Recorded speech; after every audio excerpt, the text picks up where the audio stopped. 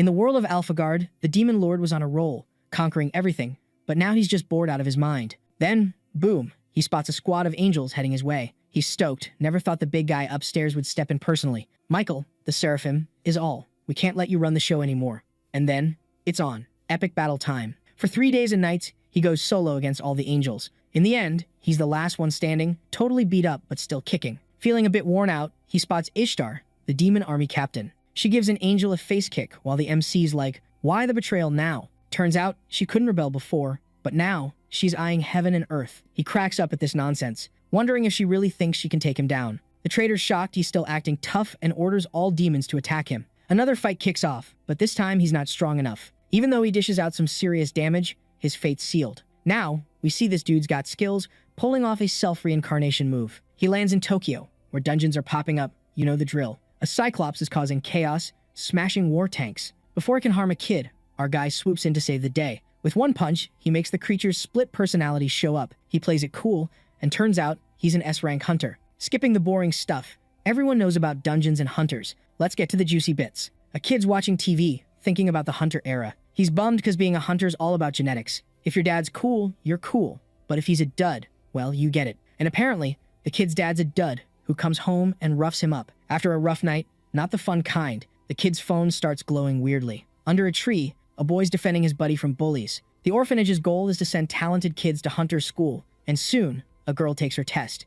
Later, Yuzuki starts protecting the young boy, making him feel lame for needing her help. Yuzuki, dubbed a genius from day one, gets sent to hunter school super early. Knowing this, she tells the boy she can't protect him anymore, saying the weak have their own way of fighting and to live smart. Then, she walks away, leaving Hiroto feeling weak, but he knows she meant well. Still, her words cut deep. Time passes, and a group is in a beginner hunter training dungeon, a must-do for future hunter school students. Hiroto's in that group. With a healer and a support mage, two veterans force the newbies to agree on their reward terms. Hiroto thinks those two are as annoying as ever, but someone yells for them to hold up, saying rewards should be based on merit, not just handed out. Before the boy can keep arguing, he gets a gut punch. They start beating him, asking how he can be so cocky, acting like he's better. Suddenly, Hiroto tells them to stop, but he freezes, remembering Yuzuki's advice to live wisely. Then, he starts thinking he's really pathetic. The man keeps kicking him while his buddy tries to stop him, saying if the boy's useless, no one can crack the treasure. The young guy says he'll handle the boy once they're out of the dungeon. Then, the group moves deeper into the cave, not realizing they're being watched, until a bunch of goblins jump out of the shadows, charging at them. The veterans whip out their swords and take down the goblins. One dude's totally losing it, yelling at the mage to speed up his magic game. Mage grabs his staff, ready to back them up. Meanwhile, the two young guys are busy taking down goblins. Then, most of the crew jumps in to help out, except for Hiroto and his buddy, who know they'd just be in the way. Cause, as mentioned before, there's a big gap in how fast people level up. Eventually, the squad wipes out all the goblins. The guys start griping at the mage, saying he was too slow and asking if he wants his reward cut again. Hiroto walks up to this kid, giving props for standing up to those two, and the kid says in a situation like that, he had no choice. He adds that everyone was risking their necks even if it was a newbie dungeon, and it's not fair to hog the reward. The kid also mentions he needs cash. Hiroto's curious about that, and the kid spills that he wants to start a non-profit hunter guild because the current one ignores the poor. Then he asks Hiroto if he knows how many lives could be saved with dungeon potions, because these potions have some wild healing powers and work on some untreatable diseases.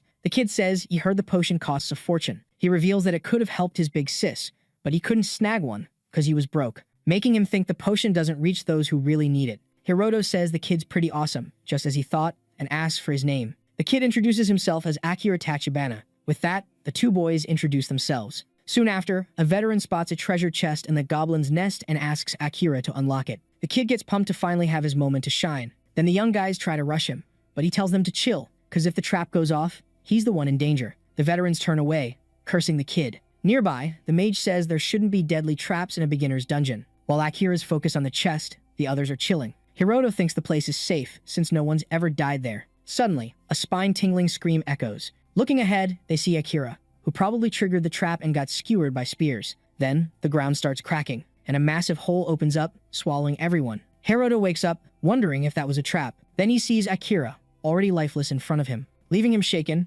as it's the first dead body he's ever seen, and he realizes the others will see him as weak, making him terrified of reliving that awful experience. After a bit, they get up. The healer freaks out seeing Akira dead and bolts in fear, leaving her veteran fuming at her cowardly move, and he hits the mage. His buddy's also ticked off and tells them to quit the drama. Then he says the kid was just a dumb thief who died alone, and asks if there are any more issues. Scared of him, the young guys stay quiet. Another guy says they only lost a treasure chest, and claims the group's attack power is unchanged. Then they decide to head back to where they were. One young guy asks if Hiroto's got the rope, and he says he'll grab it as soon as possible, and the kid does, but he can't focus because of his dead buddy. After leaving, the mage cries, saying the dungeon was for beginners and no one should have died. The healer suggests it might be a dungeon paradox. A veteran asks if she means when the dungeon's difficulty suddenly gets weird. The girl says she heard rumors it happens every few years. Right after, the guys laugh, relieved the kid was the one who got picked off, since he didn't affect their fighting power. Hiroto, though, feels uneasy about them mocking his buddy. Still, he starts worrying about the theory of a dungeon paradox.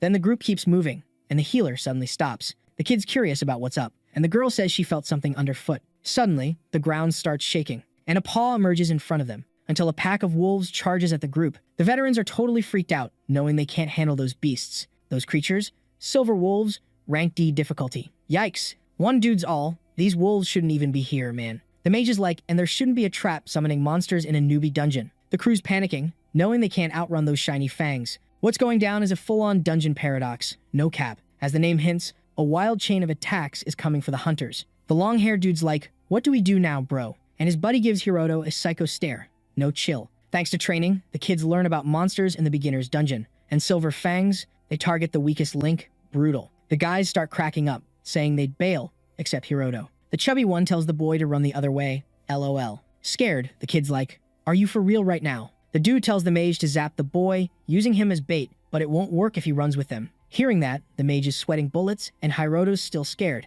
asking if he'd really do it. Tears in his eyes, the kid's like, sorry, my bad. Hiroto asks the healer to help him convince the others this ain't funny. The girl agrees with them, saying she doesn't want to die. Mood. The boy's like, we'd survive better as a squad, duh. And his two pals start bawling, saying sorry. Hiroto's like, what are they even saying? Then they zoom past him, leaving him in the dust. Seeing them ditch him, the boy's like, do they really think apologizing makes it okay? Hiroto starts running from the wolves, thinking this world is so not it, where the weak get wrecked. And that includes Yuzuki too. Then, the wolves catch up to the boy, making him scream in pain from all the bites. The boy's like, am I really gonna die here? He wishes he wasn't someone who needs saving anymore, but someone who can protect too. The kid's frustrated he can't do anything yet, making him want to be strong even more. Nearby, his phone starts glowing all weird. The wolf pack notices and, for some reason, bails, leaving Hiroto hurt on the ground. A message pops up on his phone, saying a strong power wish was detected, and access to Hiroto's soul is complete. Then, the phone glows super bright. Along with the boy's body, Hiroto's panel shows up, and his life bar, which was at 0, fills up again. Also, he gets a new ability, Lit. After a bit, the boy wakes up totally healed, and his clothes are shredded. Apparently, his new power brought him back to life. The boy's shook he's still alive, and curious how all his wounds vanished. Then, he grabs his phone, realizing it's all he has. The boy sees Demon Lord application on his screen and wonders what that's about. Hiroto's confused because he doesn't remember downloading it. Then, he spots the blood on his clothes, reminding him of the nightmare he just survived. Those memories make him feel queasy. The boy's like, I can't even with what just happened. But being alone means he was ditched, and it wasn't a dream. While grabbing his boot that came off during the attack, Hiroto decides his top priority is to survive and bounce from there. The kid starts creeping through the cave, hiding behind columns. Doesn't take long before he finds a bunch of KO'd goblins. The boy figures his ditching pals did this, but one goblin's still kicking, and it jumps on him, biting his neck. Ouch. They hit the ground, and the goblins got him by the neck, while the creature gives him a nasty glare.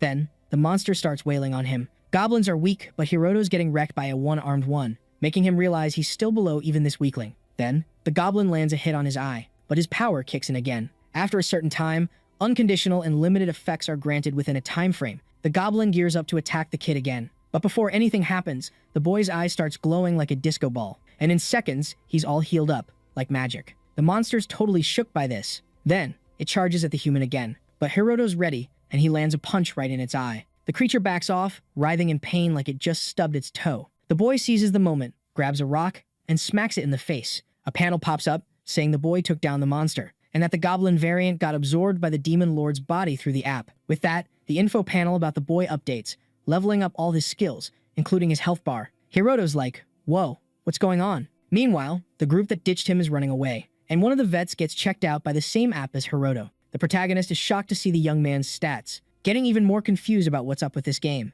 Then, the young man senses something lurking in the shadows, and wonders how he knows that. Soon after, Hiroto closes his eyes, feeling the presence of a nearby monster, and the boy thinks about those rumors that thieves can sense danger. Then, the protagonist stands up with a rock and throws it, drawing the monster's attention to where it landed. Turning around, the creature sees the boy charging at it and smacking it with another rock. The pig starts squealing in pain. Hiroto takes the chance and keeps hitting the creature. The boy thinks his ambush worked, but it wasn't a total win. Since it's clear, orcs are tougher than goblins. Goblins are rank F, orcs are level E, and those wolves were rank D. Knowing this, the boy gets that even though his ambush worked, victory wasn't a sure thing. Then, Hiroto figures if he used that rock with his current strength, it wouldn't hurt the monster, and decides to attack from a smart spot. After a bit, the protagonist finally takes down the orc. That green panel shows up again, saying a special bonus was given to all stats. With that, Hiroto levels up from 2 to 3, boosting his stats to 7. The boy's still puzzled about what's going on. While checking the panel, he notices his strength is a bit higher than the other stats.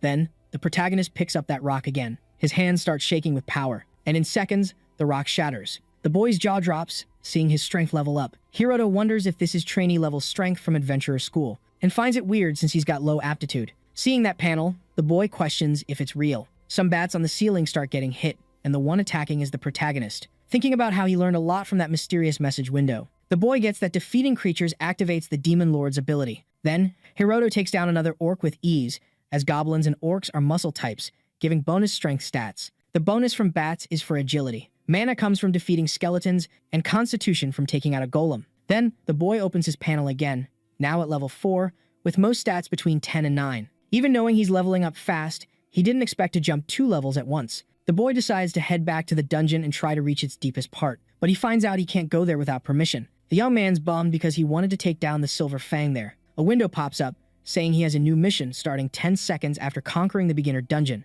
Hiroto's like, "What's happening?" The panel disappears. A noise echoes in the cave, and when he looks back, the boy sees that pack of wolves. The beasts don't waste time and charge at the boy. The protagonist grins, thinking this isn't just a dungeon-level fight anymore. Hiroto checks his agility stats and realizes he's not in danger yet. The wolves start surrounding the boy, who stays super alert, trusting his sixth sense. One of the animals attacks, but the protagonist dodges it easily. Seeing that, Hiroto gets hyped, realizing he's getting super strong. Thanks to his evolution, the kid can now keep up with the speed of the Silver Fangs. Right after, he charges at one of the wolves and lands a solid kick. But, surprise, that wolf's acting like it just got a tickle. Hiroto figures out he's gonna need a weapon to do any real damage. Next thing, the wolves circle him again. The kid's super annoyed with this whole situation. He swings at one of the wolves, but it dodges like a ninja. Then, bam, the wolf knocks him to the ground. The other wolves see their chance and start piling on him. And just like that, our hero gets taken out again. But then, his special ability kicks in. His life bar goes back to full,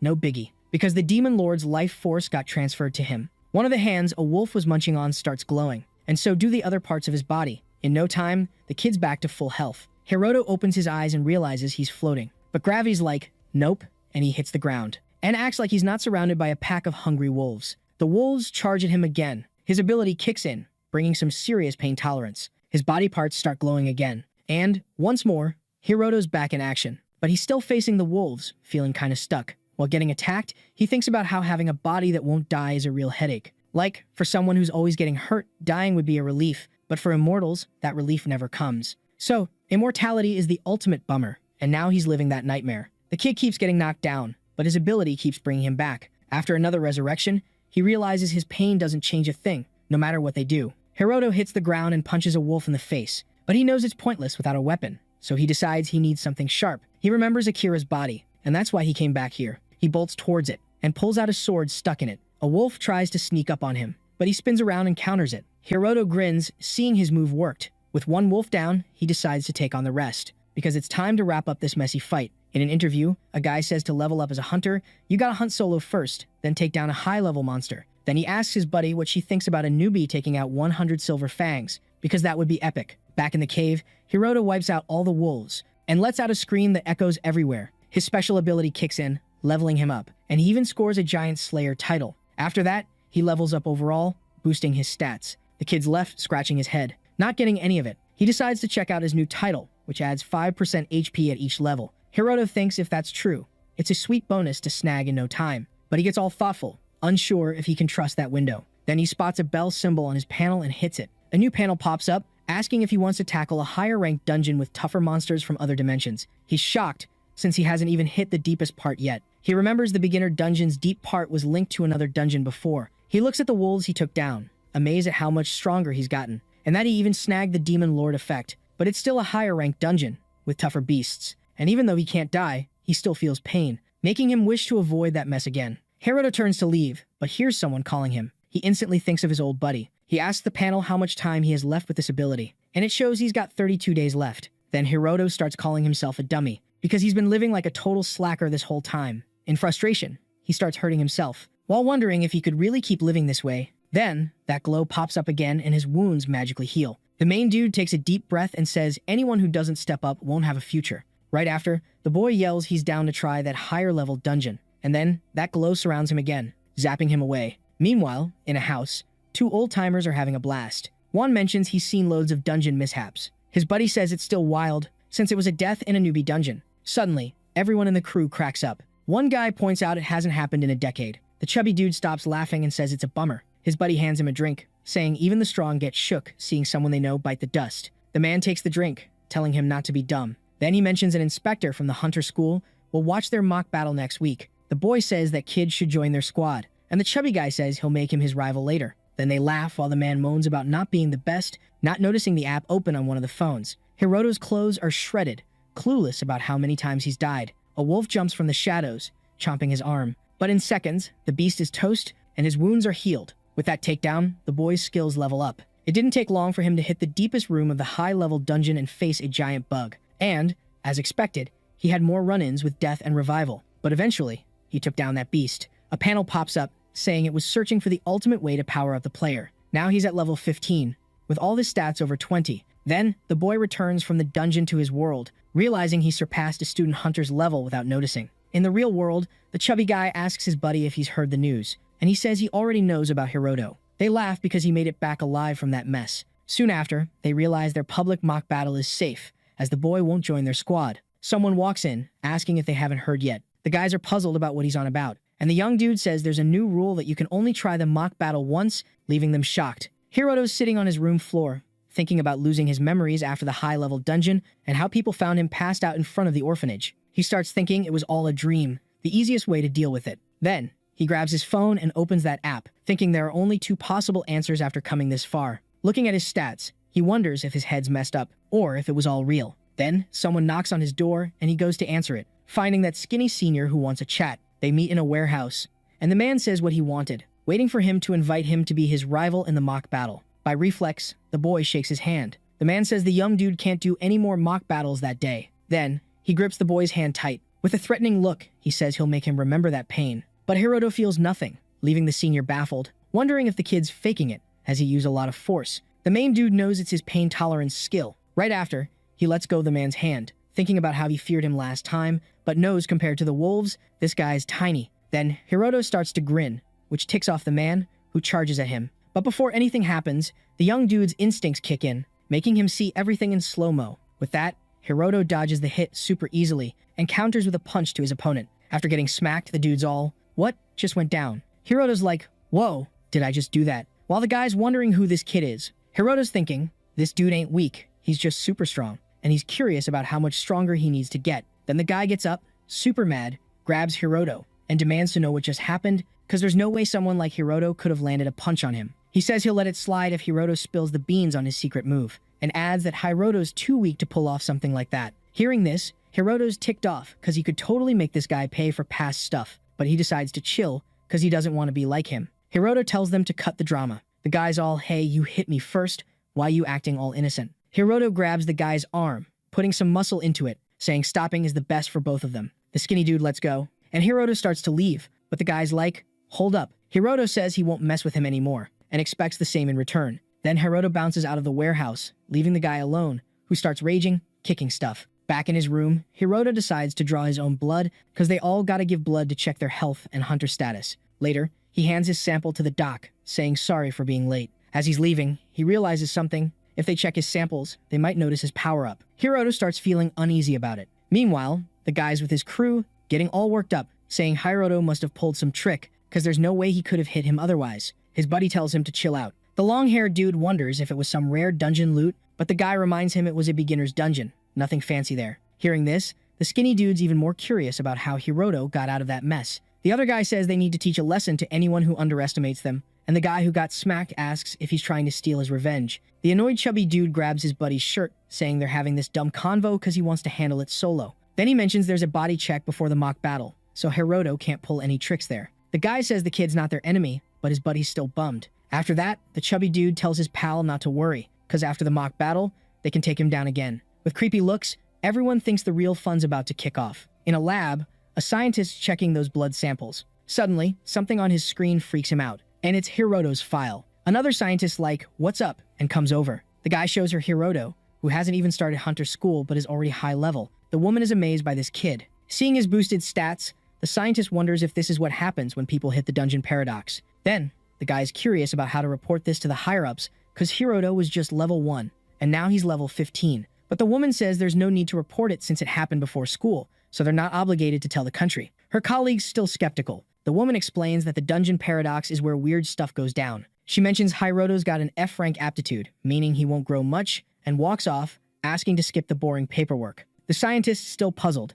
The woman says the world's changed since monsters showed up, and now, everything's getting harder to figure out. She adds that dungeons and hunters are the same. In a cafeteria, a bunch of people watch Hiroto chow down on a massive plate of food. The kid rolls up to the cook, asking for seconds, and she's all, "Why not just take the whole pot, dude?" Someone's like, "Whoa, this kid can eat." Then, out of nowhere, this stunning lady shows up, asking to sit with him. Hiroto's like, "Never seen you around here. Who are you?" She's all chill, saying she's a top instructor at the Hunter School. She's curious if any promising kids showed up in the battle today, and jokes about her face being forgettable. But the older sis remembers her. Then it clicks for the main dude. She's the one who chatted up his buddy during the battle. She mentions there are tons of schools, and if she doesn't act fast, someone might get snatched by another place. She's seen the kid every year, but this time, something's different about him. The boy just stays quiet. Then he shuts his eyes, saying it's not a big deal. The lady brings up the dungeon accident and how some survivors get cool powers. She asks if they can chat for a bit. She's all, "My gut feelings are never wrong." Hiroto's thinking she's from his buddy's school. The boy's like,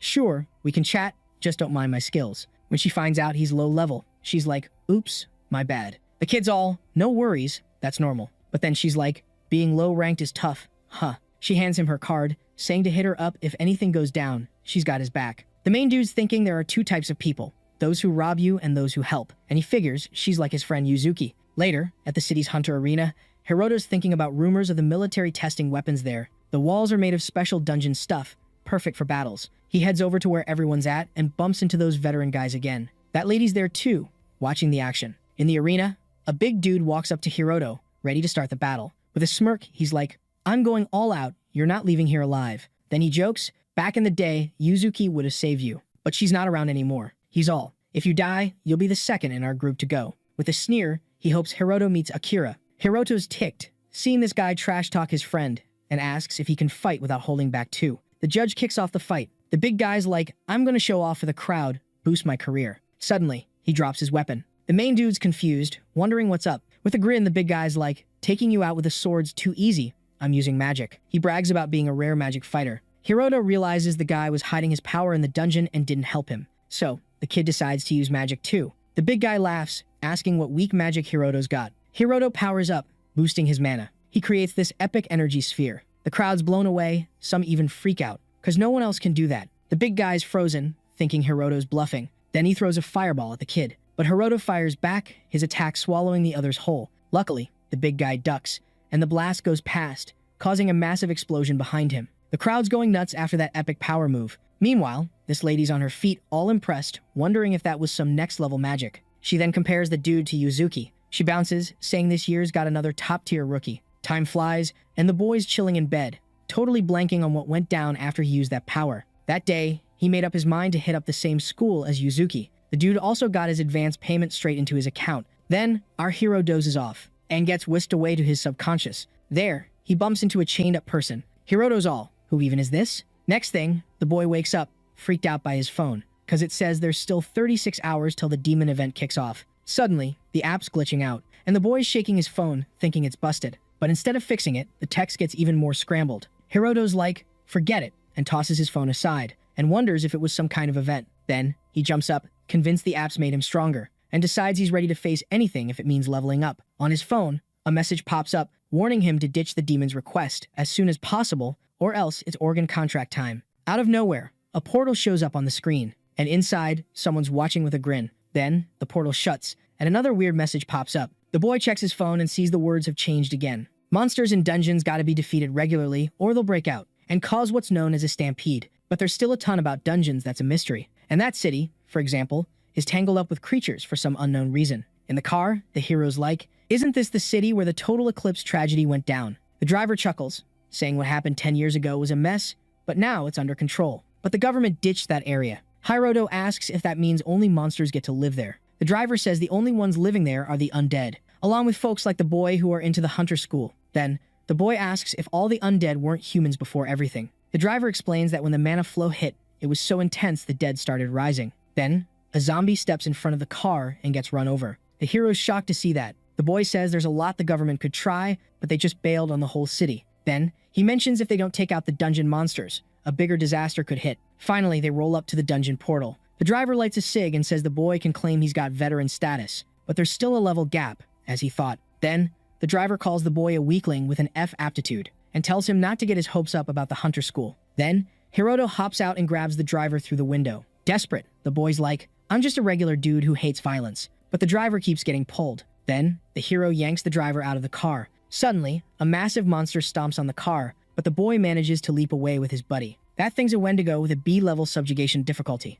The two start booking it out of there. They hide behind a building, and the boy sneaks a peek at the chaos. Seeing the creature stomping on the car, the driver suggests they chill there for a bit, cause students gotta be back from the dungeon by 4, and mentions there's someone in that dungeon group called the Witch of the Burning Flame. Hiroto's like, "Is that Yuzuki?" Then, the boy asks if the students can handle something like that. The young man replies that there are loads of people stronger than veteran level at a top school. Then, he says he doesn't know why these monsters are roaming here, but they'll be fine if they wait it out. The boy decides to clear something up and asks if the weapon in the guy's holster is real, and the guy says regular weapons are useless against those things. Hiroto whips out a dagger, saying if the dude's not going to use his weapon, he might as well hand it over. The driver wonders if the kid's actually planning to take on that beast. Hiroto's all gotta fight, man. Then, the Wendigo starts sniffing around for them. The kid's like, "Guess we can't chill for 5 minutes?" Huh. After a bit, the creature keeps wandering. The guy's like, "Are you nuts? That thing's a catastrophe-level monster. Regular weapons won't cut it." But the kid just grins, asking for the weapon. The young dude's like, "You even know how to use that? These monsters have some kind of barrier on them, and people with skills have the same barrier. That's why only hunters can break through." Then, the kid asks for the weapon again. Before the guy can say anything, he feels the Wendigo's icy breath getting closer. The kid's like, "Hurry up, dude." Even doubting it, the driver hands over the weapon, asking what the plan is. Hiroto's like, "I'll be the bait." Then, the kid asks if he knows the monster's tricks, and the driver admits he's clueless, just a student caretaker. The kid explains those things are probably sensitive to weapon sounds or explosions. Then, the kid figures if he hits the creature's white spot, he might do some damage, which means these things know humans have dangerous weapons. Then, the monsters start closing in. The young dude's like, "I'll shoot," grab their attention. And the driver admires the kid's guts, but doubts it'll work, because the kid's stats don't seem up for 2 monsters at once. Then, the guy grabs the kid, telling him to bail and leave him, since it's clear whose life matters more. Hearing that, Hiroto's like, "If I run, you're toast." The kid's tired of people sacrificing for him. Then, he bolts, shooting the weapon, drawing attention. And the monsters spot the human. The creatures try to hit the kid, but he dodges with mad agility. The kid turns a corner, the Wendigo hot on his heels, but it loses sight of him. Then, Hiroto pops up above, dagger ready. And he grins, first monster down. In a crystal cave, someone calls for Yuzuki. A kid's hyping up the girl's fire magic. The group's mage gets jelly, asking what they thought of her skills. They praise her too, but say Yuzuki's on another level. Someone tells the girl with her they could hit the dungeon's deepest part, asking if she's in. With a smile, she says yes, as long as they hustle. The mage is like, "Y'all don't get it, because no one's ever conquered that dungeon solo." Yuzuki admits there's a talent gap, but with hard work, they can do it. Hearing that, the mage is annoyed, saying she's full of herself for having an S-rank skill, and it must be nice getting strong with no sweat. The healer's like, "You don't know Yuzuki's the hardest worker in school? People even call her the witch who doesn't sleep, because she trains early and studies late." Hearing that, the witch is speechless. The kid asks why she's grinding so hard. Yuzuki's quiet at first, then spills she was bullied in the orphanage, and someone had her back. The healer's surprised anyone could scare her. Then, Yuzuki says during a test, she found out she had skills, and the boy who helped her was F-class. She was stoked he helped her, so she decided to protect others. The mage smiles, saying it's brave for a guy to save a girl from bullies, and asks why she doesn't team up with him. Yuzuki says everyone there has talent and can achieve stuff if they work hard, but it's impossible for him. Right after, the girl strolls up to the portal and boom, she's totally shocked by what's on the other side. Her squad tags along and spots that driver being chased by a bunch of Wendigos. Nearby, the main dude just KO'd one of those beasts with a headshot. Another monster shows up and charges at him, but he's got mad agility skills and dodges it like a pro. Then, he slides under the Wendigo, ninja style, and climbs right onto its head. He whips out his weapon and fires at the beast. But, plot twist, nothing happens. The creature grabs him and he's like, seriously. He's bummed because the weapon only made the monster bleed a bit. Right after, he breaks free and finally gets why hunters are a big deal. Hiroto then takes down another Wendigo. But, oh no, more show up. Meanwhile, Yuzuki's roasting those creatures with her fire powers. Her buddy's like, something seriously messed up here. The girl reaches the driver, asking where the bait boy went, and the guy points the way. Without a second thought, she bolts to help him. The main dude's chilling on the ground, surrounded by monster bodies. He takes a deep breath, saying it was as tiring as he thought. Because of that, he levels up to 17. Then, he gets up, saying he needs to get back to the car. Some goo starts oozing from the monster bodies, and suddenly, they start getting back up. Right after, a portal pops open in front of them. While walking, Hiroto's bummed because his stuff got squished with the car.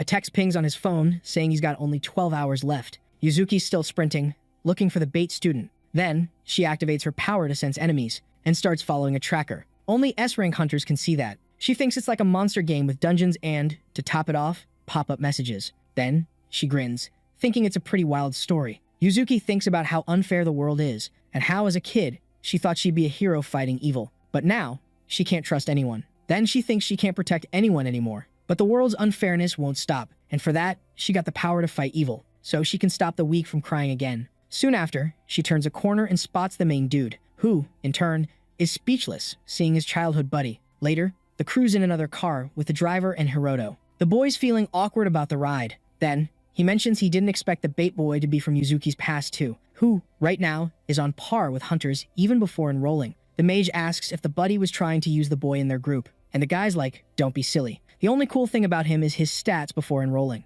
Soon after, he says the max a rank F can hit is level 25. The witches bum the main dude's weak because he was her type. The healer's like, you're awful for picking a partner based on hunter skills. The girl says it's different when he gets stronger with training, but she adds it's tough having a guy weaker than you. Hiroto's thinking how they're treating him like a basic rank F, as expected. Then, he asks Yuzuki what her deal is with the new student. The girl says he's super important to her. Then she shares they were like siblings and he protected her from bullies. With a grin, the guy jokes, saying now the boy's useless and can't protect her, and she says that's why she has to defend him. Then, Yuzuki tells Hiroto to come to her if he's training in the dungeon so she can help him. The main dude stays quiet. That guy wonders if she's mixing her public and private life too much. The young man reminds her she has a duty to her country and can't waste time on that useless person. Yuzuki's all, nah, that dude's the only fam I've got. They roll up to this massive building. As soon as they hop out, some guy's like, yo, let's hit up the student council room. We gotta chat. Meanwhile, zombies are just chilling in the city. Out of nowhere, the ground's like, crack, and splits open. Boom, a giant symbol pops up. Then, the creatures start shrinking, until, bam, they explode. Blood drops start floating. They merge in the air, forming dark spheres. A monster starts popping out of one. And, surprise, it's a minotaur. More of them show up, forming a whole squad. A portal opens, and they jump through. In the Hunter School's training room, everyone's gathered for a mock battle. This dude grins, saying he's got to teach the newbie a lesson, claiming it's the secret to success, to keep students alive. The healer's like, this feels personal. Then the guy's all, even if the kid's rank F, his combat's D class, and it's wild to fight a Wendigo solo at that level. He insists the kid needs a reality check. The mage is like, count me out. That tradition's a nightmare. Then the woman asks if the genius got beat up too. Yuzuki's like, nope, no one was tougher than me back then. The witch bounces, saying she can't stand that girl. The guy grabs a baton, saying just the two of them are enough, because if no one's watching, he might get in trouble. Then he tosses the baton to the protagonist, telling him to get ready, and warns the kid he'll get some bruises,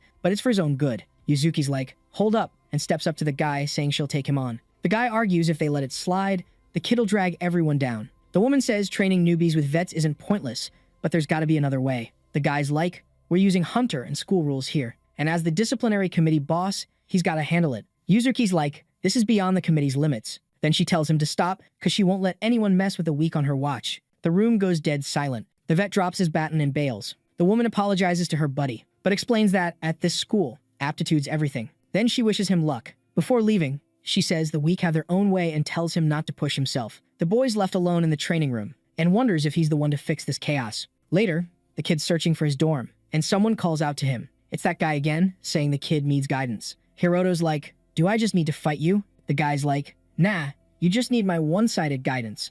Then the protagonist's like, can I start? The guy's like, go for it. In seconds, the kid's behind him, knocks him out cold. Hiroto catches him so he doesn't faceplant. Then he leaves him there and bounces. We see a kid named Kazuya being born. His parents are elite hunters, raised in a super safe bubble. The kid thinks he's meant to be special. One day, he bumps into a giant dude. The guy lifts him off the ground. The kid slaps the dude's face to defend himself. Kazuya hits the ground, gasping for air. Then he sees his slap sent the guy flying across the street, and he grins like crazy. With his new skills, he joins the elite school. Even there, he's still top dog, thinking he's God's favorite. But then, he meets someone even better, which means their skills are off the charts. Kazuya is all like, only Yuzuki can be his partner for the ultimate life. With a grin, he decides she's gonna be his, because she's special. Just like him, thinking she's the partner God set up for him. Later, Kazuya wakes up on the ground, confused. Somewhere else, a lecture's happening. The speaker says there's a sign of a stampede in the school's training dungeon. Everyone's jaws drop in shock. Then the guy says, as everyone knows,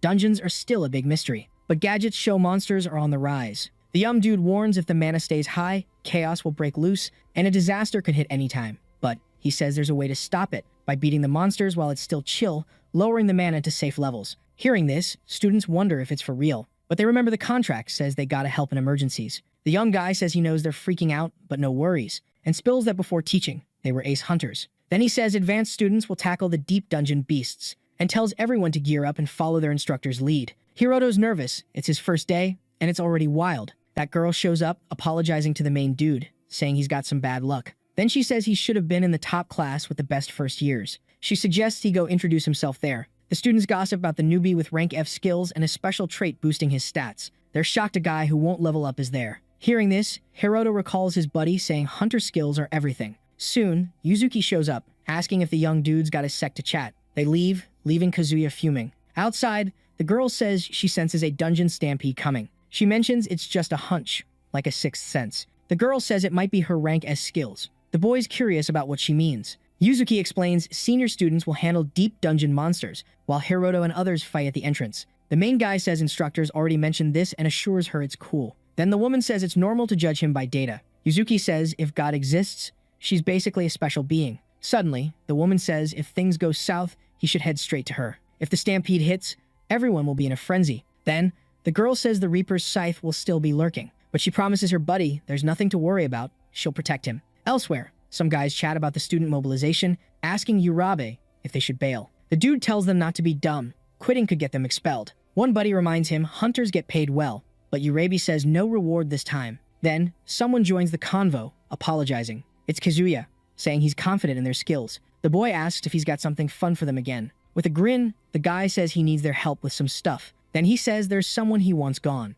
And everyone, with their own plans, teams up. Little do they know, this training would turn into a total disaster. An hour before, all students gather at the portal entrance. The man explains those entering the deep dungeon are the instructor, with mad combat skills, and selected students with Yuzuki leading. And the rest will stay in the outer dungeon, taking out low-level monsters, and says they can do it safely if they follow orders. Right after, this dude tells the first to third-year Class A students they gotta roll with the attack team to the deepest part, because they're the top dogs in school. The students are shook to find out they're heading to the danger zone. Their entry time, high noon, 12 sharp. Out of nowhere, someone pops up, asking why they gotta dive so deep. Because the creatures there are way too gnarly for them to handle solo. The man explains he's counting on them to back up the advanced team. And, to get specific, they'll be on medic duty, protecting the injured, or taking out any creatures that wander off from the squad. Then, the organizer says the outer dungeon layer is for students below Class B. Hiroto realizes it's just like his buddy told him, and he wonders if she's in danger too. The boy starts thinking that knowing someone he knows might bite the dust will mess with his sleep.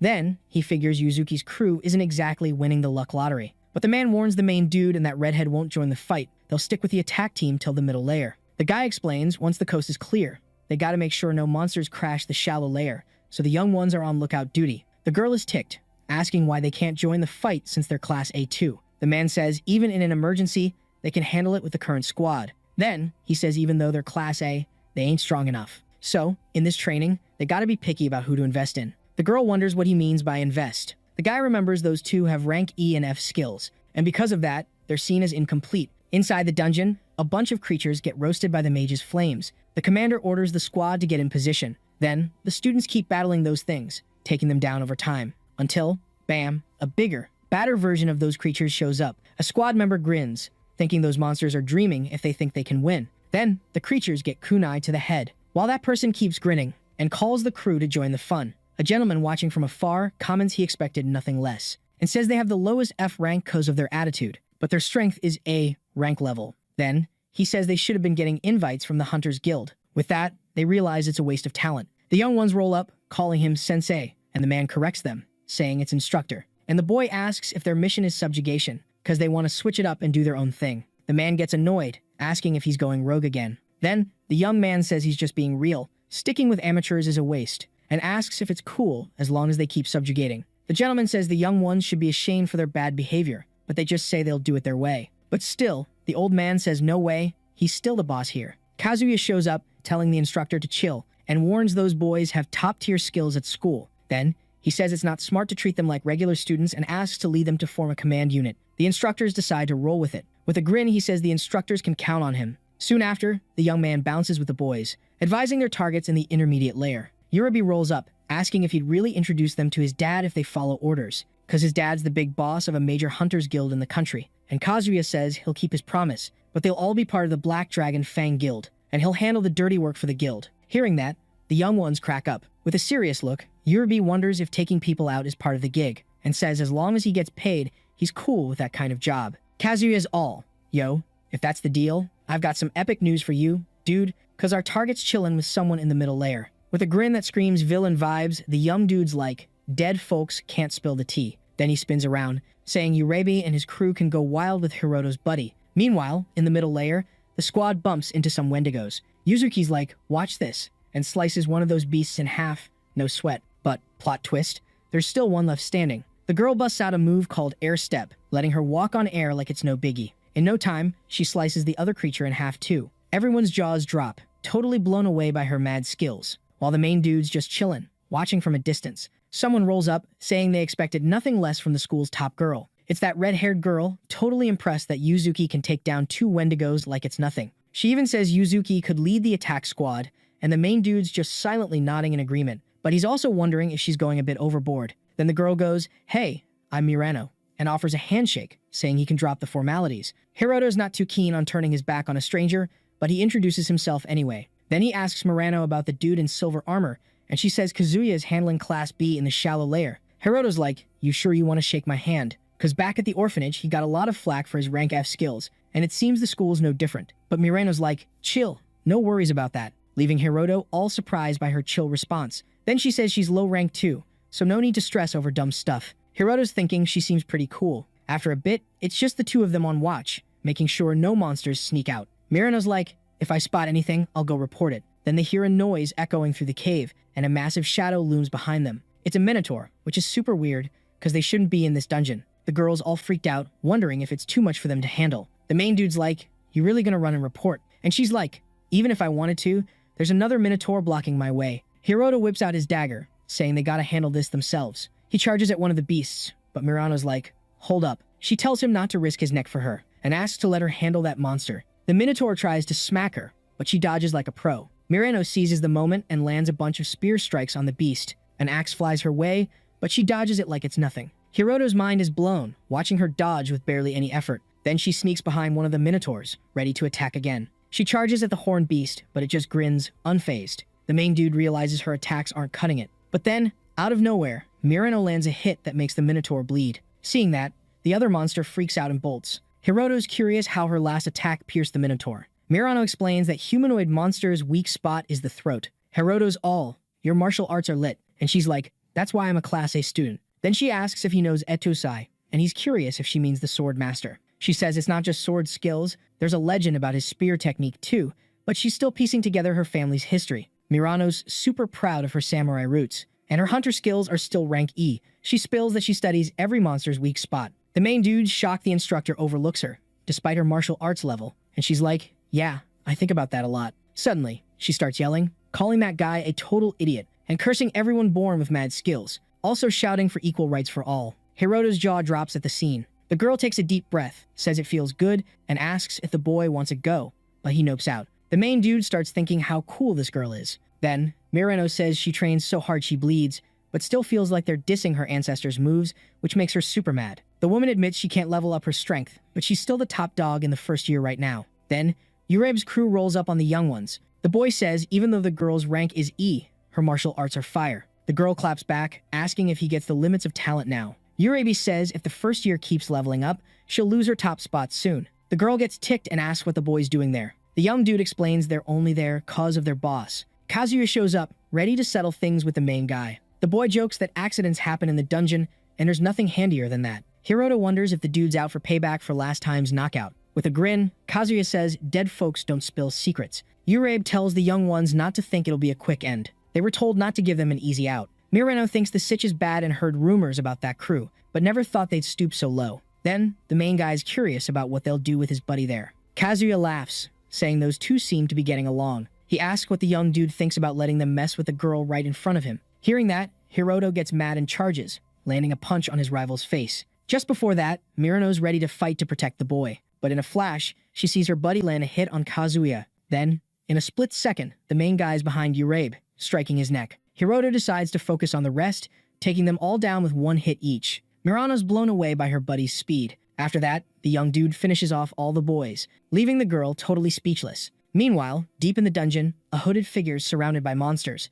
Then, he starts some kind of ritual. Speaking in a super weird language, the undead bodies start getting squished, and the Wendigos too. Seeing the chaos, the strange dude seems to enjoy it. Suddenly, he gets crushed himself. The whole place turns into a sea of red goo. Green lights start popping out of the blood, merging into one big light. Then, it zooms down a corridor. Behind a door, there's a lab full of capsules with trapped creatures. And among them is the 6th celestial demon lord, Vasha Valtine. That green energy zips into the lab, right into the demon lord's chamber, waking up that beast. Meanwhile, in the dungeon's shallow layer, that energy starts forming something, until the 6th demon lord takes shape with armor that's subjugation level A. When that level shows up, all local guilds bail on trying to take the dungeon with just their crew. It's got the power to make a guild bounce instantly, and making students fight is just dumb. Basically, it's the start of a big mess. Meanwhile, the group takes out a bunch of creatures. One of the young dudes says he was nervous when they got the emergency alert, but thinks it was no biggie. Then, he says they were important even without slaying monsters, because they were on lookout duty. Suddenly,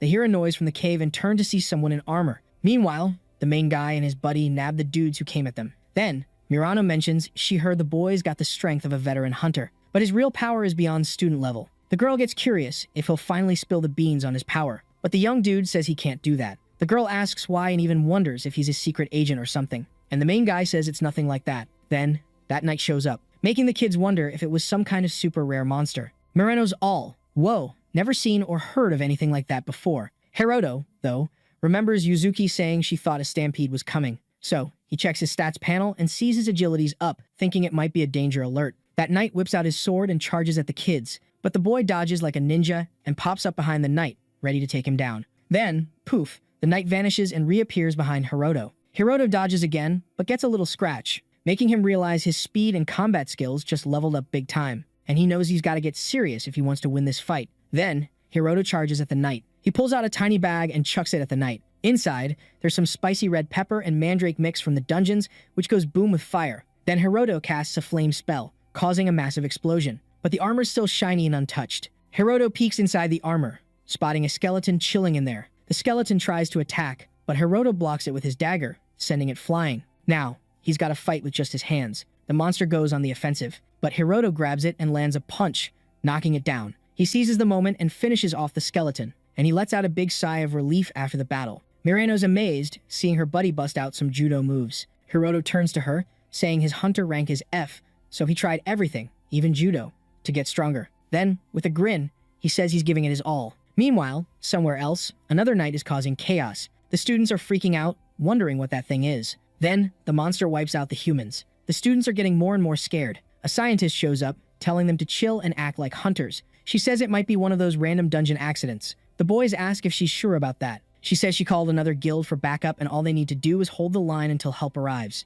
Quickly, some warriors form a defense line. The girl tells everyone to fight for their lives. Then, she mentions that Instructor Godai is there. Hearing that, the kids feel a spark of hope. But then, they're shocked when the woman gets hit on the head. At first, everyone's just stunned. One boy says it's cool, they still have Instructor Godai. But when they look, they see him down on the ground. Then, he gets finished off with a single stomp. All the students start screaming in terror. Meanwhile, deep in the dungeon, Another knight is causing mayhem. Yuzuki's ready to jump in, but someone stops her. It's a buddy, saying not even the instructor can beat that thing, but she might have a shot. He says he believes she can do anything. Yuzuki thinks if she uses her special ability, she might have a chance, as it doubles her stats. The healer knows the cost of her using that power, thinking it'll shorten her life, but she's their only hope. He starts begging her to use her life to save them. Yuzuki thinks it's not proven her life is really at risk, but they believe it because a student said so. Seeing her ready to fight, the others thank her, while she looks at them, thinking they're selfish. Then, she activates her ability, and flames cover her body.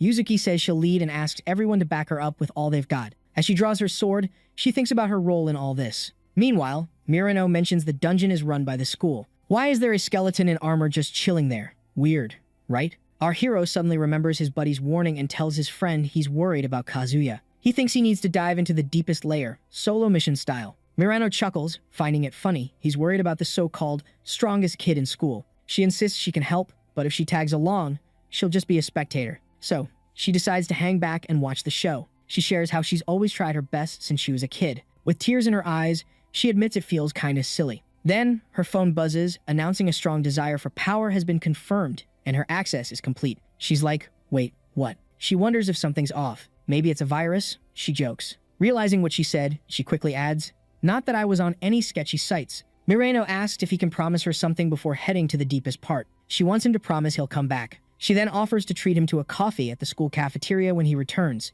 Hiroto grins and agrees, imagining their coffee hangout. Then, his stats panel pops up. He notices his agility stats are different, and realizes 10 knights are heading his way. He decides to hide his friend to keep her safe. Mirano asks if he's sure about the 10 knights. He confirms but can't explain right now. Hiroto insists it's too dangerous for her to come along and asks her to wait. She just hopes he'll be okay. Then, the knights show up. One charges at him, and he barely dodges. Hiroto's stressing, fighting 10 knights at once. He dodges attacks but doesn't see another enemy sneaking up. He takes a hit, realizing he's in deep trouble. The knights gang up on him, leaving him in bad shape. Hiroto's getting frustrated. On the ground, he keeps talking, even as the knights stare him down. One wonders why the locals are crashing their party. Then, a panel announces the Demon Lord event is starting, and the player will be transported to the location. Suddenly, Hiroto's fully healed, and opens his eyes. He's facing a massive shadow. It's a giant creature. Another window pops up, saying this is the tutorial's start, and his opponent is that huge monster. The beast charges, destroying part of the city, but Hiroto's protected by some shield. He's confused about what just happened. The window explains that if he dies, he'll revive in the same spot, and to get the skill, he must defeat the creature. It also says there's a 10.5 meter safe zone around him, and he can chill there as long as he wants. Suddenly, he gets a sword that can cut almost anything, except the creature's scales. The panel advises him to use his time wisely, then disappears. Hiroto checks out the sword. He wonders if his opponent is the crater-making creature, and the sword can't even cut dragon scales. Seems useless, right? But then he realizes he has a body that won't die and a sword that cuts almost anything. With that, he hatches a plan. He spots the dragon flying near the shield. Hiroto wonders if he can pull it off and thinks maybe he should just hang out until time's up to avoid any mess. Okay, buckle up, because this story's about to get wild. So our dude realizes if he gets sent back to where he bit the dust, things are going to be majorly uncool. He starts smacking his own face, wondering if he's totally lost it. Then he remembers, oh yeah, the app gave him mad skills and levels. But plot twist, he's not feeling any stronger. Bummer, right? So, he grabs his sword, all fired up to take on this beast. He bolts out of the safe zone, charging at those monsters like a boss. The dragon's all, not today, kid. But Hiroto dodges, climbs up its arm, and leaps for its head like he's in some epic action movie. But then, chomp, the dragon swallows him whole. Yikes. Inside the beast, he's still kicking, remembering his undying body and sword that slices through almost anything, except dragon scales. Go figure. So he's like, guess I gotta stab my way out of here. But being in a dragon's belly, not exactly a spa day. His body's feeling the burn. Luckily, his healing factor's got his back. Still, he's melting and healing on repeat, like some twisted video game glitch. He starts yelling for help, but no one's answering. Minutes tick by, and his mind's about to snap. In his head, he's like, why'd I pull such a dumb move? Maybe because he craves power, or maybe he just wants Yuzuki to notice him, but he knows she thinks he's weak sauce. So, he decides, no way he's giving up. Meanwhile, the dragon's just chilling, flying around. Then it feels something funky, like its insides are doing the cha-cha. Suddenly, a blade bursts out, slicing it open like a piñata. The dragon crashes down, and Hiroto pops out, already healing up. A screen pops up, saying he's hit his growth cap, and extra XP's just gonna chill there, no leveling up. For slaying the beast, he scores some sweet rewards, like a 10-point strength boost. Then it's like, yo, you're going back to where you started. Flashback time, Yuzuki's gaming, where heroes are always epic. Hiroto's all, I'll be the hero. You can heal. She's like, why am I always the healer? And he's like, fighting's a dude thing. Plus, I don't want to see you hurt, even in a game. She smiles, and he's all flustered. He tells her if she's ever in a jam, she can call him. Fast forward, Yuzuki's now a big deal. She's living her dream role in the game. But she's like, being a white mage was chill. This hero stuff's heavy. Meanwhile, she's battling knights, wondering what's up with them. She's wiped after taking down one monster, but there's more. She's thinking maybe she's not cut out to be a hero. Scared, she's like, I'm toast. No backup, just her. Her hands are shaking, and she realizes she's scared because she's been too busy being what everyone wants. She drops her sword, kneels as the knights close in. She's calling for help, even shouting for Hiroto. A monster's about to finish her, but bam, someone swoops in, taking it down. She's speechless, remembering Hiroto's promise to always help. She's wondering how his weak skills got him here. Hiroto's taking out knights left and right, leaving her mind spinning. But watching him, she finally gets it. With a grin, she's like, why didn't you get here sooner if you're so strong? He's like, I ran as fast as I could. Then he busts out the dragon-slaying skill. A knight tries to attack, but Hiroto just catches the blade with his fingers. No biggie. After that, the young dude whips out his dagger and slices his enemy like he's cutting a birthday cake. The boy's mind is blown, like, whoa, that was easy peasy. Hiroto's brain is buzzing, thinking he needs that app to beat all these baddies, and he's like, what even is this thing? The girl chimes in, saying it looks like the enemies got totally wiped out, along with all their squad. The main guy's like, yeah, those peeps on that floor are toast, but he's itching to know what went down with the others in the shallow layer. Then, the girl whips out this gadget that's super handy in dungeons with 0 bars, but crickets, no one's answering, which means they all got KO'd. The boy's like, hold up, there's still one person left standing. Then, the young dude rolls up to where he left his buddy, but she's MIA. Hiroto's like, she must have been snatched, and drops that goblins are all about kidnapping gals. He turns to Yuzuki, saying they gotta find her before it's game over. The girl jumps in, saying she's tagging along, cause she wants to help anyone who might have made it and feels safer with him. She then gives his shoulder a pat, saying she's counting on him. After a bit, they're both shook by what they see, cause Mirano's down for the count right in front of them. Seeing that, the main dude's brain flashes back to Akira, another buddy he lost, and that promise the girl made to grab coffee when they got back, but now she's gone. With that, Hiroto's eyes are burning with pure rage, and Yuzuki's yelling, worried about her friend. Right after, the boy goes berserk, slicing through all the knights like they're butter. The boy's thinking, how did this all go down on his first day at school? From that mission, there were 271 down and only 2 made it out. After a bit, Hiroto has taken down most of the knights, leaving just one. Yuzuki's shouting, telling her buddy to chill, while the boy's eyes are leaking tears. With that mess, the hunter school shuts down. The bigwigs said they could switch to another school, but it's up to them. So they're cool to start working as hunters, which means they're totally free now. Soon after, the young peeps are strolling through a park. Yuzuki's asking what the boys' plans are. Hiroto's straight up, saying dungeons give him bad vibes. Not just because of the monsters, but the humans are trash too. The main dude's like, yeah, those people are the worst, but he still wants to chat with the ones who made him feel alive. With a sad face, the girl nods. Then she asks if he'll spill why he's so OP, and why he wanted her to say she took out the monsters on that mission. Yuzuki's curious if it's a secret he can't even share. Hiroto's thinking it's not about trust, but he can't spill the beans on a power he doesn't get himself. Plus, if he says he's stronger than the girl with the top student title, the hunters would label him as a mystery ranker. The main dude's like, he just wants to keep himself and his crew safe. Then, the girl reminds him she already said she'd team up with him, but he says, sorry, not interested in squads for now. Hiroto asks his buddy to keep his secret. Yuzuki's like, no worries, and jokes she'll be happier if he saves her quicker next time. The boy grins, saying he sprinted as fast as he could. After that, the 2 young peeps walk off, cracking up. Later that night, the main dude's snoozing in his room, until his phone's like, ding, mission time, and it's go time. Soon after, the young dude zapped away. A screen pops up, saying someone has to bite the dust to win. Hiroto clocks there's someone else there with him. Turns out, it's Moreno. Another screen says both players know the deal now and attacks are a go. Both the girl and the main dude feel super awkward seeing each other, cause now, they gotta go all out to take each other down. 7 days ago, Hiroto was wrecked after finding his friend's body, but after he left, he got zapped away. She's taken to a coliseum. Confused, she's like, where even am I? A panel pops up, saying the link with Lucifer is a go, and boom, she's got the Morning Star power. The girl's totally shook seeing this. Then, the screen hints she can take out the other player, and she's all, what's that about? Suddenly, across the arena, a light flickers, and slowly, a body starts forming, until, bam, the main character shows up. Both are like, whoa, it's you. Marino says those dark knights took her out, and when she woke up, she got this mission. The boy asks if she knows about the Demon Lord app, and she's like, you mean that virus on my phone? The boy's shocked there's someone else in this mess. The girl's curious about what's going down, and Hiroto spills the tea about the app. In a lab, someone walks in, asking how things are rolling. His buddy says the boy's the top pick, but so far, they're just chatting. One guy says this is Snoozeville for the audience and suggests stirring things up without messing with the fight. In the arena, Murano's like, can't believe what my buddy said. The boy's like, same, but I'm getting crazy strong. The girl's wondering what to do since one of them has to lose. Then she's curious if her buddy also didn't die. The boy thinks Murano's power and her comeback are different from his, wondering if their apps aren't the same. But he figures there's no point in overthinking and tells her if 3,600 seconds pass, it's a draw. The boy says they just gotta chill and wait it out. But then the screen warns the fight ends only when one's out,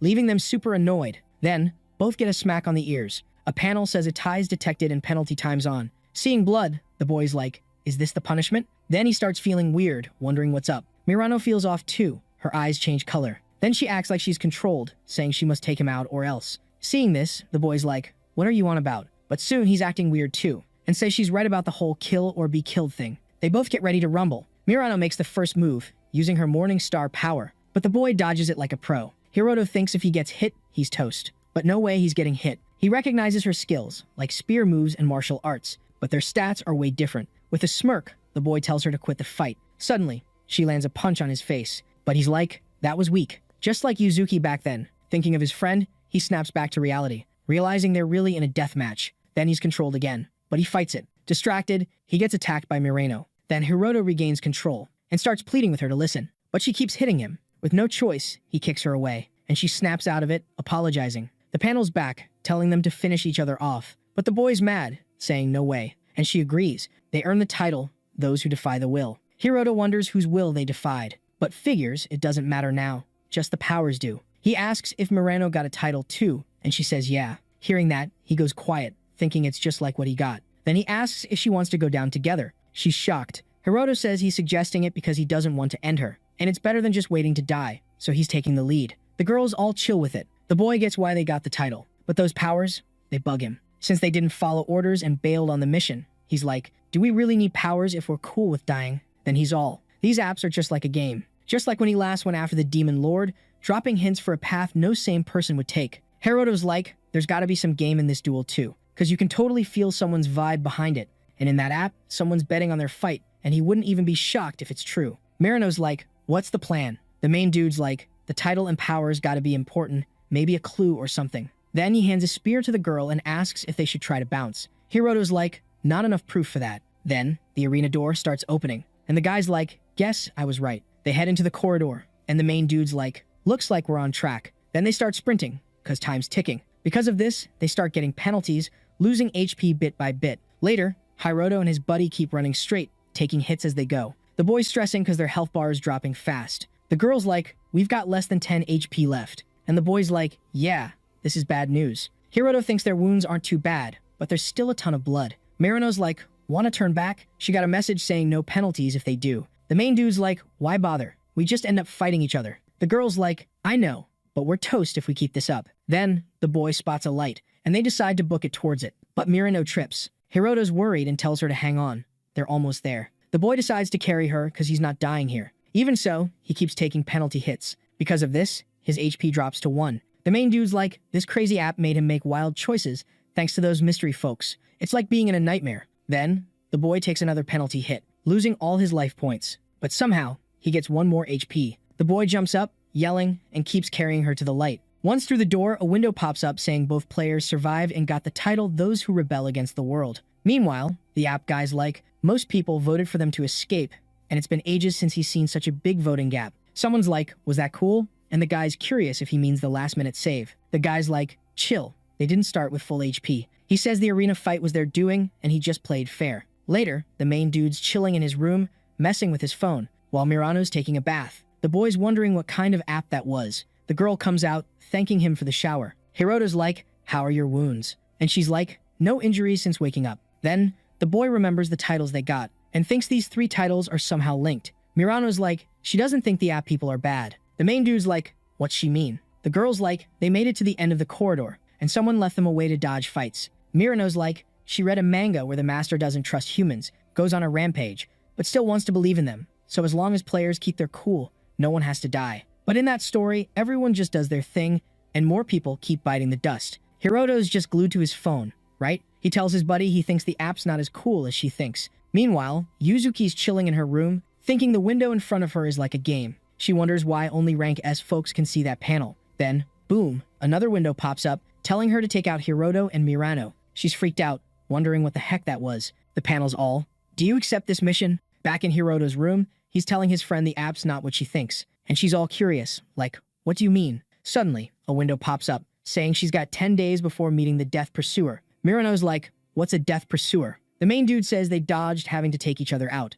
but they're still under control, you know? Time flies, and the dude's on the phone with someone. It's Yuzuki, asking why they're being targeted. He's like, "I dunno." Then he spills the tea. Mission starts in 10 days, then they gotta survive 24 hours. Since she bailed on the mission, she's probably on another one. Then he asks if only rank S hunters can see those windows. She says she read it in the hunter's guide. He figures app users like him and Mirano can see it too. Hiroto's like, "Any idea who took the mission after you bailed?" She takes a deep breath, thinking he's definitely up to something. He says it's better if she stays clueless, but she's like, "You can tell me." Back to hunting, Yuzuki says the mission's probably going to another rank S hunter. She mentions an organization of rank S folks called Demon Lord Hunters. She's still a student, so she's not in yet. She says a member told her the names because rank S can beat the Demon Lord in the game. Hiroto's like, "The app and the org both have Demon Lord in the name. No way that's a coincidence." He starts asking a ton of questions about monsters, windows, and the app. He thinks maybe it's all connected. Yuzuki's like, "Why'd you go quiet?" He thinks the mission's with another rank S hunter,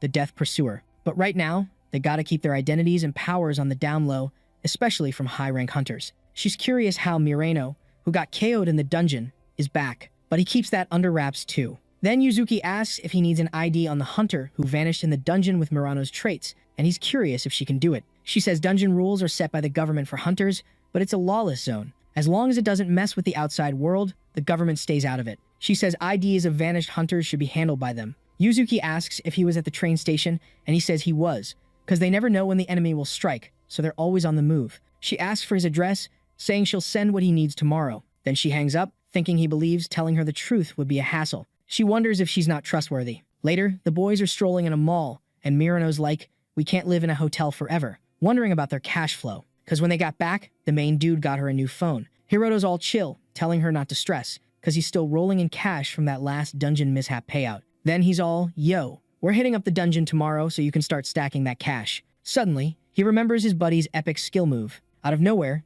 he loses track of her, finds her totally zoned out, staring at a bunny plushie. Hiroto rolls up, calling her to bounce. He starts chatting about the route they gotta take in the mall, but she's still vibing with that plush. Soon, he notices that pink bunny is everywhere and wonders if it's the new hotness. Meanwhile, Marino's still in a trance over that bunny. Seeing this, he's like, "You want that thing or what?" She just beams at him, all sweet. Hiroto's thinking.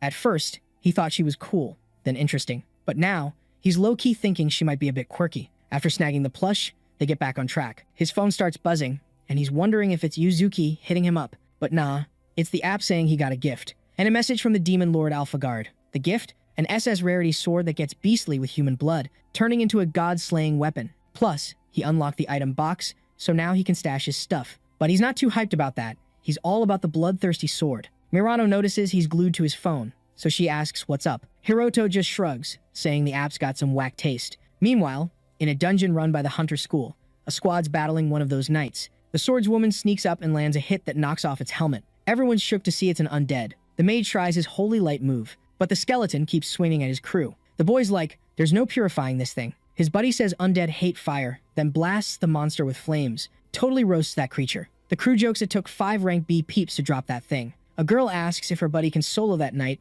and he's like, "Nah, one-on-one ain't enough." Then someone says there's a bunch more inside and wonders if they can handle it. The boy suggests calling a rank A hunter, but that's a no-go, because the association won't send a rank A for a subjugation. They laugh, saying the association only cares about their budget. The swordsman asks for a sec to think, cause dungeon deaths are high from random stuff. Right then, another monster shows up, but this knight's armor is white, not black. In a flash, it moves and stabs a crew member, freaking everyone out. The shield guy tries to block, but the knight's sword gets through and takes him out. That boy's like, "Call a rank S for this thing." But before he can finish, he loses his head in the fight. Then someone shows up laughing, asking if that means it's rank S difficulty. This dude's got no armor or gear. The knight swings its axe at him, but it doesn't even scratch him. Then he hits the knight. The crew's blown away. Then, the boy hugs the monster and crushes its armor with just his muscles. Totally wrecks that knight. The boy watching says that dude's special, cause he's rank B level, but with rank S skills. Even though he's new, his skills match top rank A hunters, and soon he'll be rank S. Hearing that,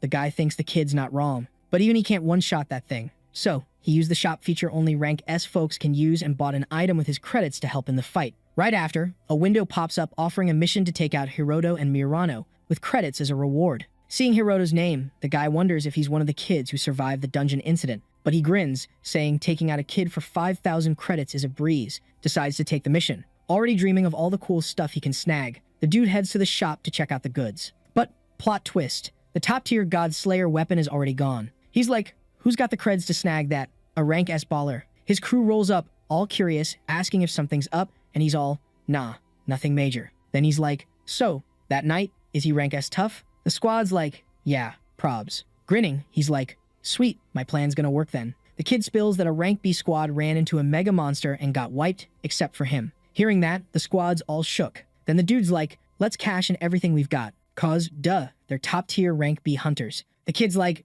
dude, quit joking, you'll get busted. They'll see your loot. But before he can finish, the dude covers his mouth, saying he's got this item box skill, storing stuff in a secret space. Then he's like, got a bunch of junk that does that to stay hidden. The dude then takes out the kid in front of his friend, leaving her totally freaked. Then, with a creepy grin, he's like, wanna turn you into cash too. He grabs the girl, saying he loves causing chaos, especially with the ladies in this wild place. After taking out the girl, he laughs, saying death's coming for Hiroto and Murano. Later, the hero and his buddy meet a lady, and she's like, heard you're house hunting together. The boy's like, yeah, looking for a 2-bedroom crib. Then she's like, your budget's 30K each, but for a 60K mansion, that's a steal. But if it's a love nest you're after, we can work something out. Hearing that, they're all blushy. Suddenly, someone's like, what's this couple talk? Murano turns and sees Yuzuki right there. The girl's like, I get the whole safety thing, but didn't know about sharing a room. The hero tries to explain, but she cuts him off, handing him a bag. She's like, here's what you asked for, plus some basics for Murano, made of myself. Then she's like, fine with secrets, but no lies.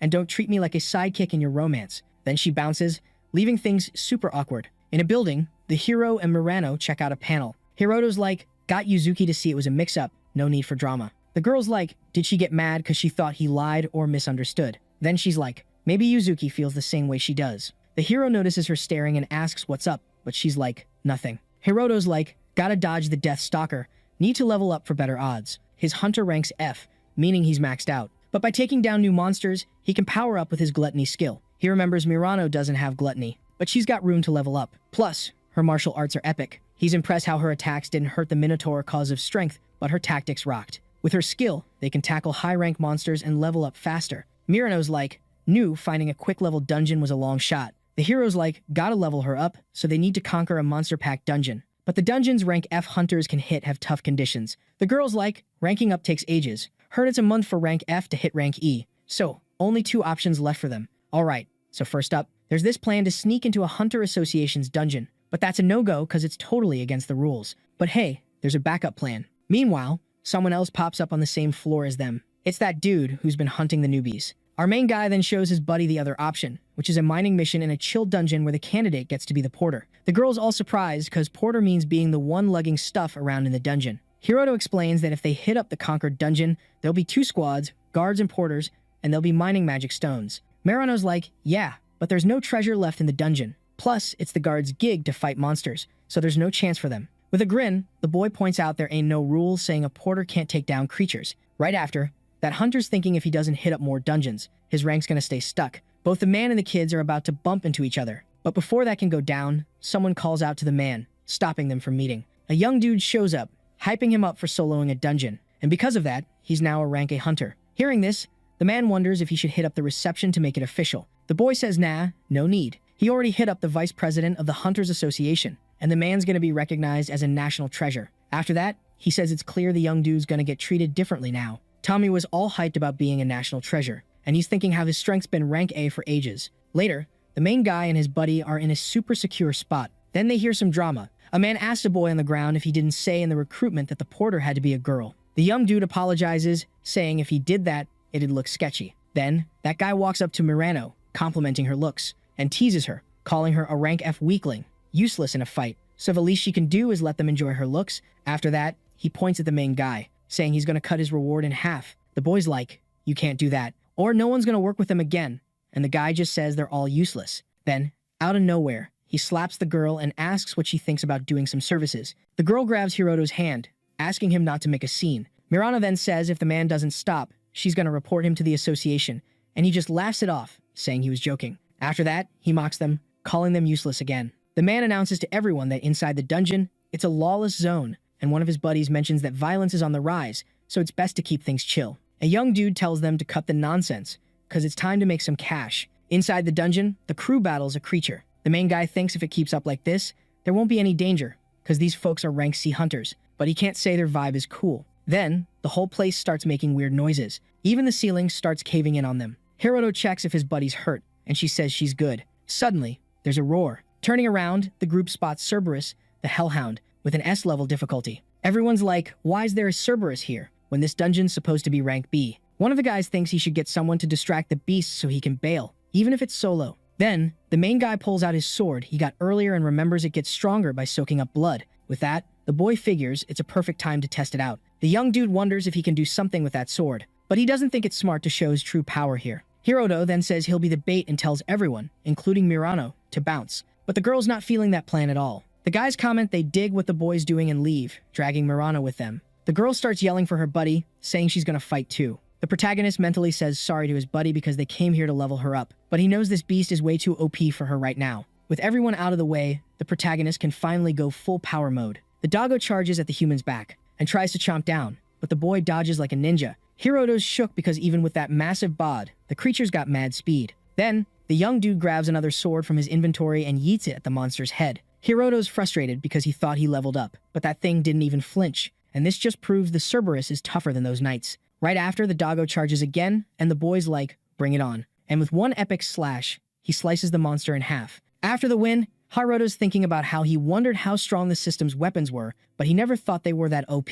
The protagonist scores 5 strength points thanks to his gluttony skill, hyping himself up that he can't lose to any enemy. But then, the protagonist's like, something's gotta be off, since that app always drags him into life or death drama. Then, he starts thinking about getting that weapon right when he's about to be hunted by the death pursuer, and he wonders if it means he won't survive unless he lets that sword drink some human blood. Right after, the protagonist hears a noise in the cave and, looking back, spots a dude. The boy freaks out, wondering if he got caught. That guy, in turn, asks if it was the boy who did all that. Hiroto's like, what do I do now? And then he introduces himself and asks the guy's name. The man says he's Murakami Shingo, an S-rank hunter and the 4th best in the world hunter ranking. Hearing the guy's S-rank, the boy's spooked, thinking he's the death pursuer. Then, the man starts pulling something from his suit, making the protagonist even more on edge. But Murakami just hands over a card, and the young dude's like, huh. The boy then asks if he's a newbie hunter and explains it's a thing to show your guild license when meeting someone new in a dungeon. Hiroto checks the card and sees the guy's aptitude is rank A. Then, the boy remembers Yuzuki saying only S-rank folks can see the window,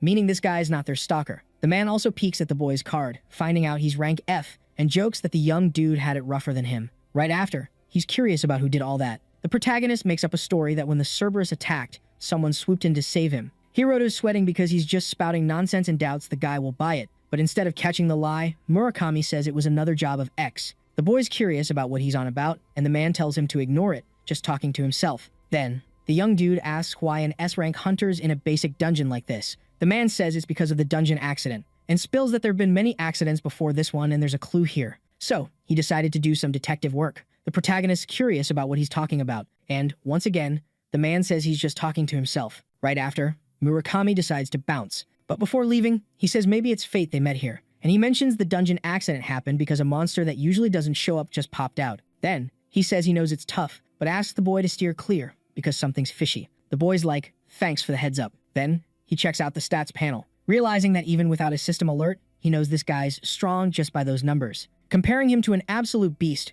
making him realize his strength isn't there yet. Murakami, meanwhile, thinks about how he's seen this before, and figures there are signs an unknown hunter used rank A or even S power, and it can only be X's work. Then, he starts suspecting the young dude, but soon drops it, thinking a force that can wreck a place like this must be rank A, so no way someone with rank F skills could pull that off. Meanwhile, in some building, a bunch of people are chilling. At the table, there's the Hunters Association boss, Oyamada, with Murakami and a dude named Takeshi. Suddenly, there's a knock on the door and the old guys all, come in. A young dude named Takato, from the biggest entertainment agency around, walks in. He's all, sorry I'm late, was busy filming a drama. Oyamada's like, what do you think being a hunter means? Takado's all, it's a way to stand out. The president's not having it, and Murakami's like, chill, dude. But the old guy's fuming, saying young folks are too cocky, asking what they think he is. Takado's all cheeky, maybe they think you're nuts. Murakami's over it, tells the president to save the speech, they're wasting time. Oyamada kicks off the Rank S Hunters meeting, talking about the Demon Lord problem. Takado's curious, like, what's that about? The old guy explains they gotta talk about the Demon Lord's hunters. With a grin, Takado's like, so, not about the app then. The president's confused, and the boy's like, nah, nothing. Annoyed, the old guy's like, did you make a chat app for us? And the young dude's like, something like that. Then, Oyamada says the meeting's about the old National Diet Building, aka the Nagata Dungeon. It's one of the 7 big dungeons, and countries are trying to tackle it, but no one's got it yet. When the 7 big dungeons showed up, all of New York got swallowed. The old guy's like, we can't mess this up, it's about our country's pride. He also mentions the new generation's doing its own thing, reminding everyone the Hunters Association's in charge of planning. Takado's like, I'll let the others know, but he asks if the old guy's jealous of them, rank as hunters, because he's second in rank just behind Kuju Ayako. Murakami's like, the rank leader never shows up, and the new gen's a headache. Then the young dude's like, stop disrespecting the Hunters Association, and he agrees. Takeshi, who's been quiet, asks about the Artemis School incident. That guy's Kazuya's dad, who hears the investigation on his son is done. The young dude's mad, saying his son would escape danger because he taught him, being rank S since forever. Plus, his son's got an artifact to sense dangerous demons, so no way he's dead. He says there was a fight in the dungeon, and that's why his son couldn't escape. Takado remembers 2 survivors from that incident, saying if he's right, those who fought his son are probably gone too. Takshi's like, if the Hunters Association does nothing, I'll investigate myself. Then he's like, it's sad. The Hunters Association's useless. He stands up, saying he'll start with the 2 survivors. The young dude thinks about how precious his son's artifact was, and someone probably took it. And maybe whoever did it wanted Kazuya's fancy gear. Furious, he decides if the culprit's alive, he'll find and deal with them. Meanwhile, a team gathers in the old Artemis Hunters School dungeon. Marino's like, don't leave me alone like last time. The countdown to the Death Stalker is 6 days and 12 hours. Inside the dungeon, the girl's like, never thought I'd be back here. And Hiroto's like, same, but we can level up fast here. The dungeon's efficient cause after that incident, tons of demons showed up. There are also Black Knights deeper in. The boy thinks he can boost his stats by taking down lots of demons. And after Mirano levels up, he's all about hunting those Black Knights too. The main dude tells his buddy they're gonna play it cool as ports for now, but when the time's right, they're out of there. The girl's like, what about food though? We're stuck in this dungeon for 5 days. Hiroto's got it covered, saying they've got the item box. He spills the tea that he did some digging and found out the box can hold like 2,000 kilograms. Plus, time's frozen in there, so no moldy sandwiches. Yay. The dude says he splurged 500,000 on food, so they can chill as long as they want. Then he jokes about blowing all the Hunter School cash and swears he won't let any of that grub go to waste. The boy's thinking, with folks on their tail, he better be ready. Out of nowhere, someone rolls up, saying sorry for the Cerberus drama. It's that young dude from their squad. The boy's like, all good. We all made it out alive. Later, the crew takes a snack break. That sneaky guy from Hiroto's old team is spying, telling his boss the prep looks solid but asks if he's sure. The boss says he saw a hunter, now rank S, using a similar trick. He tells how the boy whipped out his sword from thin air. In the end, Murakami, the hunter, handled the Cerberus. Then, the young dude says the hero pulled out that weapon when he was about to bite the dust to save the girl, and it's definitely not normal. His buddy says it's just a hunch, and the boss says he's just guessing based on the storage trick. With a sneaky grin, he says if they off the hero and the weapon's a dud, they can just blame it on a dungeon oopsie, like always. Then he says they could sell that weapon for mega bucks. Plus, the one using it is rank F, and stats say that boy's a flop. The young dude decides they're gonna take him out. Hiroto tells the boy he didn't think they'd hire them twice in a row. The young dude says the pay's sweet for such a chill gig. Then the hero says they set up a base camp in the middle layer, and the boy says it's a must for long trips in the deep layers. But he adds that beyond the deep layers, it's pretty chill. Hiroto wonders if it's too soon to call it safe. The boy says the sketchy part of dungeons is the deep layers, explored by a rank a hunter squad, and after the last mess, they upped the budget. And that includes them just chilling in the safe zone. So, even if they're just guarding the ports, they're getting paid to smack weak monsters. Then, he says they're setting up a base camp to help those struggling, so it shouldn't take long. The hero thinks it's just as he thought, with all sorts of chaos in the deep layers. Then Hiroto starts thinking about the last dungeon mess with the Cerberus, and another time, the Artemis Hunter School got wiped out. The boy realizes he got that app during a dungeon mess. He wonders if it's all random, or if someone's pulling strings. Then he figures the best move for him and Marino is to level up in the dungeon and get stronger. That boy notices the hero acting weird and asks what's up. The hero says it's nothing major. Then the break's over, and they're back on the move. The warriors face a giant monster, a dungeon worm, rank C solo, but in a squad, they're rank B. Then, worms start dropping from the cave ceiling. The shield warriors try to block them. Then, they make a gap for the mages to attack. The close-range fighters rush in. These folks are all veteran rank C hunters. And there's this dude in a red jacket just vibing, standing out like a neon sign. Our main guy, just chilling, watching the chaos unfold from a safe distance. Then, out of nowhere, he whips out a dagger, leaving his buddy totally bamboozled. A worm drops from the ceiling, aiming for the dude like it's got beef.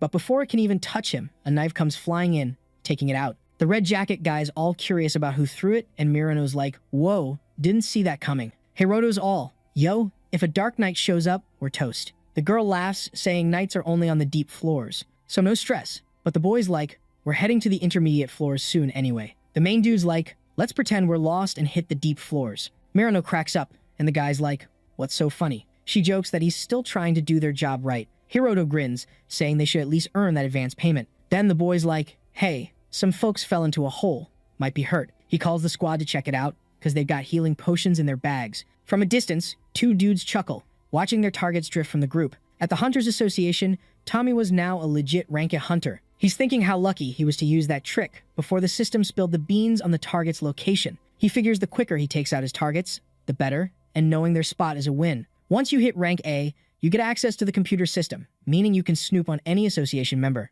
Checking out the main guy's info, the hunter finds out he's working as a port in the old Artemis School dungeon. The man jumps up, all hyped, because he's finally found his prey. This bald dude rolls up to the young crew, saying one of their members vanished in the last battle. The boy's like, yeah, I don't see him anywhere. Then the man says his buddy might croak if they don't find him, and the boy's like, if that's the case, let's split up. The young dude calls Hiroto to roll with him, and Mirano can tag along with the other guy. He explains that after saving their group member from the crevice, they'll help find his buddy. The main guy waves goodbye to his friend, and tags along with the boy. Suddenly, a bunch of dudes pop up, surrounding them, and Hiroto's like, what's going on? This blonde-haired guy shows up, remembering the sword the boy pulled in the dungeon that day. He says it's the same sword, the current, rank 1, Kuju Ayako, used back in rank B days. Plus, she had that dope storage ability. Then he says whole buildings could get wrecked with one swing of that sword, and he was shook the first time he saw it. Hiroto's like, does this hunter really have rank S skills? The guy's like, she hit the top of the rank at 20, so yeah, she's rank S.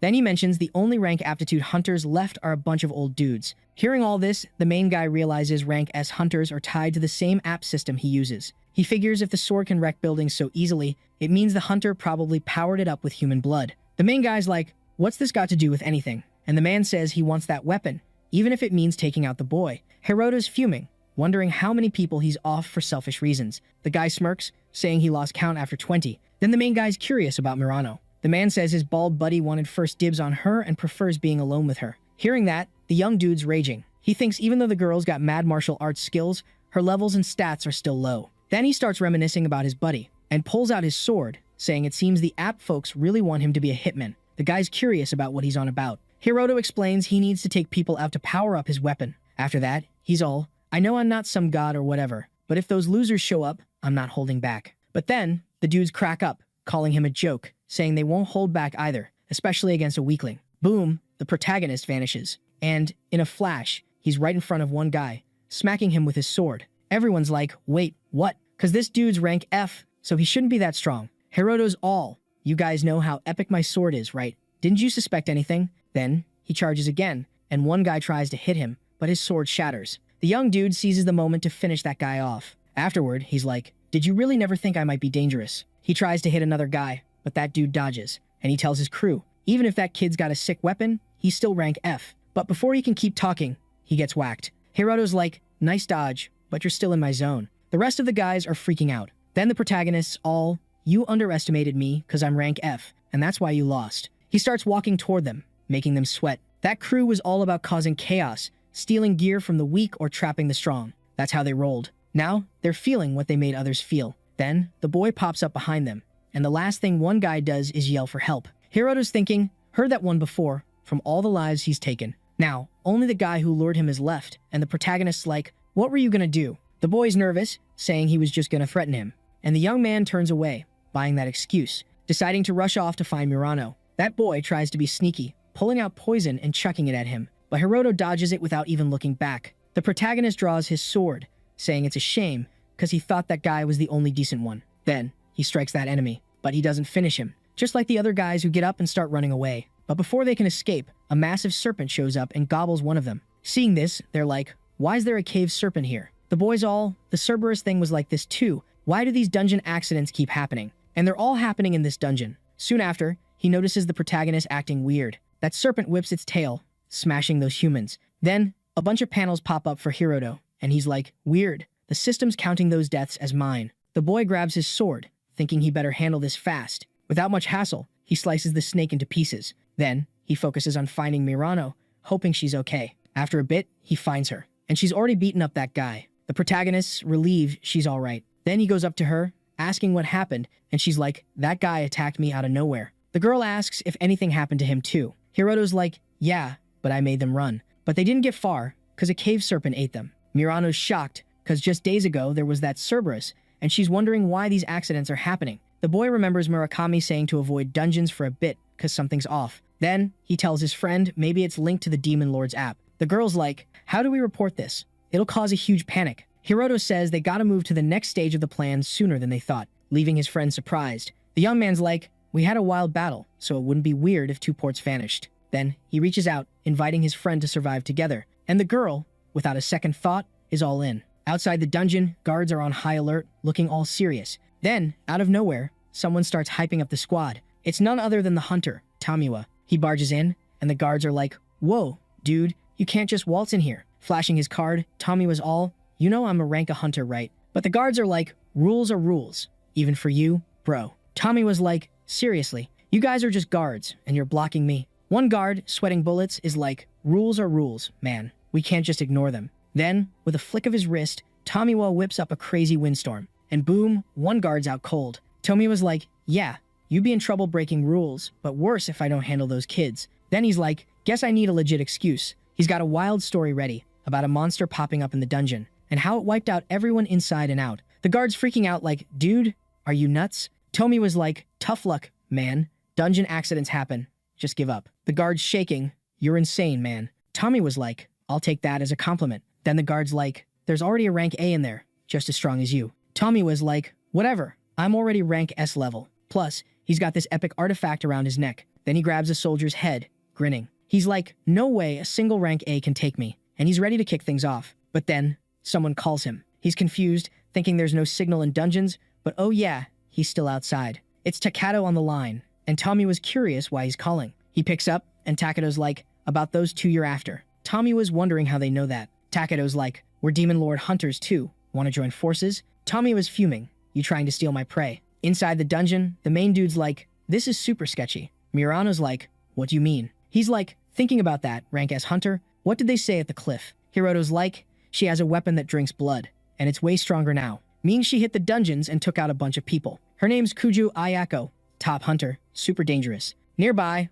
a group is chilling. The main dude shows up, tosses a backpack their way. Mirano's like, you finished Port's job. He's like, yeah, we get fined if not. Then he's like, what's that vial? She's like, just a fee from the guy who attacked me. They decide to dive deeper, smash monsters, level up. Then he remembers a special person who was sick. He's like, isn't it weird how potions heal wounds and even diseases? She's like, they boost chakra, fix internal damage. Hiroto's like, potions are in treasure chests or dropped by monsters. Pretty common. Then he's curious, who's making all these? Deep down, green lights pop from defeated monsters. All that energy flows through a lab, and into Vasha Valtine's capsule, the 6th celestial demon lord. With that power up, the creature's eyes snap open. In a fancy spot, a woman plays an instrument. It's Kujo Ayako, and she's like, I can hear the 6th demon lord's music. And she's like, it's beautiful. Right after, it's mentioned they mess with those 2 from Artemis School. And guess what? It's sacrifice time again. The lady says this time they're definitely going to catch them. Then, the Dungeon of Beginnings will keep the beat going, and all the demon lords will gather in the old National Assembly Hall. After that, she asks the demon lord to play for this world and the others. Back on the call, Tamiwa asks if Takato's trying to swipe his prey. The young dude replies he's not planning on it, but he remembers the hunter took out a Hunters Association employee, and hearing that, he's speechless. Then, Takato tells the guy not to go overboard and warns they'll cover up the employee thing for him, so he shouldn't do something dumb like taking everyone out. The young dude mentions it was a message from Queen Kuju Tsuya. Right after, he says they won't mess with his hunt, but he shouldn't mess with their plans either, unless he wants the whole association as enemies. Tomiwa says he totally gets it. The young dude advises the hunter not to give his prey any time and to take them out as soon as he finds them. Hearing this, the guy says the young dude's underestimating him, since his targets are just rank F and E. The boy then says it's exactly because of those ranks they got that artifact. Then, he ends the call. Takeru mutters to himself that Kujo is one irresponsible woman. Even though she had no ties, when she found out her bro was being hunted by Tamiwa, she didn't even flinch. The young dude wonders how she can let him die without feeling guilty. With that, he decides Kujo Tsuya is someone he doesn't want to mess with. Inside the dungeon, monstrous trees with a level C difficulty pop up in front of the protagonist and his buddy. Marino's blown away by the number. It's like a whole forest. Nearby, a humanoid tree is chilling on a trunk, and unlike the others, it's got a level B difficulty. Then, the creatures move in with their vines toward the humans, but Hiroto whips out his sword and slices everything in front of him. His buddy's right behind, handling the plants like a pro. Mirano seizes the moment to charge at the queen, but she casts a spell, making stones float and zoom toward the girl. The girl dodges the attacks, even though they're trickier. Right after, she jumps, activating her special move, landing a hit on the creature's head, taking out even the trees around it. With that, the girl levels up. But there are still tons of trees, leaving the humans surrounded. Hiroto shows up with his sword, telling her to duck, and she does it fast. The protagonist then uses his weapon to wipe out those trees with one swing.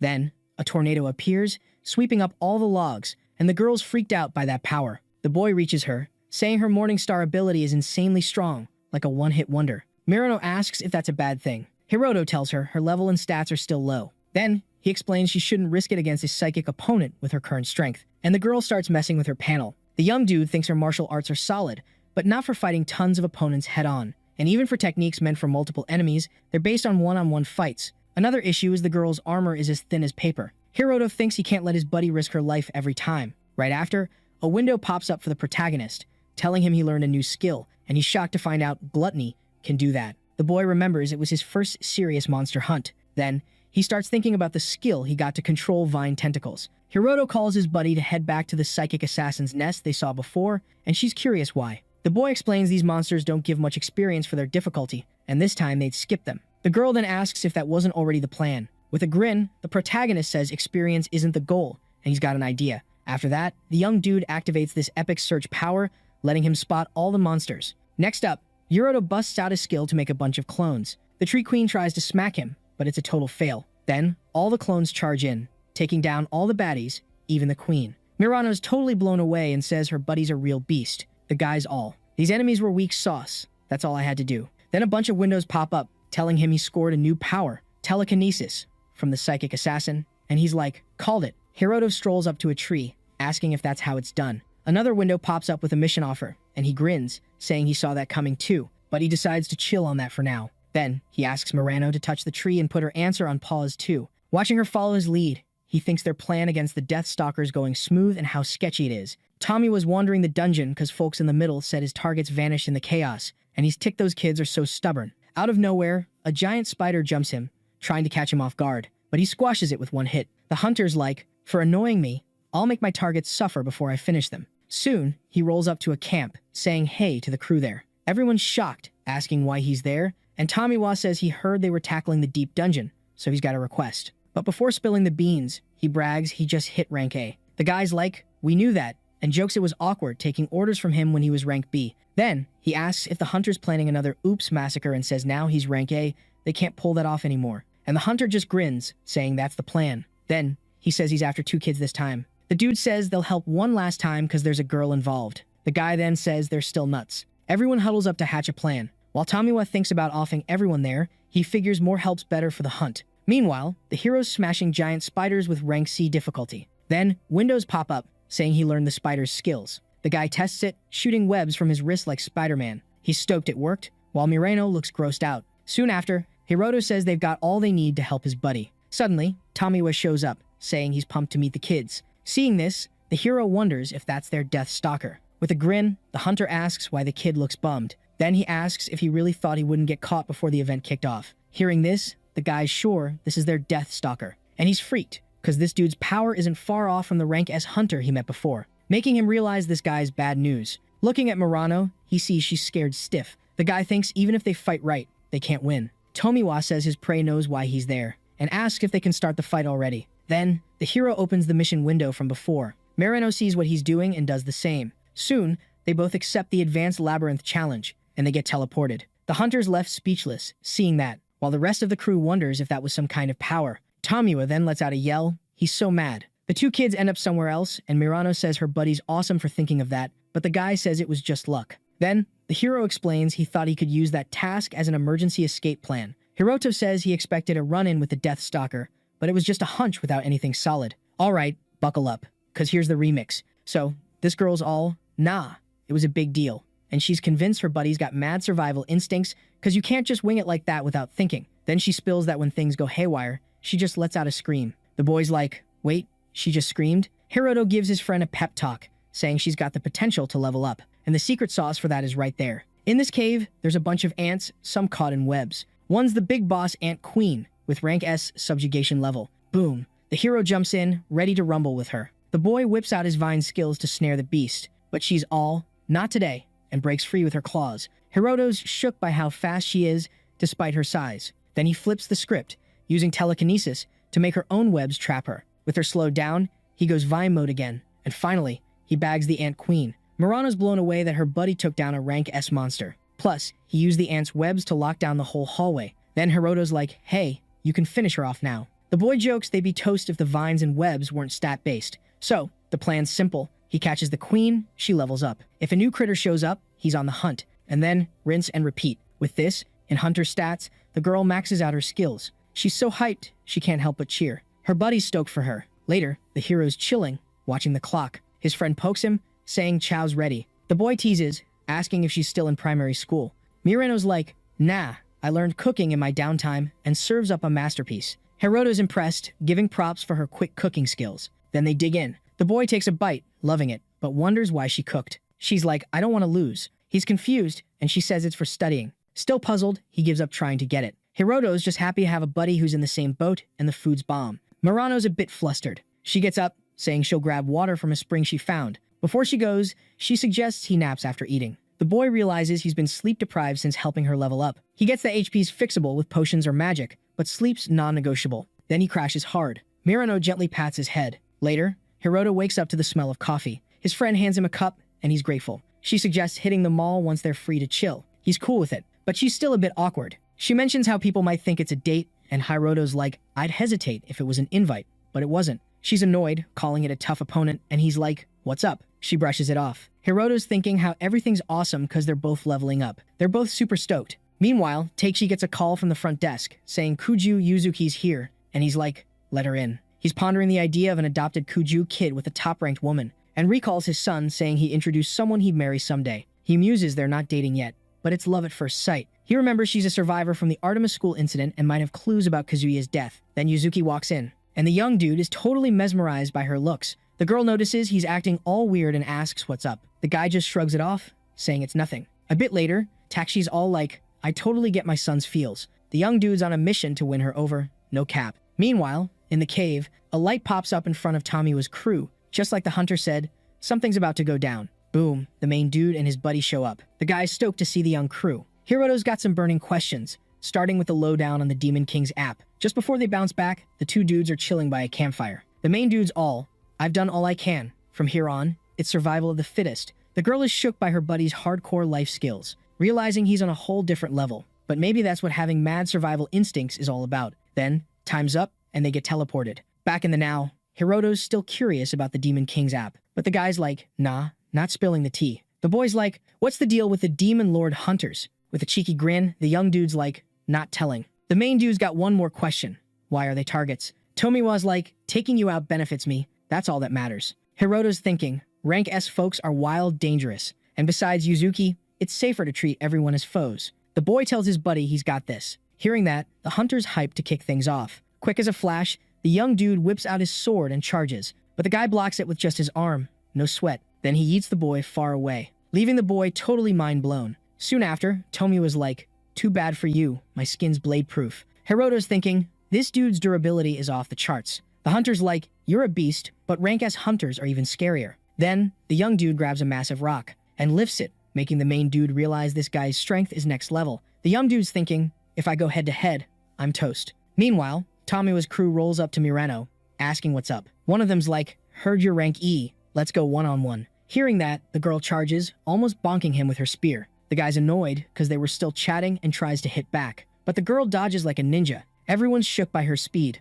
Like, is she really rank E? Still, The young dude jokes, "Your moves are putting me to sleep." The attacks speed up, but the girl keeps dodging. Seeing this, the guy's even more confused about her deal. Then, the young dude realizes she's making just the right moves to keep up. Their battle rages on, and the guy's baffled because his stats should make him OP, yet she's reading him like a book. The girl keeps pushing forward, leaving her opponent salty because she's nailing every move. Soon after, the guy's cornered against the wall. Mirano activates her special move, but instead of hitting him, she smacks the cave wall. Boom, big explosion, and the young dude's sent flying. The girl tells the other guys they'd be smart to just give up. Meanwhile, the main dude and the hunter are still going at it. Tomiwa smashes a wall with a punch, and the boy's like, "Whoa, that's some serious power." Then, the young dude tries a sneak attack from behind. But with ninja skills, the young dude catches the blade with his teeth. The boy's relieved because if he hadn't leveled up in dungeons, he'd be toast. Then, the young dude decides if the usual stuff ain't working, time to get creative. Hiroto uses his telekinesis, launching daggers at his foe. But still, they can't pierce the boy.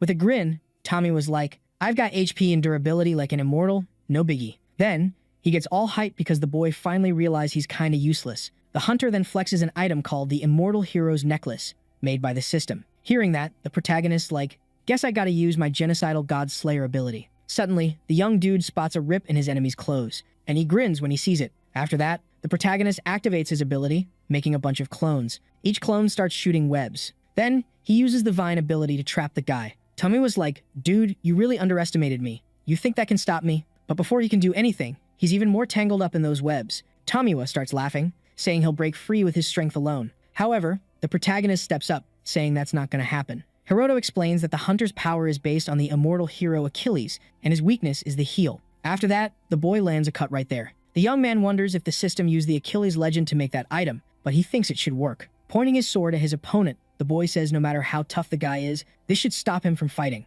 Tomiwa, in turn, yells for his crew, telling them to use potions or healing magic on him. But he realizes all of his buddies were taken down by that girl. Soon after, the hunter notices the young man was using the same sword as Kujo, but didn't use any sword skills. With that, the man feels the boy was holding back and still lost. After that, the boy freaks out because he doesn't think he can do anything against him. Suddenly, the cave's ceiling starts to crack. Hiroto wonders if it's an earthquake. Mirano comments that the place might collapse. In that lab, Vasha Valton, the 6th Demon King, opens his eyes. A new mission pops up, the monster. And so, he wakes up successfully. Suddenly, a light appears in his capsule. When the chase ends, the hunt for the Demon King, Vasha's death, will begin. Until out of nowhere, a light appears on the battlefield, and a humanoid form of Vasha Valton emerges. The young ones instinctively feel the danger. That thing zooms past them while they're frozen. The monster approaches Tomiwa, leaving him terrified. Suddenly, the creature grabs the man by the head and lifts him. After that, the creature starts to melt, and begins to merge with the hunter's body, who, in turn, screams in agony,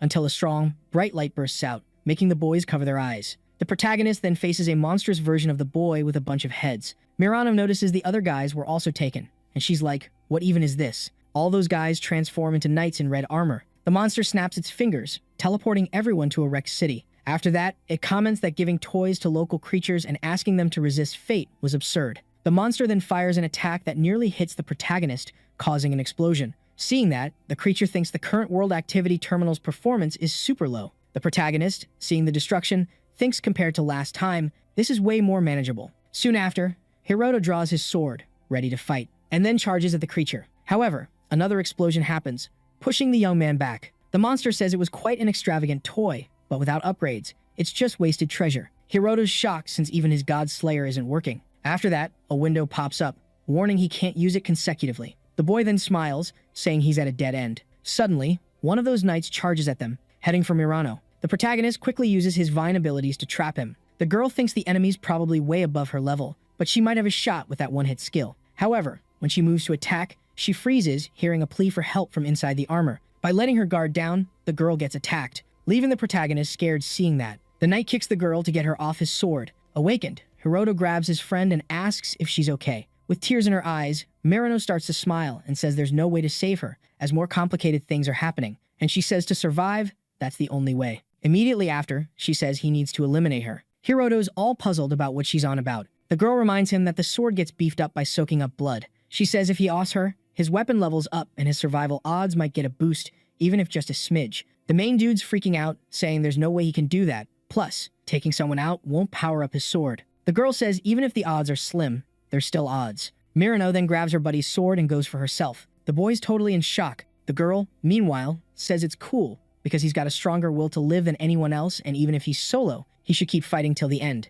With a grin, the girl says she really wished they could hang out. Then, the main dude starts flashing back to the times he had with his buddy, until the girl finally takes her last breath. Hiroto calls her name, but gets nada. After a bit, the boy stands up and covers his buddy with a coat. A bunch of windows pop up, saying his sword's powered up. The boy thinks about how he tried dodging taking people out, but in the end, he lost something big, and that the system's got him hanging on by a thread. Right after, the young dude charges at the monster and threatens everyone with his sword. One of the armored peeps asks him to chill, saying they were just puppets. Even so, a level 3 tornado shows up, wiping everyone out, and the sword gets even stronger from all that blood. Standing there, the main dude apologizes to his late wife, as she risked it all to open that path and he'll keep fighting till the end. After that, he thinks there's only one sword move left, and if he whiffs it, he's toast. The boy then charges with his sword, and a massive explosion goes off, but the creature's still kicking and wonders what a weak body that was. Hiroto's frustrated, wondering if he still wasn't enough. The monster raises its hand and fires at the young dude, and he thinks about how he got stronger at the cost of someone precious,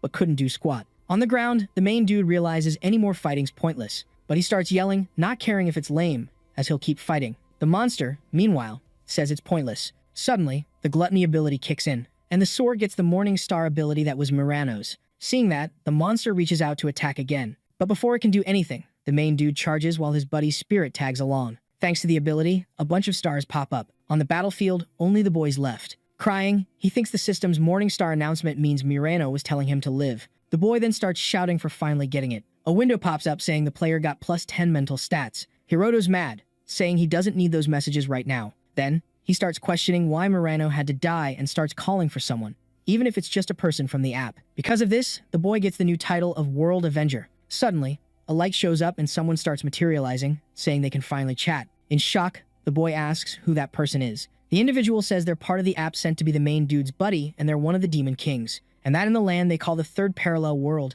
Ages ago, he was known as a Demon Lord. Right after, the man says the human must have loads of questions, but for now, he's got something to say, and asks him to listen up. But Hiroto's ticked and charges at the man, saying his buddy's dead and asking if that guy really thinks he'll stay quiet. But that being grabs the boy's blade with his hand. Then, he says he plans to respect the young dude's wishes as much as possible, but they don't have time for that. The boy then chills out and lowers his sword. The man gives props to the main dude for surviving the Deathstalker mission, and now, he's in the app user's squad. Hiroto realizes there are others like him after all. After this, the young dude tries to talk about that game, but he's lost, making the man see the explanations not clicking. Then, he asks the boy to think of it as a pit of bugs. The young dude spills the beans that the rewards for this epic mission let him pick one of two options. First up, he can ditch the cap on his own levels. And the second, boost the level limit of his God Hunter sword skill. Our hero's mind is blown, realizing his sword can get even more OP.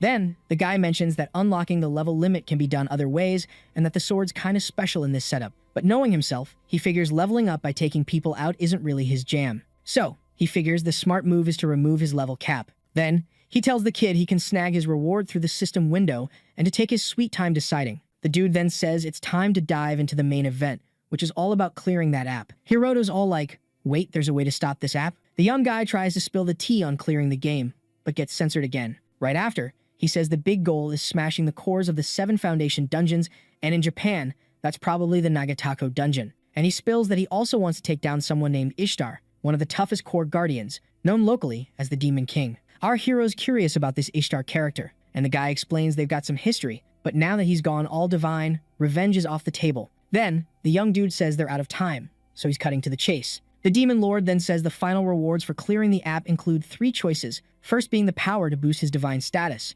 but the second choice, censored again. And the last reward is the power to bring back the dead, which totally grabs our hero's attention. The guy says there's still hope, and if the kid wants to end the app, they're on the same team. After hearing all that, Hiroto drops his sword, and decides to roll with the Demon Lord's offer, shaking his hand, but poof, it vanishes. The young dude notes their time's up and asks if the humans got any questions. Wasting no time, the kid fires off questions, like what's up with the app, those monsters, and even what he is. Finally, he asks why they got the app and had to risk their necks. The guy puts a hand on the kid's shoulder, saying it's a survival game for the native species. Suddenly, the arm our hero lost in battle grows back, and the young dude tries to spill more tea, but gets shut down again. Then, he comments that he still doesn't have enough clout to meddle. Hiroto's like, what does that even mean? The Demon Lord says if he wants answers, he needs to level up to bring back his fallen buddy, because right now he's too weak to even chat properly. With a grin, the kid wonders what kind of nonsense that was. Our hero opens a window, thinking maybe boosting his level limits isn't the best move. And that Moreno's death was on him being weak. Even that being saw through him, and that's just sad. Right after, he picks the option to power up his sword. The kid then decides he's gonna hunt down those living off crime in the dungeons. Then, he grabs his sword, saying the dungeon shadows are calling. In a forest, a crew gets wiped out. Some dudes surround a girl, and one says it's a waste to offer. Another guy says if she plays nice, he'll make sure it's a quick end. In the end, it's survival of the fittest out there. Suddenly, a purple light flashes and slices that dude in half. Everyone's shook. Then, our hero shows up, saying once they chose the killer life, they signed up for the risk of getting wiped out. In the Hunters Guild HQ, Yuzuki's in her office saying something's fishy, just like she thought. Cause the missing people counts climbing, but only baddies seem to be vanishing. The girl figures maybe it's dungeon accidents, but there's still some sketchy stuff. Like for instance, fewer monsters in certain dungeons. Right after, someone walks into her office. It's Takeshi, who says sorry for barging in, and she says no worries. Even though the dude's all sorry, she keeps getting those cop-like gigs, even if they don't pay much. The girl just shrugs it off, saying she's cool with it and feels honored to help out. She even jokes about doing class rep stuff back at Hunter School. The guy grins, saying he can totally see her as a class rep, all responsible and stuff. She laughs, saying keeping the peace is more her vibe than slicing up monsters. Plus, no crazy dungeon missions for now, so she's gonna give it her all while chilling. Takeshi jokes it's like a volunteer gig that doesn't pay, so she can bounce anytime. But she says she's not all about the cash. Then, she calls the guy awesome, and he's all curious about what she means. Yuzuki explains it's the biggest Hunters Guild around, and yet they can just nope out of policing dungeons. The guy asks if she's heard of noblesse oblige. She explains it's about those with power having to step up, a fancy French saying. Takeshi says hunters like them have mad skills, so they should use them to help out. Then, she says she's stoked to be in the guild, and he's curious why. She spills that he's her dream boss. He laughs, saying compliments won't get her perks, but he's got good news. He tells her she's picked for the big Tachikawa dungeon mission with the Black Dragons. Later, Takeshi sneaks into a room, looking all shady, saying he's home. Turns out, the room's plastered with Yuzuki pics and a monitor to watch her. He jokes it's like she's right there. Then he says once they clear Tachikawa, they can finally be together. In his office, Murakami makes a call about the Kujo family in Kyoto. He hears they're just watching from afar. The caller says the Takakawa dungeon plan's run by the old guard, like President Oyamada, leaving out the newbies. Murakami asks if the Kujo family or bigwigs are meddling. The Kujo family runs the country's politics and economy, and there's beef brewing between them and the old hunter crew. Murakami puffs his cig, thinking Takakawa's just a warm-up for the Nagatacho dungeon, and the outcome will shake things up. That's why Oyamada's scheming to sideline the new kids. Murakami sighs, saying the situation's getting sketchy. 3 months later, Suiako's in Kyoto for a meeting. Someone asks if they can still link the Takakawa abyss to another world. She says it's all about the founder's dungeon trick, and with the Kujo family's power, it's harder to flop than win. The tent's silent. A girl there says that's not what her boss wanted, and in Takakawa, she must wipe out the old sorcerers. Her boss wonders if the new gen can handle Nagatacho's abyss. The woman says supernatural powers have secretly run the country forever, and asks if that's not the Kujo family's way. The tent guy agrees, saying that's what the power's for. Then he asks about the other Kujo family member. Suiako says she doesn't get what being a Kujo means yet, but she's training hard in Tokyo. The tent guy says if she's doing well, it's all good. Then he finally steps out, shocking everyone. He looks like he's been around forever. Seeing him, the girl thinks it's the result of living long after 1,000 years. She kneels to show respect. The entity says she'll handle the Nagatacho plan and wipe out the old guard. Alright, buckle up, cause this story's about to get wild. So, there's this survival showdown going down in Nagatacho, and if things go south, the Kujo fam's power won't be the only thing on the line. No room for screw-ups here. The girl, she's all got it. But hold up, the big bad these days is the App Demon King. Yeah, you heard right. In the Hunter's HQ, this lady rolls up to Yuzuki, giving her props, and Yuzuki's like, wait, what? Turns out, she's up for the next rank as Hunter gig. Yuzuki's all, isn't this a bit early? The lady's like, nah, don't be humble. She spills that most hunters play it safe, but Yuzuki's been diving into danger zones, leveling up like a boss, and now regular dungeons are a snooze fest for her. Yuzuki's like, whoa, I'm kinda a big deal now, but she's still not sure she's got it all down. Then, the lady asks about Kyoto, and Yuzuki's curious if the Kujo fam's up to something. The receptionist drops that Takeshi's with the Black Dragons Guild, an old-school crew, and Kyoto might not be too chill with that. Yuzuki's like, the fam head said I can do my thing for now. She thinks she was gonna be the Kujo fam's puppet post-grad, but now they're trying to run the whole show, and she's wondering why she's got this freedom. Suddenly, someone calls her over, and she's all, what's up? Turns out, Fuchu's in deep trouble. On live TV, these dudes are demanding their political buddies get sprung from jail. One guy at the meeting's like, some hunters are vibing with a group trying to flip the country, and they've already offed 100 prisoners. He warns if their demands aren't met, they'll start taking people out every 10 minutes. Yuzuki's like, most guilds are chilling at the Takakawa dungeon base camps. The guy's like, this was all planned out. Meanwhile, Yuzuki's checking out the group's profile, realizing even the cops and military would struggle. She asks if they expect her to storm the prison and play hero. One dude spills that 7 bigwig ministers got nabbed, and they're first on the hit list. He says Yuzuki's the only one with the skills to handle this. Yuzuki's like, why should I risk it for them? Then, another guy drops the bomb that a bus full of 3-0 kids got snatched too, and they're planning to swap between offing politicians and kids. Yuzuki's like, alright, I'm in. Fast forward, Yuzuki's at Fuchu prison. She's thinking she's not even top tier rank S yet. She hops the prison wall, knowing a head-on fight's a no-go, so she's sneaking in to save the kids. She knows a one-on-one with an S-rank hunter's a long shot, and if she bumps into one, it's game over. She crawls through a vent, wishing her buddy was there, cause it'd be a breeze. But she shakes it off, cause even with his weird skills, he's got limits. She thinks about how much she's leveled up since that crazy incident. Yuzuki peeks through an air vent and is shook by what she sees. In the room, there are people looking rough, and one dude's just chilling with a sword. She's like, what the heck is going on? 10 minutes earlier, in the prison, hostages are on the floor, freaking out from a gunshot. One health minister's ghost white cuz the bullet almost got him. A shooter pops up, laughing, saying he's always wanted to do that. After that, they roast the cops for thinking regular weapons could touch them, since they're hunters. The dude mentions how, as a kid, he dreamed of shooting one of those, and his buddy asks if he couldn't just go abroad to try it, and the guy's like, nah, it was just for kicks. Plus, you can't just go around blasting people in the countryside. His pal then remembers they were told not to off anyone just yet. The dude's like, yeah, I know, it was just to show they're ticked off. One of the kids on the floor bawling spots an open door nearby, and decides to YOLO it, making a run for it. That guy notices and says, according to orders, they can take out anyone who resists. His buddy, seeing that, wonders if he let that kid escape on purpose. The dude's like, he's always wanted to shoot a human with a gun. Meanwhile, that girl is sprinting for her life, but when she peeks back, she sees those guys chasing her. That guy can't aim for beans with his pistol, and his buddy's shocked, asking if he missed the minister on purpose. After that, the dude fires but misses and hits the wall, making him realize it's tougher than he thought. The little girl keeps running scared while that guy keeps missing. Suddenly, one of the shots grazes the girl's shoulder, and she hits the ground. But even so, she musters the strength to get up and keep running. That guy starts flexing because of that. His buddy tells him to take out that little girl fast, or they'll be in deep trouble if any hostage escapes. The dude tries to shoot again, but he's out of ammo. After running for a bit, the girl finally finds the exit. However, that guy charges at her with a dagger, saying this is more his vibe. The kid freezes, seeing him get closer. But before anything goes down, someone opens the door she was going to use to escape. It's the main dude, who tells the girl to duck. The girl dives to the ground, and Hiroto slices that enemy in half with his blade. With that, he thinks about how he only needs to take out 7 more to hit the big 100. The dude grins, saying he's got this in the bag. That kid is freaked out seeing all that. Right after, Hiroto opens a window and tosses a vial to the girl, and says it's a potion that'll heal her up instantly. After that, the main dude heads to where the other hostages are. The kidnappers are like, what's he doing here?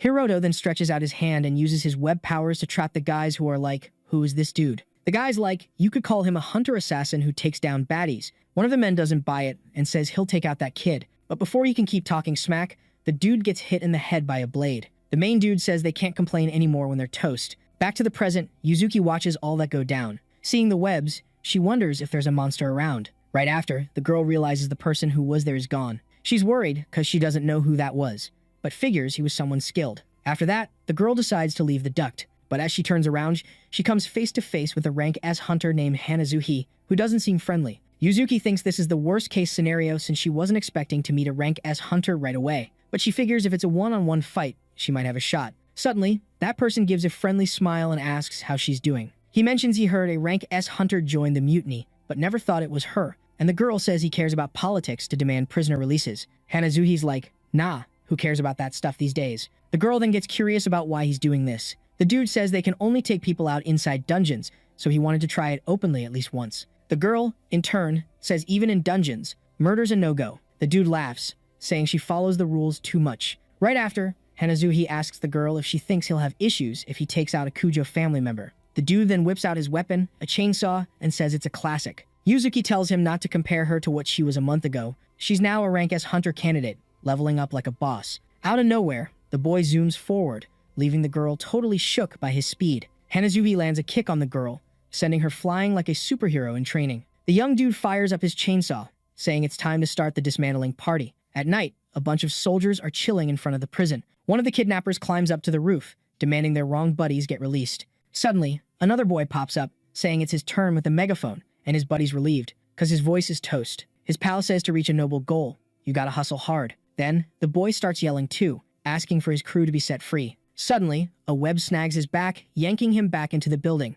The boy screams as he's dragged down the stairs, like a cartoon character. When he finally stops, the guy's all, what just happened? The man realizes all his buddies are down for the count. In shock, the boy's like, how's this possible? We're rank A hunters. Then, someone shows up, saying political ideology's personal freedom, do what you want. But don't drag others into your chaos, dude. Meanwhile, Yuzuki's still running from that guy. With a grin, the boy asks if she knows why she's getting owned like this. He says it's a weapon made by the system, and she could have been stronger. But she didn't take any assassination gigs from the system. Right after, he says some people are picky, but no one says no to everything like she did. The boy also says he's used to chasing innocents or even kidnapping 10 kids. Yuzuki says she'd rather be eliminated than do that. Hearing that, the boy cracks up and says she's interesting, cause even with rank S, she tossed her privilege. Then, the young man asks if she's okay, cause she's about to lose a lot of blood. Hanazuhi says he's waiting for her to stop moving, he'd rather die than kill. Then, he asks if Yuzuki's heard of the dentist. He explains he's got a dentist kit and surgeon set, but no anesthesia. Right after, the girl turns, activating her sword's power. She thinks with that ability, she can boost her stats to epic levels. With that, she believes she can end the fight before she can't move. But the young man defends himself, mocking her weak attack. Then, he gives a wicked smile, saying he can handle that. Yuzuki feels the pressure, wondering what kind of power that is. Suddenly, her sword shatters. Hanazuhi laughs, saying she's defenseless, it'd be different if she took the system's missions. Then, the girl kneels on the ground. Her opponent's happy, she's finally stuck. Then, the boy starts looking for his blood pack and stimulant. Hanazuhi mocks, wondering if she'll still be beautiful without skin. The boy finds the kit, but before he can act, he gets a neck blow. Yuzuki's shocked to see her opponent taken out by someone. The girl asks who that person is. Hiroto thinks about how he expected nothing less from a system-made mask. Recognition blocking is no joke. But the girl recognizes that person as her buddy. The young man is surprised, realizing he can't fool his friend. Soon after, he removes his mask, revealing his true self. Meanwhile, Murakami crosses the Tachikawa portal, commenting on the Fuchu mutiny. The man wonders if it's the Nenejo family's work or just a coincidence. Then, he calls the Hunters Association, saying he heard about the prison incident and will handle it, and he'll do it solo, which is more than enough. In Fuchu prison, the protagonist explains to his buddy that the Demon King's hunters are dangerous. The girl says she gets him and what happened with Murano, and she wonders why he didn't spill the beans. Hiroto spills the tea about a friend getting booted out, and he's not about to drag her into this mess too. He's all, I can't handle this weight anymore, bro. The girl's like, should I spill the beans that I handled it? The boy's like, that'd be clutch. Better to keep it on the down low. Then Yuzuki's all, dude, you're always thinking about yourself. Out of nowhere, Murakami rolls up, jaw-dropping at Hanazui's body, a top-tier hunter, just chilling on the ground. The main dude's freaking out, thinking, this wasn't part of the plan, man. He suddenly remembers who that person was, realizing he's a big deal. The boy's brain is doing cartwheels, trying to figure out how he got out of the Cerberus jam, but he's gotten out of this time. The girl's like, yo, the prison mutiny? Handled it solo. The guy's like, wait,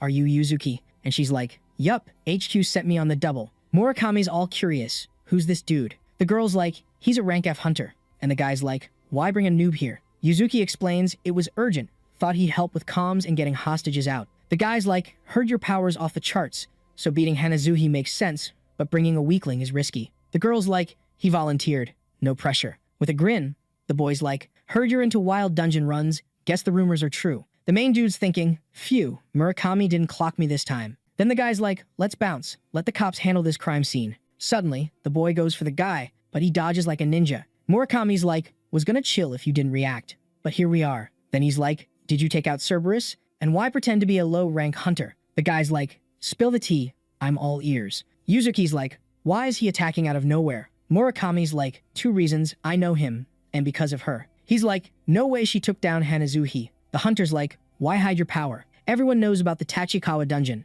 Then the guy's like, we gotta team up now. Disappointed you kept this secret. The boy whips out his sword. Can't let this slide.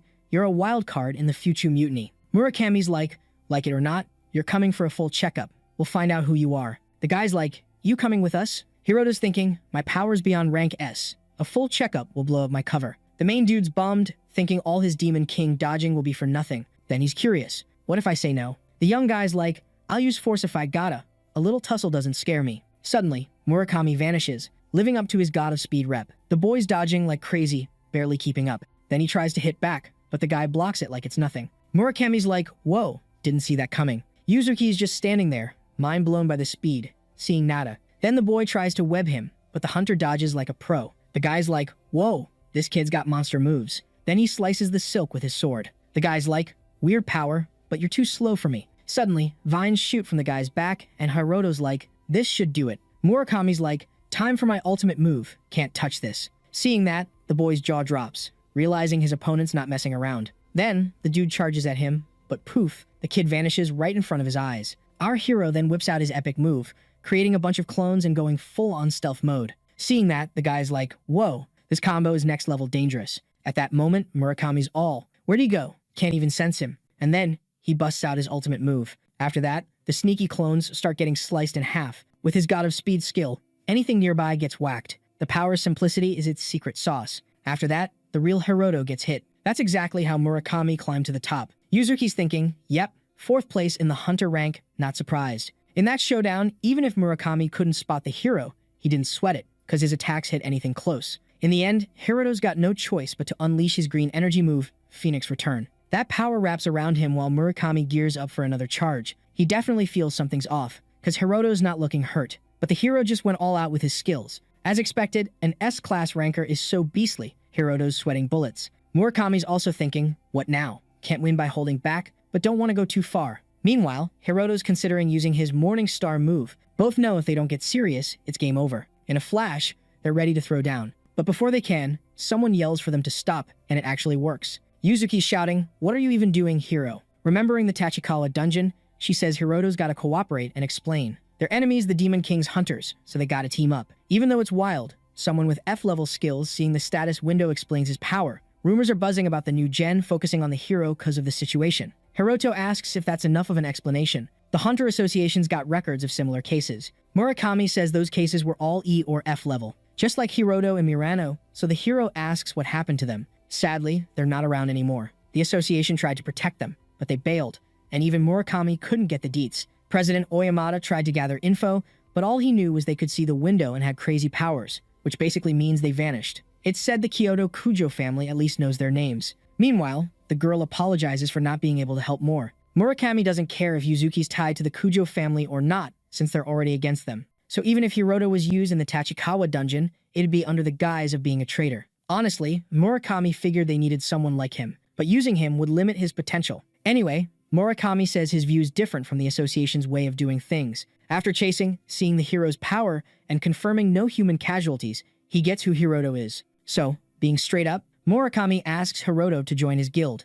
The Shikama, or Scythe of Death, is one of the biggest guilds around, so from Hiroto's view, it's a sweet deal. But his mind's changed, so he says he's not interested. Murakami takes it well, like he saw it coming. Anyway, Hiroto makes it clear he'll still join the dungeon raid, and Murakami promises to keep it on the down low. So, the hero just turns and walks away, leaving his buddy super curious. After all, the plan's already set. In the end, the hero realizes his power's only at a strong hunter's level. With what he's got now, he can't really protect himself. But tackling tough challenges has been worth it. His old habit of running ends tonight, because once he beats the next challenge, it's time to strike back. In Tokyo, over in the Nagata district, our hero's chillin' on top of this totally abandoned building, deep in thought. Hiroto knows what's up ahead, the behemoth, the guardian of the place, all thanks to the kaiju's monstrous vibes. But Hiroto's not some Ultraman or dude with a giant robot, so he's all about running for his life, honestly. Too bad, doing what he wants isn't on the menu, because his mission's got him heading straight to Nagatacho. In this district, the dungeon's a no-go zone, super dangerous, and Hiroto's got zero backup. Anyway, his mission's all about heading straight to the entrance. If he can just get that monster out of the way and get inside, mission accomplished. Up ahead is the Tachikawa dungeon, rumored to be the biggest, baddest one in the whole country. Right now, except for the new gen hunters, every top-tier S-rank hunter, and the main guilds are gearing up for a massive mission in the deeper layers. But even though this dungeon's called the toughest in the country, it's a ranking that leaves out the world and the 7 great progenitors. Back in the day, S-rank hunters from everywhere tried to take on these progenitor dungeons, but not a single warrior managed to beat the guardians at the dungeon doors. The only time it worked was when elite hunters from all over, lured by a fortune worth billions, teamed up. Only America pulled off the logistics, and they not only beat the guardian but also explored the place. Still, what happened to those who went in is a whole other story. In Nagata district, Japan, even with loads of S-rank hunters, a big attempt to beat the guardians flopped hard. Same day, same time, over at the Tachikawa base camp, a guy's banging on the table, yelling about some intruder in Nagata district trying to go solo. Back then, there were reckless folks wanting to make a name with epic feats, but not anymore. A young dude asked the president what to do, but knowing even the strong would bite the dust, they say to ditch the intruder. The young guy can't believe a guardian can't be soloed, but the president's all like, they'd need at least 2 top 5 ranked, plus 5 S-rank hunters. Obviously, they'd need some backup too. Seeing this, the young dude starts sweating about the challenge, but that's exactly why no one, except the US, has been so gutsy. And now, after the chaos in Fuchu, having an intruder in Nagata just made things worse, to the point where the director's fuming, because his orders got ignored. Even without saying it, Murakami's on the same page as the president. He remembers the brave ones from back in the day, but thinks now the danger's common knowledge. Finally, seeing his buddy deep in thought, the president calls him, and that's when a possible answer pops into his head. When it comes to taking down the Nagata Guardian, the heroes studied every past attempt like a pro. This monster is estimated to be 50 meters tall, making it a tough cookie to crack. To bring it down, at least 5 top-ranked S-class fighters are needed. But the one stepping up to the plate is just one person. Hiroto's been all in for months, ready to take this beast down. His stats are off the charts, and his stance screams he's ready to rumble. Hiroto's already tackled all the dungeons he could, leveling up with gluttonous abilities. Sadly, he's hit the ceiling, and removing his level cap's the only way forward. He's done everything he can, and just thinking of Morano reminds him that running's not an option. So, Hiroto, who spent months with his eyes on the Guardian, is ready to kick off this life-changing fight. It seemed all soft, because at first glance, it looked like a slow, dumb beast. But then, bam, the horror behind it hits fast. Hiroto is sprinting through that abandoned concrete jungle, trying to cook up a strategy. Using his magical web ability, he traps the beast's hand, but it just gives away his spot. Hiroto knows this won't cut it, so he ducks into a building, making the monster stomp the place, trying to bury him alive. No chill. Its feet smash through the roof, and Hiroto's mentally cursing this monster's persistence. Alright, so check this out. Our dude's sprinting like he's in a video game, but then, boom, he whips out his sword to fight back, stopping any rubble from crashing down on him. Finally, the monster smashes through the building's walls, charging at the first thing that moves. But wait, it notices something weird. Its legs are totally stuck in that same magical web from before. While the monster's trying to get in, our heroes already wrapped the whole building in these webs. He spent the last 3 days setting up this epic trap, so no way the beast's going anywhere. But if he doesn't hustle, the enemy might just wreck everything and mess up the plan. So, the hero fires up his binding rope, chains of purgatory, and every other trapping skill he's got. All these powers hit their max and then combine into a mega prison. Even if he didn't know this would happen, the monster's legs and arms are trapped, like, super well. Even in old stories, the best fighters always aim to lock down the limbs. But the damage they took from using all their strength was so bad they had to bail and never come back. Knowing this, our hero's not about to make the same mistake and is already sprinting to finish the monster off. He stabs his sword into that tough shell, but the beast's so huge, his sword's like a toothpick poking a giant. Even trapped, the monster is still trying to go wild. But that's no surprise, there's a reason the subjugation team was scared and ran away. Anyway, the hero kicks in his Death Runner skill, making a bunch of clones. Plus, he throws in some nasty, poisonous, and corruptive magic that, when combined, triggers the ultimate poison. This trick solves the big body problem by attacking from the inside. The poison forms a tiny sphere that the monster accidentally swallows. Then, after getting it inside the beast, Hiroto backs off. He's tried tons of methods, but just putting poison on the outside didn't do much, unlike forcing it inside. Finally, this plan's flawless, and as expected, it kicks in when the beast screams in pain. Its screams are deafening, and it crashes back to the ground after thrashing around a lot. Now the hero thinks all that's left is to wait for it to finish itself off. But then, the monster's neck starts to swell, and suddenly, the mega prison shatters. Not just the prison, but the hero's hopes too, since the monster just got back up. In this case, the hero doesn't just stand there, he uses another spell to attack from behind. He also moves in on the enemy and, from above, uses gravity manipulation to make the monster super heavy. The creature's weak spot is its legs holding up a massive weight, so focusing on gravity was the right call. The monster's eyes are blazing with rage, so much that the hero figures it's wondering how someone so small is giving it such a hard time. But the hero's been saying from the start, he spent months with one goal, to take it down. If it comes to this and still doesn't work, Hiroto's ready to bail. The monster, though, isn't giving up and starts building up a dense energy in its mouth. It fires a massive magical laser that obliterates everything in its way. Hiroto can't believe it. If he takes it head on, he's toast. But using the enchanted sword skill seems like a way out, so he activates Divine Annihilation with breaking limits. If he loses this power clash, Hiroto's gonna be nothing but ashes, so he puts all his will into fighting back, and crushes that monster's energy beam with an even stronger force, which slowly gets closer to the monster until it finally breaks through, slicing its neck and taking it down. All that's left are pieces of that guardian and a worn-out but victorious hero. At least that's what he wants to think, because suddenly, the guardian's hand starts moving again, trying to crush him. Even without a head, the monster is still kicking and has enough power to cause trouble. In a flash, the hero dodges, but he sees another hand way too close for comfort. Sadly, the attack lands, maybe because he wasn't ready, and the hero gets tossed, taking serious damage. His bleeding makes it clear to Hiroto that he's dealing with a deadly wound. He's been pierced by debris, so he needs to use the Phoenix's rebirth to pull out what's hurting him and heal up. Just one hit was enough for the hero to almost check out for good. He'd already busted out all his top-tier moves, and the Phoenix's rebirth was a one-time-a-day deal. Plus, he was out of juice for divine annihilation, so Hiroto was feeling pretty stuck. His heart's racing like a cheetah on Red Bull, and the monster's still itching for a brawl. Hiroto's bracing for the worst, but then, out of nowhere, the Guardian bites the dust again. And this time, Hiroto's gluttony skill kicks in, giving him a sweet resistance boost. His mission to ditch the level cap was also a done deal, which meant the monster's comeback was just a last-ditch effort. Anyway, Hiroto's totally wiped out. A bunch of message windows start popping up in front of him. The system's going off like a level-up party, with statuses flying in like confetti, which, honestly, feels like a victory dance for beating all the top S-class in the country. After a bit, Hiroto's not even hyped anymore, just confused, because the windows keep coming. He figures it's all the XP he's racked up turning into levels. So, who knows how high this is gonna go?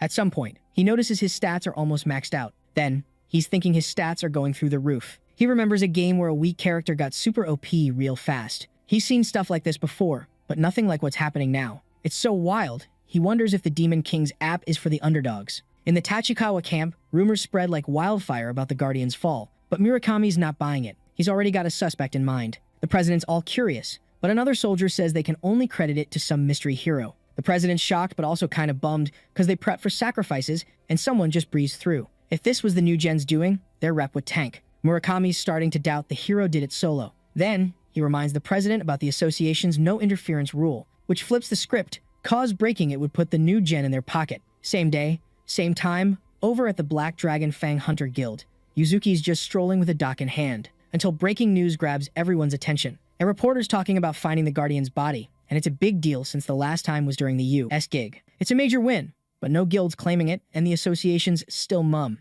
Even the newspaper's expert, Miyamura, can't crack this one. But for Yuzuki, there's no mystery in a Guardian getting wrecked, cause her heart's yelling Hiroto's name in her head. At the Hunters Association HQ, everyone's chatting until someone with a shady vibe rolls in. He hands a guild card to the receptionist, who's kind of thrown off, because it says rank C and 26 years old. But from her gut feeling, the dude doesn't fit the bill. She figures it's a fake ID, because everyone knows the new gen's dungeon crazy. On some level, it bums her out about the association's slump. Choosing not to call him out, she takes the card and just asks which dungeon he's hitting up. But Hiroto says he's heading to Tachikawa, the toughest dungeon in the land. Everyone knows only the best tackle it. Even though there are smaller gigs like carrying stuff, no one steps up. The girl's ethics make her wonder what a rank C's doing there. But the hero's all, I don't care. He promised Yuzuki and Murakami he'd join the raid. Plus, unless he takes on a high-level dungeon, Hiroto knows he's not leveling up anymore. At the camp near the Tachikawa dungeon, everything's chill, but Hiroto's sneaking around inside. He's stressing about his power boost since his muscle stats are off the charts, but his dexterity's up too, so it's all good. Suddenly, someone pops up asking if he's really seeing a rank C hunter there, and they can't resist roasting the mask the hero's rocking. The guy says wearing a mask is no biggie and he's seen dudes like him before. Alright, buckle up, cause this is gonna be a wild ride. So, this dude's face was all scrunched up, basically saying, nah, rookies ain't welcome here, cause even rank Bs get treated like trash. Straight up, he told them low-level peeps were just a pain in the neck. He pointed out a squad up ahead, clearing the path. Those were the big shots, rank S hunters. In the main crew, there were 2 rank S hunters and 1 A. With powers so epic, they made a coward in a mask look like a joke. Oh, and the young dude? He proudly said he was a rank A in that squad. Murakami, though, totally stole the spotlight, breaking the convo like a pro. He rolled up, saying they had a meeting, and in 2 hours, they were diving deep.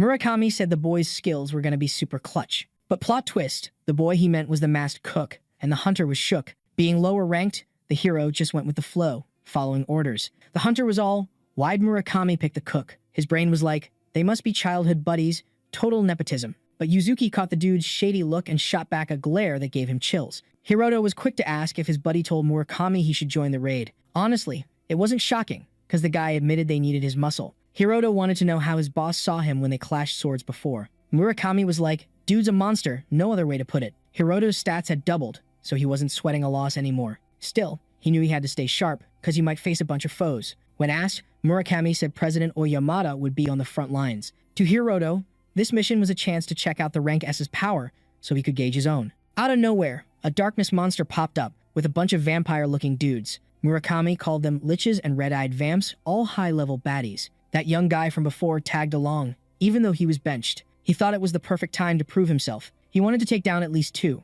but something snagged his feet, and bam, a vamp was right there. He got a massive cut on his back, no time to dodge, and the other hunters felt bad for him. Hiroto yelled, "That's what happens when you act all reckless." But Murakami knew better. Even a sneak attack shouldn't have dropped a rank A like that. It was clear those monsters had powers on par with rank S hunters. Knowing this, the hero figured he might need to switch up his game plan. This could be the perfect moment to flex his boosted power. As agreed, the other hunters stepped up. Murakami and Yuzuki were ready to handle it, while Hiroto kept his secret identity on lock. Outside the dungeon, a young dude was chillin', pulling a card from his coat. The Kujo family's dungeon setup was all set. Yuzuki and he wouldn't die. Or if they got close, the system would hit pause on the attacks. The young guy didn't want to mess with the Kujo family, because controlling monsters from afar was straight up scary. In his head, the family reaching out felt like a divine sign. Anyway, the big deal was if the dungeon's difficulty spiked, even Murakami would be caught off guard. Back at the action, the vamps were ready to throw down with the hunters. One went for Yuzuki with a punch that left her impressed. The worry was clear on her face, but she kicked one back like a boss. But exhaustion was creeping in. An elder vamp should be a match for a top-tier rank B hunter. But against rank S, Hunter Ishizuka and her, it was holding its own. For the rank A hunters, one tried to take out a vamp like usual, but it just popped up behind him. Luckily, a tanker swooped in to save him from getting wrecked. A mage raised his staff, ready to unleash a fiery spell of doom. And boom, he cast it, torching all the evil beasts, causing a dungeon-shaking explosion. Only one arm of the vampire gets chopped off, and guess what? It just grows back like a lizard's tail, but way creepier. There were 11 rank A hunters, but they were still getting owned by just 2 baddies. Yuzuki suddenly snaps out of her thoughts when those 2 team up to sneak attack the leader. But, turns out, that was the worst move ever. Murakami's nickname wasn't just for show. He slices them up like he's making a fruit salad. The hunters kinda saw it coming, but the vampires, totally blindsided. Even Yuzuki thought it would take more than one slice to finish the job. With Murakami in the mix, the battle flips, showing off why he's one of the country's top dogs. Getting back in the zone, he yells that they can't let more people bite the dust, so he tells all rank A hunters to vanish. Except for Yuzuki, they're all sent packing. Hiroto, meanwhile, wonders if Murakami's noticed the same thing he has, especially since, while checking out the monster's stats, his eyes scream that at least 20 more like the last 2 are on their way. The Lich seems to be the mastermind behind this monster parade. He's got a scythe and swings it around like he's in a horror movie, giving the hero major creeps. One of those swings sends a deadly light blast flying. Hiroto knows touching it would be game over. The blast heads for a huntress, but Hiroto dives in, saving her just in time. She thanks him, but there's no time for chit-chat. Later, after a quick escape, healers patch up the wounds. Hiroto sits alone, deep in thought. Murakami comes over to thank him for preventing another loss, but he mentions he didn't plan on leaving him in the thick of it. The hero catches the vibe and pops a real question to Murakami. During their fight, Murakami said he wasn't going all out against him, so Hiroto asks if he's now giving it his all. Sadly, Murakami admits he's right. Yuzuki, overhearing, asks her boss what the plan is. The monster's strength is way off the charts now, so Murakami calls for a retreat to report back to camp. They both agree, but they need Hiroto's input, who's suddenly MIA. By now, Hiroto's already sprinted far from the crew's hideout. He's convinced they can't handle these monsters, so he heads solo to the nest. Hiroto skips the small talk and charges at the Lich. Sword in hand, he slashes through everything, proving solo's the way to go. Vampires try to trap him, but he slices them down like it's nothing. One tries the same trick that took down a rank, a hunter, hiding in the shadows, but gets split in 2. With a clear shot at the scythe, the Lich swings an aerial slash, but Hiroto's ready for it. Dodging easily, he points out that repeating moves won't cut it. Then he uses his spiderweb skill to trap everyone, since they don't know his powers like he does. Far from the chaos in the Tachikawa dungeon, a woman sips her tea, suddenly interrupted. A weird black crow lands in front of her, grabbing her attention. She mentions she's chilling in a cafe in Daikanyama, not the best spot for surveillance. But the crow says she knows they're always watching her. She's trying to tell her stalker to find a better hobby.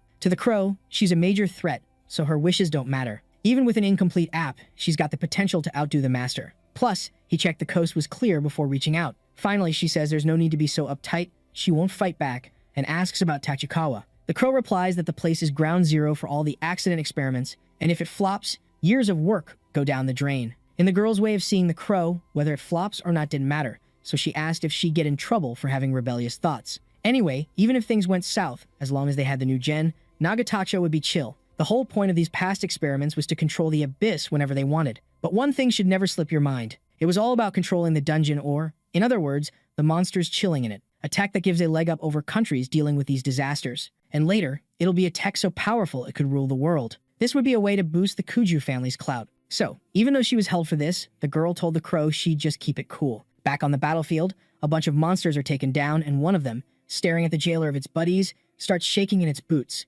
Hiroto says it just had rotten luck, as he wanted to flex his own strength. For the next round, he wants to face the monster with just his basic stats. Then he tells the vampire to come at him, but his vibe is so intense it freezes it for a sec. Naturally, the monster snaps back to attack the boy. It tries to throw everything it's got to take down the hero in one hit, but when it zooms past him, it feels the damage meant for Hiroto and drops defeated. Hiroto beat his enemy without even using his sword skills, so it was pretty clear he was the top dog there. Still, being the strongest didn't stop him from getting a surprise visit. Both Murakami and Yuzuki showed up, and neither could believe Hiroto took out all those monsters solo. Hiroto says, yep, not trying to be all mysterious, so his pals say it's epic. No matter how you see it, Murakami doesn't think these enemies are beefed up like the others. Still, he thinks it's wild that Hiroto doesn't get swamped by so many. Plus, from the cuts on the bodies, most were sliced in one go. Murakami started to think the skill the boys showed before wasn't just luck. So, he says Hiroto's skill really went beyond rank A and hit rank S territory. But Yuzuki sees the whole scene differently.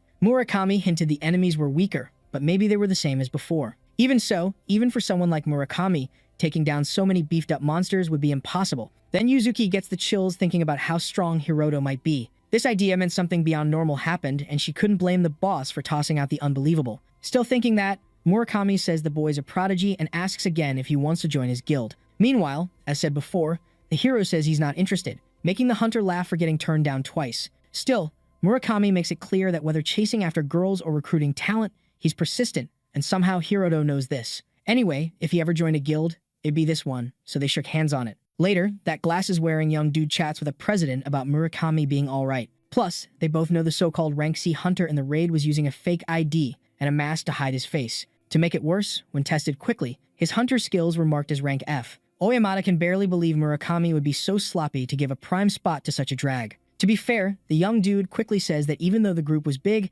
they didn't have many S-rank hunters. But it didn't matter the situation, it was still a bad call. The president, on the other hand, remembers the boy also added Yuzuki to his crew, but since her strength is rank S level, the young dude said it wasn't an issue. Anyway, Murakami's pick could only be seen as favoritism. When part of the Tachikawa attack squad, the hunter's voucher skyrockets and can go even higher if they're good looking. In this case, the leader's assistant jokes that Murakami might have a thing for boys, but Oyamada quickly shuts her down, saying such things shouldn't be said even as a joke. Anyway, the glasses-wearing young dude remembers Murakami picked a weakling for the front line. All three squads would dive into the dungeon depths to fight alongside his team. Alright, so this young dude's all like, yo, cutting our defense is basically playing dodgeball with a beehive, but Oyamada's just chillin', deep in thought. Even with the Kuju fam or the Gov breathing down his neck, the Prez knows Murakami's all about that meritocracy life. Oyamada's got no beef with his buddy, but he's super curious about the real deal behind this recruitment gig. Flashback to camp, our heroes all. Why am I in the VIP attack squad?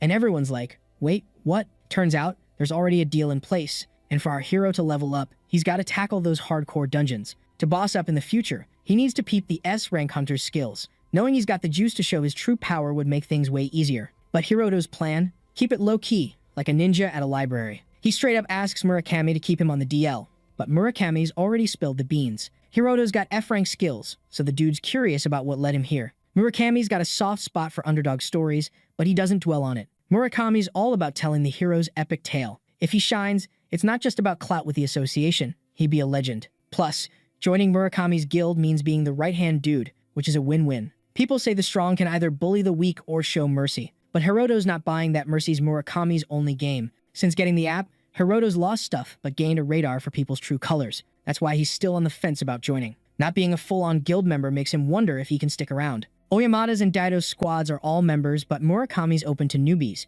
S-rank hunters usually join big leagues, but Murakami's guild isn't top tier, so it's got few S-rankers. That's why Murakami's keen on having the hero on board. Then, bam, everyone gathers for the attack squad lineup announcement. Murakami's squad gets stuck in the back, and he's not happy, calling out Daido. Turns out, they found out about the F-rank kid with a fake ID on the team. Daido's like, it's hard to trust with this sketchy sitch. They thought it through and decided they couldn't mess up. So, only Murakami's and Oyamada's squads made the cut. Hiroto's worried and asks Murakami if he should bail. But Murakami's like, nah, and wonders if Daido's having a laugh. Daido's cracking up, explaining the rumors about Murakami picking the kid for weird reasons. But Daido doesn't buy it, seeing the grossed out reactions. He jokes that ditching the kid would solve all the drama. Daido's still laughing, teasing Murakami about looking love-struck. Before bouncing, he tells our hero to give it his all. In his book, even a small fry should try hard not to drag others down. As Daido leaves, he's thinking he's either lucky or got a solid excuse. Thanks to this twist, he managed to keep Oyamada's squad away from Murakami's.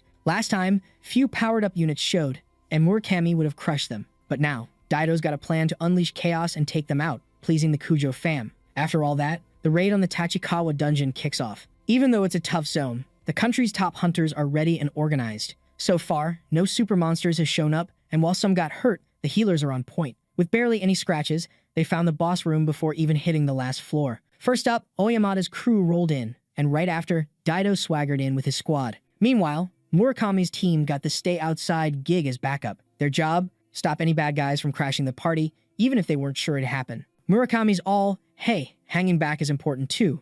Yay, no. The boss was dubbed the Lifeless King, but had a sidekick, Carmilla, the Queen of the Night. She was lurking on this floor, ready to stir up trouble if she showed up. Still, the hero's like, nah, she probs won't show, but feels guilty for being there, unlike the hunter. Even though Hiroto's skills are rank F, his pals totally underestimated him, which Murakami thinks is the real issue. Naturally, everyone's curious to see Hiroto do his thing. Finally, the heroes all think those squads can handle the boss. Murakami hints Hiroto's worried about Yuzuki. The hero spills their childhood buds, shocking everyone, making them wonder if there's more to the story. Hiroto repeats his question, and Murakami's like, they'll be fine. But he adds, if the boss is like the last monster, it could be a mess. The crew ran into a bunch of undead, but none were beefed up. Plus, the hero didn't sense any danger, like he could chill. Murakami apologizes, Hiroto's like, nah, my bad, but the hunter's bummed. He wanted to see everyone's jaws drop when the hero flexed his skills. After all, he'd be the guild's super rookie, and Murakami wouldn't mind some fame. Suddenly, the hero's speed stat spikes, giving off major bad vibes. He senses something nasty from the gate, not just bad, but epic disaster level. Thinking about his childhood friend, Hiroto starts shaking. He calls Murakami, begging to hit the final floor, even solo. Hiroto tries to explain, but just says it's a gut feeling. Murakami thinks it's just emotions talking, so he says no. But if it's some secret power warning, he's down. Actually, Hiroto was tracking the boss's status, but couldn't spill, so he blamed his instincts. Luckily, Murakami's not the type to be unhelpful. Before they could move, someone showed up. From the back, Carmilla was coming, like, beat me first if you want to pass. Rumor had it, Carmilla was as strong as Murakami. So, he apologized to Hiroto for not granting his wish, needing everyone for this fight. It was the smart move for a leader, but Hiroto just drew his sword and leapt at the Queen of the Night, leaving her stunned. Before the team could react, he sliced her in half like it was nothing, clearing the way. Murakami was shocked, but now mixed with a bit of fear. Inside the boss room, chaos reigned as Hiroto and the guild leader raced to the fight.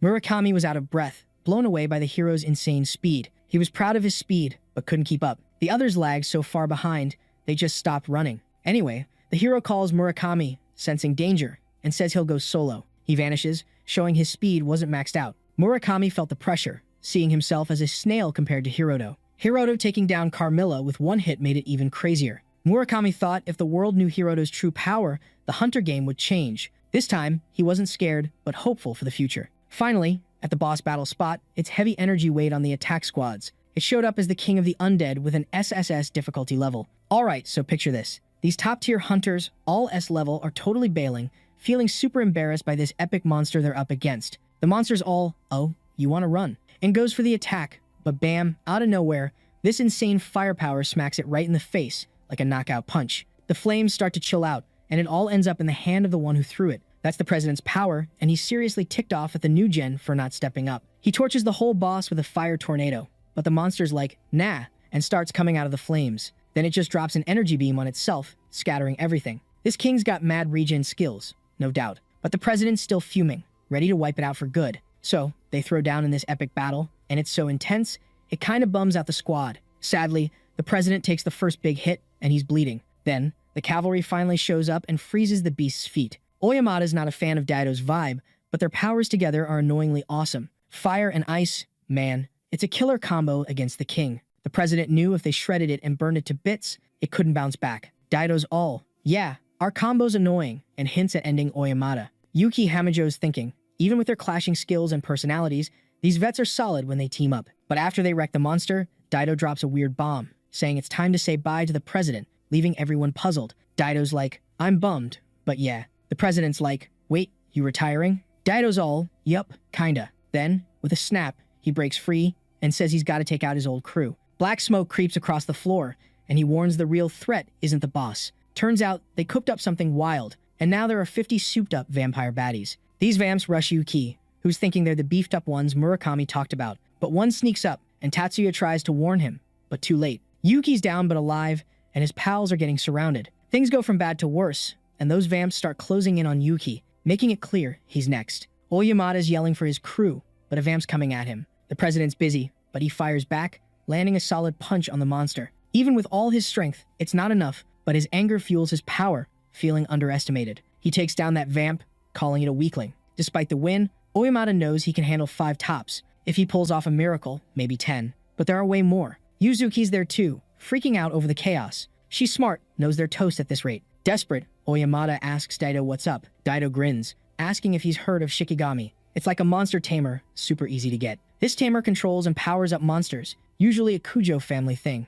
The plans to tame the whole dungeon. Past disasters had crazy monsters that shouldn't have been there. Dido spills the beans, and it all clicks. The old gen hunters were against the Kujo family, so it all ties together. Oyamada's like, does the girl know anything? But she's not convincing, saying she doesn't. She insists it's wild seeing Dido do this. Anyway, Dido's like, it's curtains for the president, but Oyamada's not buying it. Alright, buckle up, because this story's about to get wild. So, Dido's all pumped up, gathering his vampire squad, and orders everyone to be wiped out, except the prez and this girl. Dido's been holding a grudge against Oyamada forever, all cause of his snooty face. Things were looking pretty grim, but then, bam. Yuzuki gets a surprise from someone who totally confirms her bad vibes. Suddenly, there's a glimmer of hope, because Hiroto finally shows up on the battlefield, ready to rumble. Prez spots Hiroto and is all like, yo, is Murakami here too? But Hiroto's like, nah, not yet, which leaves everyone scratching their heads. Oyamada's first thought, Carmilla's here, and the dude's bailed like a scaredy cat. Dido's all smug, saying even if Murakami shows up, it won't change a thing. He also tells the prez their chat's over and warns Yuzuki he's got plans for her after the chaos. Kujo fam's orders were clear. As long as he doesn't offer, he can do whatever. Yuzuki's brain's doing somersaults because the Dido she knew was a good guy, fighting the baddies. But Dido spills the beans, saying he hired her because his crew thought she was cute. And shocker, he was only nice because he was into her looks. Dido's feeling free, finally getting that off his chest, thanks to the Kujo fam's power trip. For Dido, showing his true colors is the ultimate fun. With this bombshell, Yuzuki's shocked for a sec, but then she's all fired up with hate for her ex-boss. Dido's like, how's it feel knowing a bad dude's gonna do whatever he wants with you? But then, Hiroto jumps in, saying he's got a question. Dido's all ears, curious about what this so-called coward's got to say. Hiroto's talking about the rule of the strongest, and before anyone can blink, he wipes out all those super vamps in one swoop. His move, Divine Annihilation, maxed out. As the dust settles, Hiroto asks if that's what Dido meant, but Dido's too stunned to reply. It was a total smackdown of those 50 S-rank vamps. They weren't just beaten, they were sliced like paper, totally embarrassing. The ones under witchcraft had no choice but to charge, even if they were scared. It was like they were marching to their doom, accepting their fate. The shadow of the F-rank loser was gone, replaced by a godlike figure. Oyamada's mind's blown, doubting anyone like Hiroto could exist. He even questions if the world could handle someone like that. Dido's losing it, yelling for the hero to reveal himself. Hiroto calls out to Yuzuki, noticing she's a bit spaced out. When she snaps back, he recaps the sitch. All the S-rank allies are toast, except Oyamada, and she nods. Hiroto gets it. No more hiding needed with this crowd. Since small dungeons are no longer a challenge, he ditches his mask. Showing his true power to the association is key now, because he's strong enough. With that in mind, he introduces himself as Hiroto Ijima, the F-rank hunter. Sword in hand, he charges at more of those super vamps. Dido sees him taking out the closest monsters, realizing what's next. In seconds, Hiroto's above him, and Dido sees his end coming. But Hiroto remembers killing in a dungeon's a no-no, and he's unsure of Dido's tricks. So, he decides to act only to stop future casualties. Maybe Dido had a glimmer of hope, but Hiroto's sword strikes without mercy, and he was left in such a way that no one could pin his death on anyone, like a ghost leaving no trace behind. After all this chaos, Oyamada takes a deep breath, but all he can say is he's in a total plot twist moment. Suddenly, the president hears his name being called, and Murakami finally shows up looking like he just ran a marathon. Not seeing anything there, the hunter asks if Hiroto handled those supercharged monsters. So, the hero nods. But Murakami's like, what's the game plan now, dude? The truth was, the protagonist had flexed some unreal strength in front of the association. So, Murakami, being a bro, warns Hiroto he can't stay in the shadows anymore. But the hero's like, yeah, that's the plan. as long as he gets the green light to dive into epic dungeons or face off with top-tier hunters. Cutting to the chase, Oyamata asks which guild Hiroto's joining, but Murakami's not giving any hints. It made sense for the president to want Hiroto, so Murakami suggests trying to recruit him. Oyamata, though, admits he always saw himself as a beast, but after seeing the hero in action, he knows Hiroto's not someone you can just boss around. Yuzuki's shook that the president, who's all about winning by force, is just chill about it. With just one epic battle, the hero not only earned the guild leaders' respect, but also made them admit they can't control him. Anyway, because of his position, Oyamata warns he can't skip a new status check on Hiroto when they get back. The president says having such a powerhouse hidden from society is a major loss. Japan's gonna need Hiroto as a secret weapon, and he'll bring some serious clout to the country. Yuzuki wonders if the hero's power is really that big of a deal, but after seeing it all, questioning it seems silly. On the flip side, Oyamata trusts Murakami's judgment and doesn't sense any bad vibes from Hiroto. So, after mulling it over, he figures out what the hero wants to hear. Like a pact against the new gen hunters and the Kujo family, the president says he'll reveal the boy's existence, but he'll do it by announcing him as the top dog among the S-rank hunters. Everyone's got their own way of dealing with this recognition. Yuzuki's sure the last battle was epic, as she can't even gauge her friend's strength, but she's curious if Hiroto's leveled up enough to earn this title. The hero himself wonders if being called number 1 is over the top, but Oyamata says his power can't be contained by Japan. Based on his experience, Oyamata's confident he's right in calling him the strongest. But at least, while the red tape's not sorted, the president uses his clout to recognize and applaud the hero. So, from this day on, after a simple handshake, Hiroto's the newest Japanese S-rank hunter, and soon finds himself in a fresh battle at the Nagatacho dungeon. In a dimly lit place, the Kyoto household name comes from cultists gathering for some kind of ritual. Things are going smoothly when a potential female sacrifice is placed at the center of a mysterious symbol.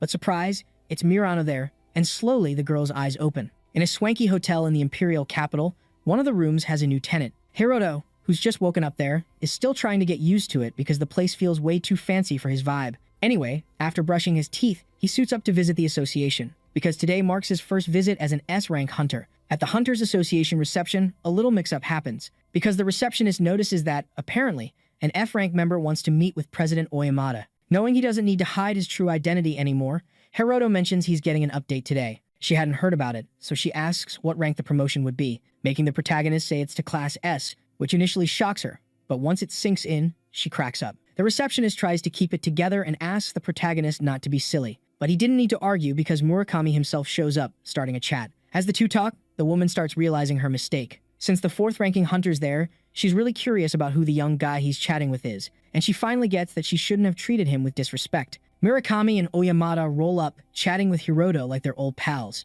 The receptionist totally loses her cool, and maybe her job too.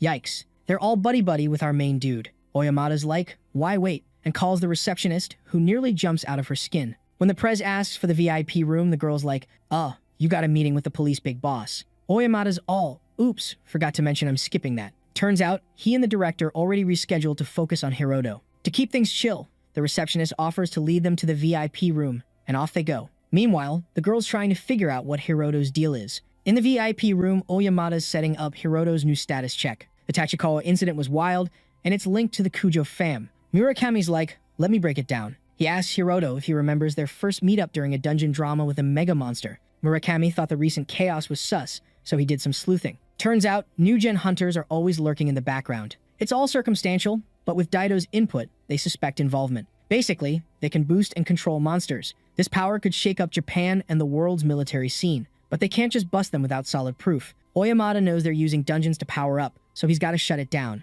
To do that, the old guard needs to flex some serious muscle, and that's where Hiroto's evaluation comes in. Turns out, they couldn't measure his skills right. The stats were sick, but not enough for S rank. Hiroto asks if Oyamata's got a plan. Oyamata explains that decisions can't be made on a whim. So, the National Committee decided to use something Hiroto's curious about. It's said that popular opinion can shake up elections. Each hunter's popularity matters, but no one's claimed the Nagatacho Guardian defeat. Plus, no one's cleared the place's interior. Oyamata says they'll share the glory, but Hiroto's getting the S-rank title. This is how the prez thinks they'll win over the crowd, and Hiroto's cool with Oyamata's straightforward style. Things need to change so the new gen can't run wild. It's revealed that the current number 2 hunter is Takato, with an entertainment agency, and the other top 3 are new gen too. Murakami's like, not to be rude, but Oyamata's prees thanks to the gov's goodwill. Oyamata's not bothered.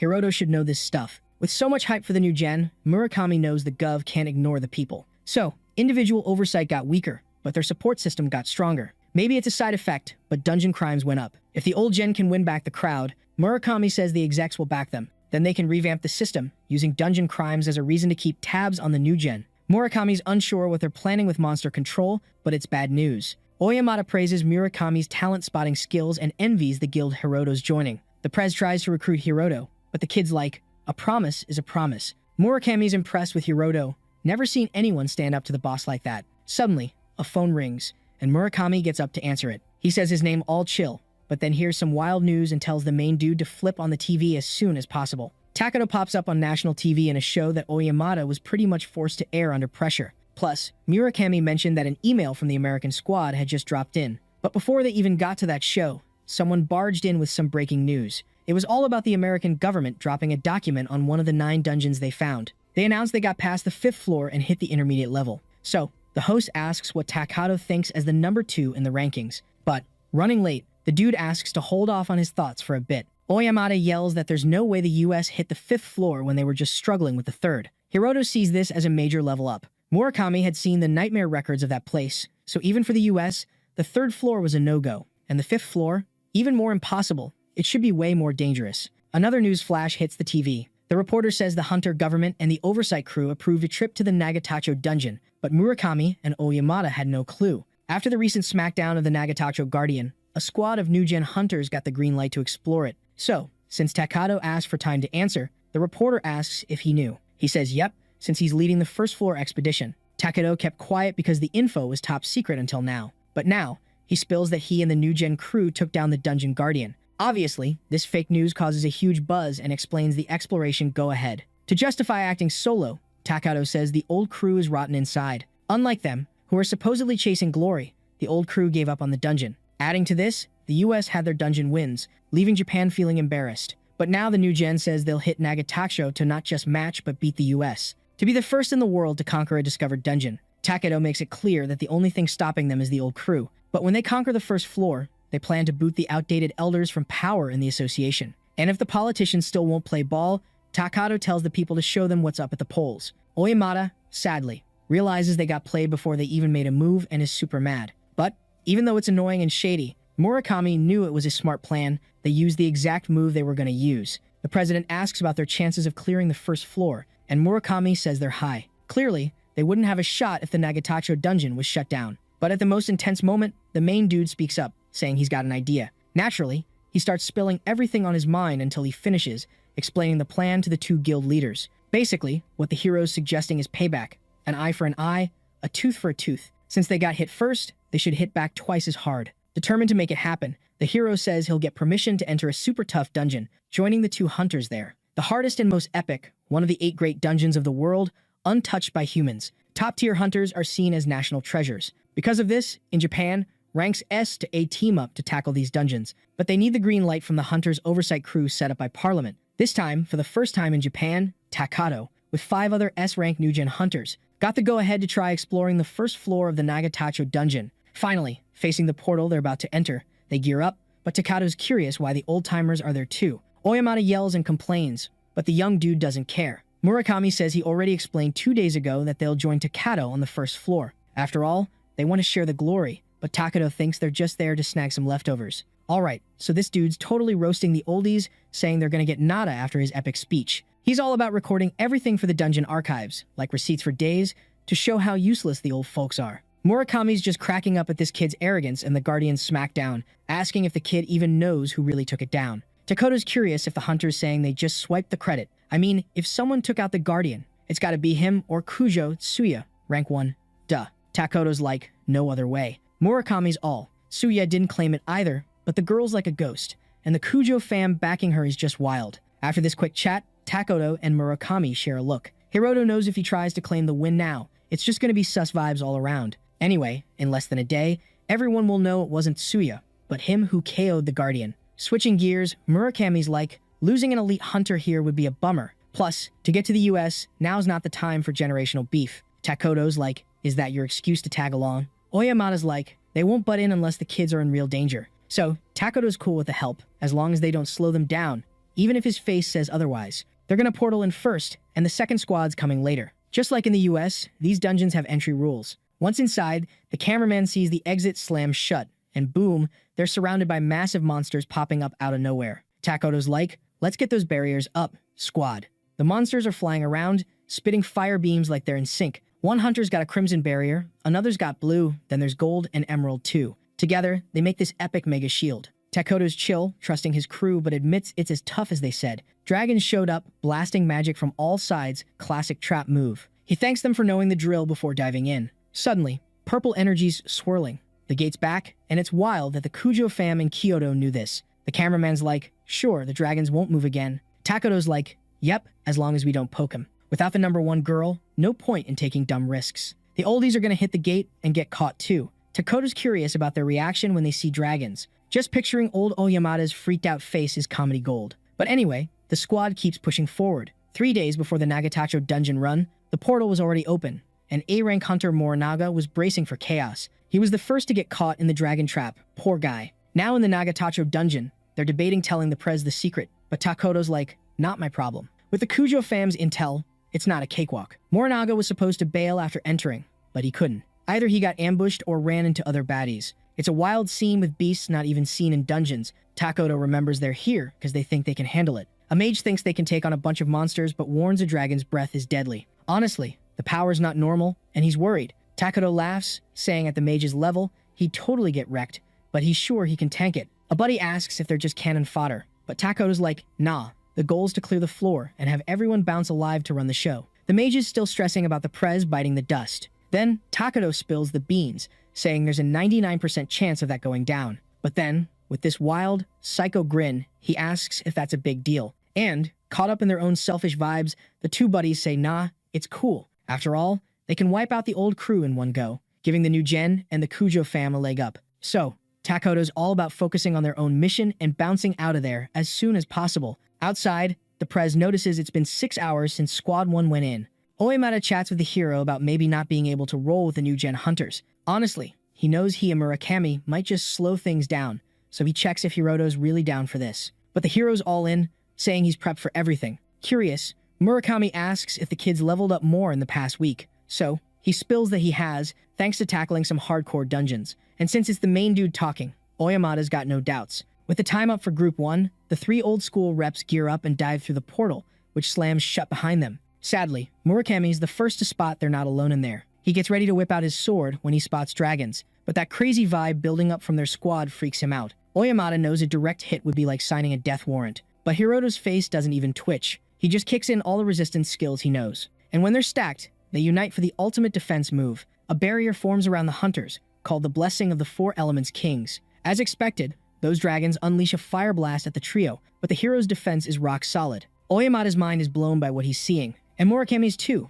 because it wasn't just a dragon's breath, but a mashup of all 4 elements. Hiroto, though, also blocked it with a 4-element barrier, proving he's a total beast. The hero tells his pals to stay put, because if he takes another hit, he's toast. But luckily for them, when the attack stops, no new one comes. Murakami's on edge for another attack, but Oyamada figures it's more like a dungeon trap. The smart move would be to not tick them off and keep moving, but instead, the hero points to a safe spot for his crew. Deep down, Murakami knew this was coming. With 4 high-level monsters nearby, Hiroto wouldn't pass up the chance to level up. Obviously, the 2 guild leaders yell out the hero's name. From the dragon's face, you could tell it was shook, so it geared up for another attack that was enough to give the hunters the chills. The hero, though, with his sword ready, charges it with energy and, in a flash, slices not just 1, but all 4 at once. Compared to before, the power gap between the hero and his foes is even bigger. So, even without a game plan, the 2 know they can count on Hiroto. And without wasting time, they dive deeper into the floor. A bit further away, an ice-type monster starts getting summoned by the dungeon. One of the new-gen hunters spots the bad news while defending himself. But staying chill, Takoto tells his crew to duck. And from his sword's tip, he calls up the swordsman's ultimate fire magic, creating a flame wall that splits the monster like a bug. Suddenly, another baddie pops up from behind, this time a fire ghost. But Takoto's got it covered, using a spirit skill to summon an ice shield and ice up his sword. So, he takes down the fire monster with the opposite element, no sweat. To wrap it up and flex for the camera. While the cameraman's shivering, Takoto explains that on this floor, there are elemental monsters, so using opposite elements makes it a breeze. The other hunter mentions his barrier worked, but he almost turned into a popsicle. But for Takoto, as long as his buddy's still kicking, it's all good. Finally, despite his crew's condition, the young dude says the enemies are just a bit tougher than expected. Even with the elemental hacks, it was tough for the others. but they still had someone like Takoto, who carried them, living up to being number 2. So, word on the street was that this young dude totally outdid both the 3rd Oyamada and the 4th Murakami. Anyway, once they got through the hallway up ahead,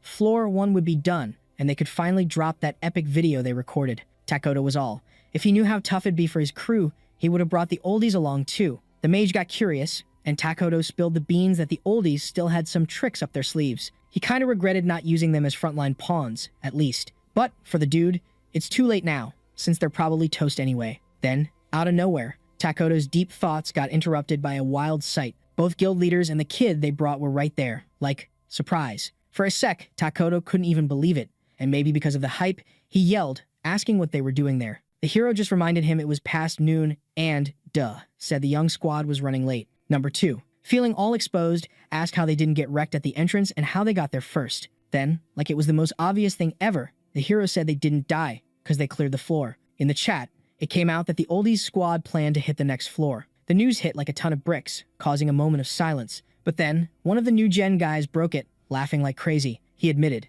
still cracking up, that he was dying to hear the answer. Everyone started laughing, because they only got this far thanks to Takoto, and the second floor would be a beast. Except for number 2, everyone was roasting those 3. But Takoto wasn't, because deep down he knew his crew were the real clowns. What really caught his eye was the super confident look on the president and Murakami. From what he knew, the hunter thought something was definitely up. So, he threw out another question. Based on his doubts about their confidence, Murakami answered no sweat, saying they just did some prep work. And to clear things up, he said it was actually Hiroto who did the prep. Takoto still had no clue what kind of prep they were talking about, but he zeroed in on the fact they brought an unknown hunter. There was this incident where, from the whole hunter training school, one survivor was Yuzuki Kujo, but, as he remembered, Hiroto Ejima too, yet Yuzuki was barely in class S. So, mixing what he knew with the trio's weird confidence, he still didn't get it. Takoto thought, but quickly ditched the idea that the Kujo family helped them. So, the young dude argued that S-rank hunters need Parliament's okay to tackle dangerous dungeons. The point was, if they kept going without accountability, they'd be breaking the rules.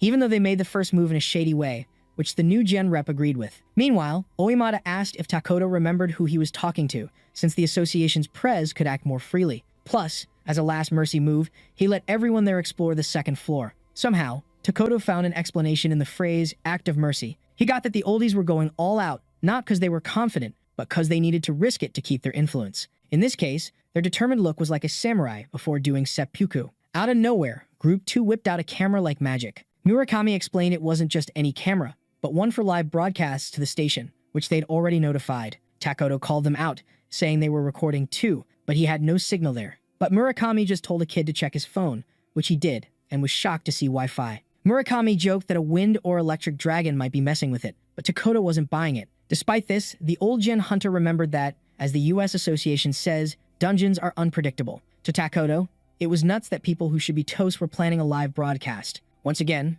the idea that they were super confident popped back into his head, and once again, he started thinking maybe the Kujo family ditched them for the old guard. At the very least, Takoto figured they might have some artifact or OP weapon with them. But if there's a chance the Kujo family isn't backing them anymore, the young dude knows he's got to get ready. Takoto's all, yo, if the old folks can level up, we should totally get a pass too, right? So he's like, not only are we tagging along, we're gonna own that second floor. With that settled, the hero's like, alright squad, let's roll to floor 2. Boom. They're teleported, but Takoto's swagger vanishes real quick. Cause, standing there, is an enemy that's definitely not your average monster. Takoto's trying to figure out why this dude looks so much like a samurai. Turns out, the dungeon's calling it a Miyamoto Musashi clone. And, surprise, the dungeon's got more tricks, popping out more clones. Not just Musashi, there's an Abe no Seimei too. And Takoto's like, what is this? A History Channel special. Instead of monsters, they're facing off against famous peeps from history. The hero's like, dungeons always throw mythical curveballs.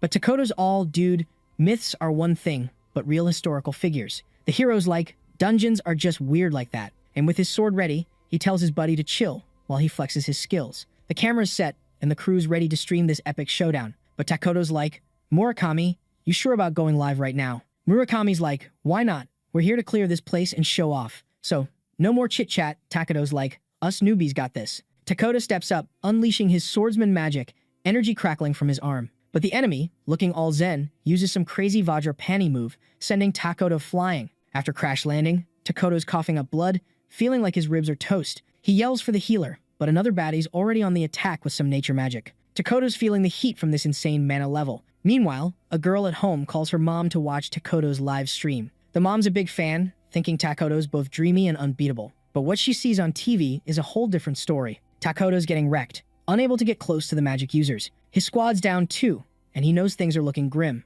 Luckily, Hiroto's not one to just sit back and watch. He jumps in to help, asking if they get now that they're outmatched. The bald dude from the new gen crew's like, "Stay in your lane, assistant boy." Takoto's confused about Hiroto's plan, especially since he got owned too. Fear and anger mix on Takoto's face, but Hiroto's unfazed, activating all his restriction powers. Bam! All those legendary clones are trapped in the Supreme Prison. The bald guy's starting to get it, realizing Hiroto's got mad skills. He and the mage see Hiroto as the ultimate support. If he teams up with the president and Murakami, they might just win. Takoto's fuming at the thought, cause support roles aren't usually the stars. But Hiroto's ability to lock down an enemy that tossed him aside is next level. Takoto's baffled how someone this powerful flew under the radar. Suddenly, Abe no Seimei busts out some magic, breaking Hiroto's prison spell. But Hiroto just grins, ready to handle him another way. Alright, so here's the remix. After all, his main goal is to show he's not just a sidekick, he's the real deal. But before he can throw down, the president jumps in, wanting to take the lead. Even though they're up against the hero, both he and Murakami are still ready to rumble.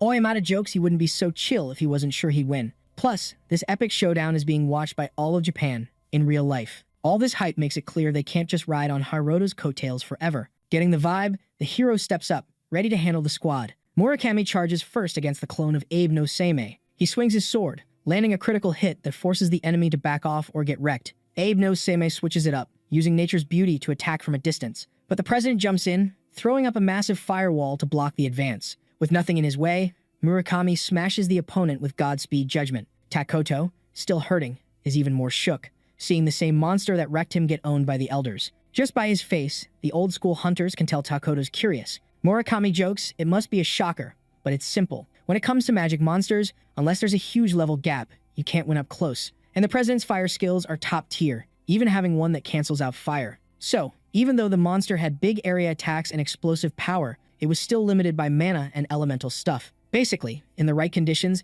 they could not just beat them, but wipe them out. Even with their skills, Murakami says if they teamed up right, they'd win. Takoto's attack power is a beast, but they remind him not to underestimate veteran hunters' battle smarts. But he also sees it as the cost of always fighting weaker foes. Getting the picture, Takoto still wonders how the old guard knew the enemy only had fire moves. Then, the president mentions news about the protagonist prepping them. Something Takoto remembers Oyamata saying before. Finally, the protagonist tells them to bounce, as this was just the warm-up for this floor. And apparently, the real challenge is behind the gate that's opening up ahead. Inside, there's a nature scene that looks endless, totally wowing the new-gen hunters. But suddenly, the fun's over as more monsters pop up out of nowhere. Over 100 show up, which in medieval Europe terms is like a small lord's army. So for Takoto and his crew, who struggled with just 6, it's game over. All the new-gen hunters feel a chill down their spines. 2 of them freak out, and the leader thinks it's totally nuts. Hiroto, though, says there's nothing crazy about it. Like before, a bunch of clones appeared from one, hinting they could be mass-produced. The more the hero talks, the more the hunter gets who he is. Those powerful monsters from before are now over 100, so he doesn't get why the protagonist's so chill. The enemies are the big names of Japanese history. With so many foes, Oyamata and Murakami know they gotta let Hiroto handle it. But obviously, for those who don't know, this seems like a death wish. Once again, the protagonist activates his new move, the beauty of nature. What shocks everyone is it's the same as the last enemies. A firebird, like a phoenix, flies over the army, and when it hits, it blows up a big chunk of the opponents. Takoto sees it's the exact same move Abe no Seimei used before. But the protagonist doesn't stop there. He also copies the sacred lightning of the Buddhist, and then he wraps himself in divine fire, hitting more opponents, which shows he also snagged the nine-tailed fox's foxfire ability. For the next trick, the hero switches to ice powers at absolute 0. Takoto starts to see the protagonist's moves are from the monsters on the last floor, and Hiroto's proud of it. Obviously, the hunter figures his power is copying others, but the protagonist reveals it's actually stealing when he beats the same monster 100 times. Takoto's still trying to unmask him,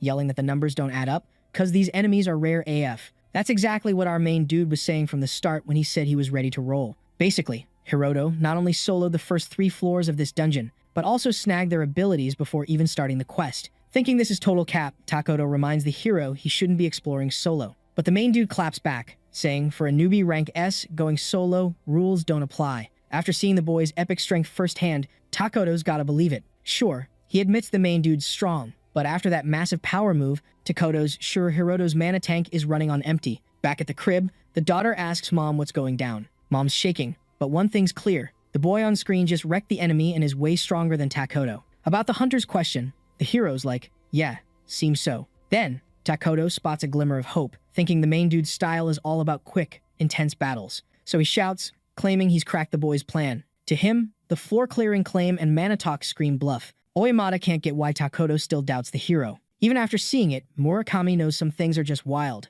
Though it's frustrating, Takoto admits in his head the main dude's skills are off the charts. So, he decides to downplay his own rep and take action. If the main dude really cleared up to the 3rd floor, Takoto asks what he'll do with the enemies there. With all his shots supposedly used up, only running's left. So, Takoto's ready to cover the retreat, keeping the morale up. Even if Hiroto's got a plan to bounce, he refuses to sit out, because he came to be the star. The story to spin was that without them, Hiroto wouldn't have made it out alive, and twisting public opinion later, easy peasy. Finally, the main dude admits his big power move's kinda drained, but he's got an even stronger one for the 3rd floor. That's why he said he had countermeasures and knew how to clear the floor. Takoto's mind's racing, wondering who this guy even is. Again, he can't believe the boy wants to do it all solo. But the main dude charges with his sword, and while more clones pop up, he's already going for the biggest one, almost taking it down. Hiroto activates a draconic effect, using the War Dragon's power to finish them all, leaving Takoto stunned that Hiroto's hand-to-hand game is strong too. While another clone gears up, the hero says no need to beat them one by one. Only half have real essence. The rest are weak illusions from the original. Basically, they're like weaker copies of copies. Obviously, if you don't know the trick, it's tough to handle. And Hiroto says if he hadn't caught on the first time, he'd be worried too. That day on Earth, even with the sudden Nagatacho dungeon coverage, it hit all of Japan, and homes worldwide tuned in. From TV to streaming, the audience rate hit a wild 90%, making it the day the world met the beast hunter Hiroto Ijima. After another power show, Takoto's left jaw dropped, wondering who Hiroto is. Switching gears, Oyamata asks how the hero deals with ghostly enemies. Hiroto explains bandit-class hunters have a danger sense, which he's got too. He thinks it's cause of their agility status. Once he knows there are illusions in real bodies, he can spot them by looking. Murakami already got the memo, but Oyamata still thinks it's nuts. After all, he's not bandit-class and doesn't claim to get Hiroto, which, in Murakami's eyes, is the realest way to describe him. Hiroto's got mad skills, not just in hand-to-hand combat, but also in ranged attacks and support moves that are totally next level.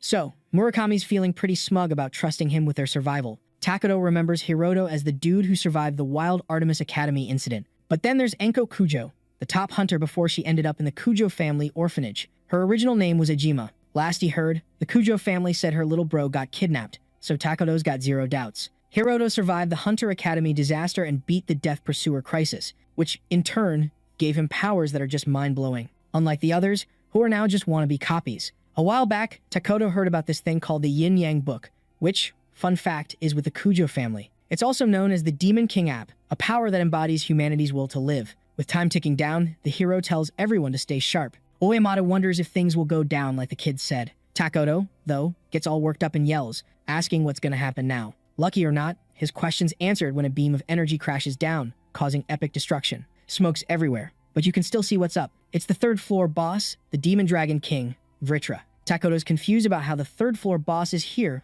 when they're on the 2nd. Even Oyamata is trying to keep it together, but it's clear Hiroto was right all along. Basically, once all the 2nd floor baddies are toast, the 3rd floor boss crashes the party. Hiroto admits he was shook the first time. Even with all the systems prep, he had to use a not-so-cool method to win. Plus, being a Demon King species sheds light on the Demon King app name. As a 3rd floor boss, Oyamata knows the dragon's no joke. And Murakami too, since even the USA hasn't beaten a 3rd floor in years. The monsters they've faced so far are at least on par with America's old school ones. In other words, things are about to get insanely tough. Hiroto charges at the enemy like a rocket. Remembering his first run-in with Vritra, he would have been toast if he kept going. Now, the dragon's neck puffs up and it blasts a massive fireball at the hero, who dodges like a pro. With a quick move, he activates all his resistance skills, ending with the blessing of the 4 Great Spirit Kings. With this ultimate move, he creates a shield that tanks the fire. Then, without missing a beat, he charges through the flames and, determined to win, swings his sword, whipping up a huge hurricane, which not only beats the fire but also hits the dragon hard, almost taking it down. The damage to the dragon's neck is clear, so the hero gears up for the next strike. Back then, he couldn't do squat against this beast. But now, with his boosted stats and new skills, Hiroto's sure he can take on even Demon King species. Once more, he swings his sword, and the monster takes to the skies to fight back. Then, the hero activates his ice-coated sword and, using all his might, unleashes the Morning Star attack. The strike hits the monster's core and pierces it brutally, freezing not just the wound but its whole body until it crashes down, defeated. On Earth, the broadcast cuts to breaking news about the mysterious hunter. A journalist spills that Hero grew up in a hunter's orphanage and survived the Artemis School disaster. Plus, he's just been named an S-class hunter. Naturally, folks in Japan are buzzing, some curious, others totally shocked. A kid says he's never seen anyone like this, but another remembers Hiroto's F-rank aptitude. Still, in a world where your birth talent decides your fate, he made it to Class S. For them, it doesn't add up that someone with low talent could outshine the president and Takoto. But one starts to think Hiroto's even more epic because of his recent wins, since it was hard work that got him to the top. With barely any backstory, Hiroto was picked for the Nagatacho exploration, and from the footage, his power's obvious. The journalist also asks commentator Miyamura for his take on this. Alright, buckle up, cause here's the remix. So this dude's even with all my skills, I'm totally blanking on what to say. But hey, he can at least shout out that they just saw a real deal hero being born. Meanwhile, somewhere in the city, Yuzuki's strolling past this massive screen, and everyone's glued to it. She's feeling kinda bummed, thinking she can't even keep up with them. Cause now, Yuzuki's realizing Hiroto's way out of her league. Over in the Japanese Prime Minister's office, Eiichiro Tokunaga is grinning about the Hunters Association's secret weapon. With this move, Japan's gonna be neck and neck with America in the dungeon domination game. All those dungeon goodies and tech are like gold for leveling up. So, for a country that used to be a big shot, they could totally reclaim the top spot. The new gens got the Kujo fam backing them, and the old guards got Hiroto. One official's so what's the game plan, Prime Minister? And everyone's like, good question. In the USA, in some swanky Washington building, a bunch of hunters are glued to the TV. Two kids are whoa, there's a Demon King app user in Japan too. They're super curious about who's the strongest of the trio. Another dude's like, even with the God of Destruction's power punch, winning ain't a sure thing. And he's hyped, cause that's rare. He's itching for a showdown with Hiroto, but his buddy's like, dude, Hiroto's a swordsman, and he remembers when some clown tried to take on Shakyamuni. So, the fighter admits he's got a tough time against mages and tricksters, but that's why the twins are around. From the silver-haired dude's view, Hiroto's a solo act, kinda like Mikhail. So the kids who's stronger, the main guy or this dude here? The American Hunter's crew went all out to bring Enko Kujo from Japan, but the girl just grins and keeps her lips zipped for now. In other news, a reporter's buzzing about an announcement from the association about Hiroto. They've decided he's the top hunter, and for matching America's feats, he's getting a fancy ceremony. Miyamura's like, I've been here forever, but nothing compares to this guy. From tonight, Japan's gonna be leading the dungeon charge thanks to the hero. Word is, the Prime Minister himself's gonna hand over the award. And of course, big companies are lining up to sponsor Hiroto with a deal way bigger than Takoto's. The numbers are sky high, and it's looking like sponsors might ditch Takoto, who's currently the big deal. Hearing he might get benched in ads makes the hunters super salty. But then, two ladies spot him on the street, even with his mask on, giving his ego a little boost. Takoto's thinking of giving them autographs as a thank you for their good taste. And since he's chilling, he figures he should tell them not to make a scene. But just as he's ready, the two breeze past him, heading for someone behind him. Turns out, they weren't even interested in him. They were all about Hiroto, who was also there. Not just them, but a whole crowd swarming around the guy. Hiroto knew he was getting popular, but not to the point where he can't even walk down the street. So, he flips on his optical camo, and everyone's jaws drop as he vanishes. But more than that, they're blown away by his epic skill. Even after he bails, the crowd's still fangirling, and Takoto's feeling even more salty about Hiroto. In Kyoto, at the Kujo family mansion, Mirano's out cold on a symbol on the floor, and someone's checking on her. The folks there are thanking the Lord for the revival ritual, but are worried she's not fully back. The head honcho says the only way is to boost her soul's rank using Yuzuki, because Murano's crucial as a guardian. But he warns that something wild like in Fuchu could go down. So if Yuzuki doesn't accidentally kick the bucket, they gotta keep her safe. A girl mentions Enko's not in Japan to be super cautious, but another's like, shouldn't be too much trouble. So the Lord's all curious about this Enko character. Word is, she teamed up with the American squad, and they're gearing up for some epic dungeon raids. Everything's going smooth on their end, and the Island King's got his act together too. But the chief's like, if Hinamoto goes bonkers, it's game over. In the background, someone gets that talking about Enko like this means the Lord's gotta be super powerful. Meet Overlich, a human with a crazy hard-to-beat level, known as the Guardian of Humans. Everyone there, including this dude, should totally see the epic status window. This guy's just a tiny pawn, so he's clueless about the big picture. But being human makes him stand out. Plus, he's got a tough level and the name Overlich. With his beastly look, the Guardian of Humanity title just adds to the confusion. Far from the human world, two moons chill in the sky. Down a dark path, there's this massive castle just hanging out. Inside, Hinamoto's like, isn't it unfair that chaos is only speeding up here? But the real kicker is who she's chatting with, the Demon King himself. The Demon King's keeping quiet, because now Hinamoto's the boss in this world. But hearing this from the OG king, who's a multiverse god, sounds super sarcastic to her. Anyway, she says this world's already a total mess. On the flip side, they're beefing up with divine king power artifacts. Hinamoto's like, isn't this kind of harassment? The real king says there's no magic on the other side, so they need this stuff. At least, that's what the game admins decided. Hinamoto's like, true, they're up against primitive folks with zero magic skills. So, the king's like, no complaints then. Still, from her view, after beating the king and jumping into this world, the showdown's wrapping up. The king says if she wants to whine, talk to someone else. Then, she's cool with it, saying she doesn't care if they win. Trusting her buddy, the critical land's coming up, and the gate's about to open in the OG dungeon. Then, they can attack from there and shove all this chaos back to the other side. But the king warns it won't be a walk in the park, though he's got a gift for her. Obviously, she's hyped. Even though she's hit divinity, she can't do it all solo. But Hiroto might avenge her and get back at the traitors. Right now, he's just a spirit, unable to do anything. Finally, she asks if pretending to be a god is fun. Even if it is, the king's like, he's just one of many. Though he admits power lovers might dig it. Back on Earth, Takoto's cruising through the city in disguise. He's the most handsome, top hunter, and knows how to act in public. Both a hunter and a celeb, he's even got ties with the Kujo fam. If he sticks with the association, he could aim for the presidency and prime minister gig. Finally, in an elevator, he hits all the buttons, because the building's got a garage floor listed. But rumors say there's a secret second garage floor way underground. When he gets there, it's like a party, nightclub vibes. When Takoto hits a table, his name's called Cause. When a famous dude shows up, it's serious. He says he doesn't want to meet old pals who turn to crime. His buddy asks what he's doing there, and Takoto's like, it's personal revenge. He'll pay any price, because they're the only ones plotting to take down top hunters, like hiding poison in their food or setting hotel fires. Alright, buckle up, because this is gonna be a wild ride. So here's the deal. No matter who you are, if the air's oxygen level gets messed up, you're toast. Doesn't matter if Hiroto's a beast, there's always a way to take him down. Fast forward to the Hunter's HQ. Oimada's buzzing about Hiroto's big debut tomorrow. But, plot twist,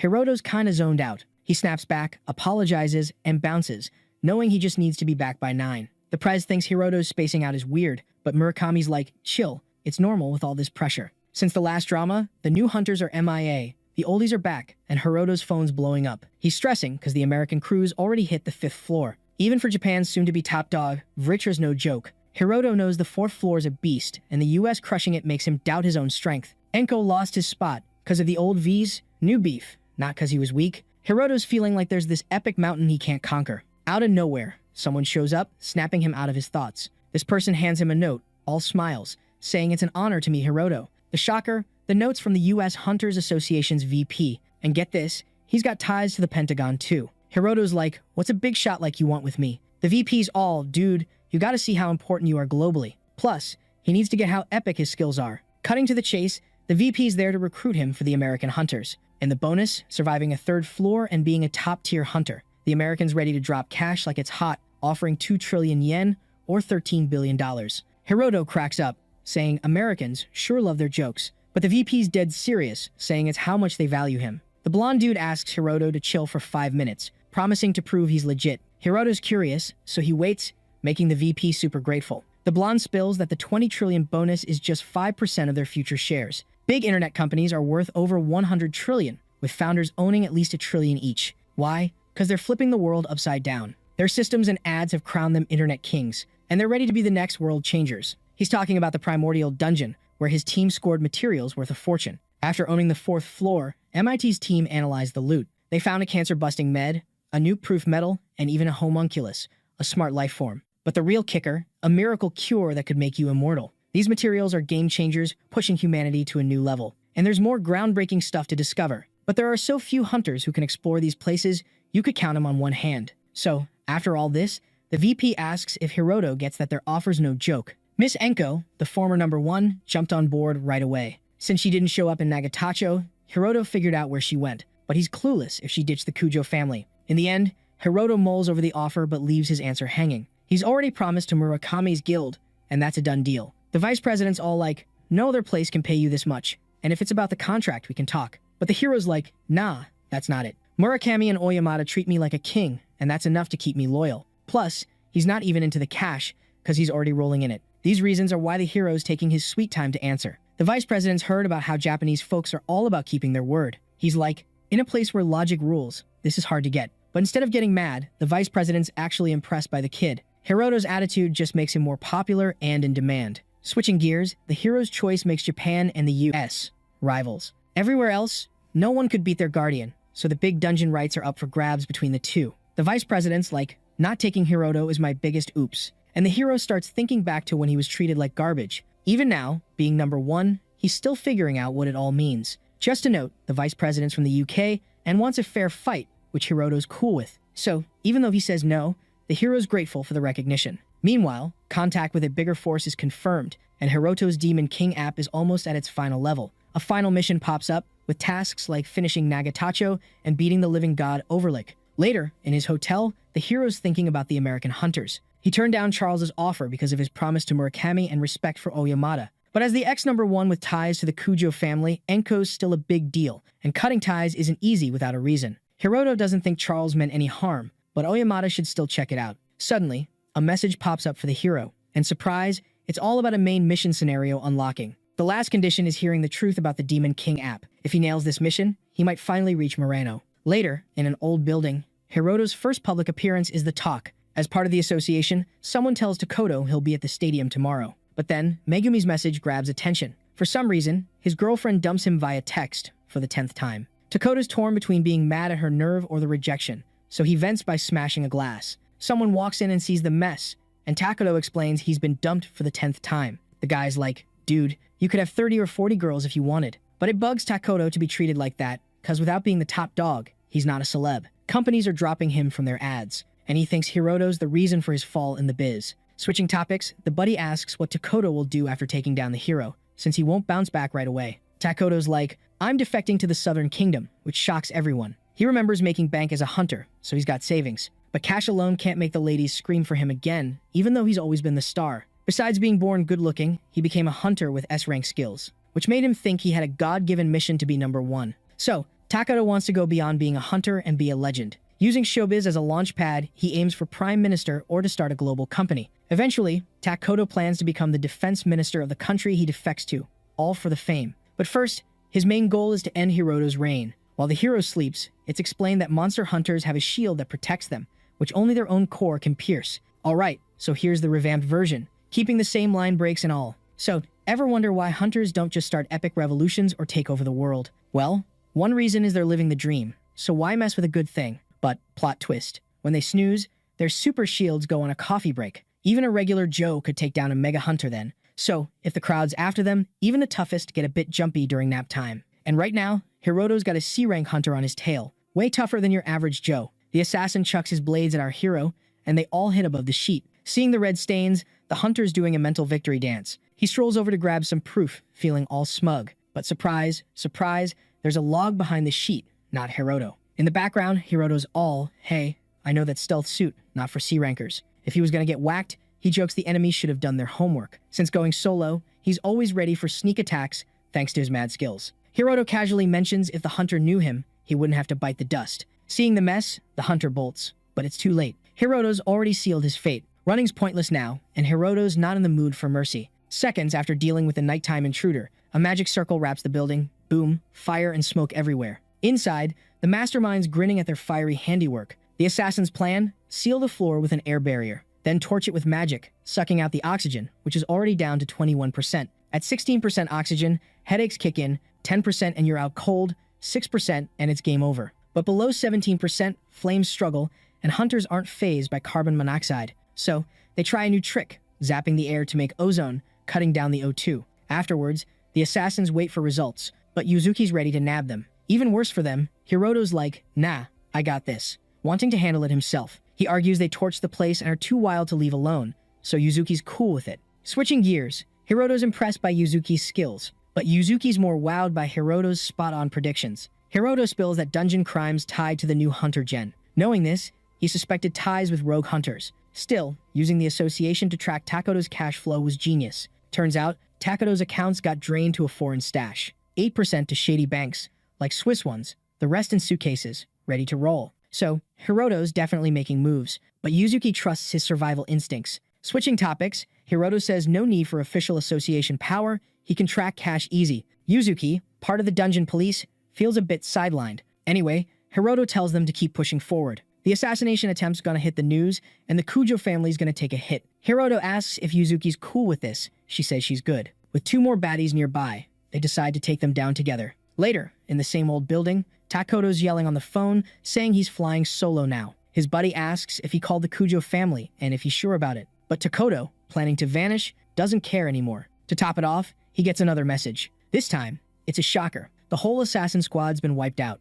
Takoto's starting to sweat, realizing he's not as hidden as he thought. The buddy, all chill, says everything's cool since they're always switching spots, and everywhere they went, there were whispers about people living there. As long as they didn't figure out who was behind the plot, they wouldn't find them. And with all the sneaky moves, Takoto managed to chill. At least for a hot second, because suddenly, a purple glow popped up at the window. And this glow kept growing until it was as big as the building itself. To the dude's bad luck, this was Hiroto's power, known as Divine Annihilation at full blast. A bit earlier, Hiroto and Yuzuki were closing in on the right spot. Following Takoto's quick moves, it seemed like he was lurking around there. And, no surprise, the place was crawling with top-tier hunters. Most were from the Oyamata or Murakami guilds, rocking rank A and S. So the plan was to trap the enemy in the building. But the main guy whipped out his sword, showing he had a different trap in mind. From his God-slaying mortal series, he unleashed Divine Annihilation at max power towards the abandoned building, causing a mind-blowing explosion. After all, when it comes to pest control, Hiroto thinks there's nothing better than a big old fireball.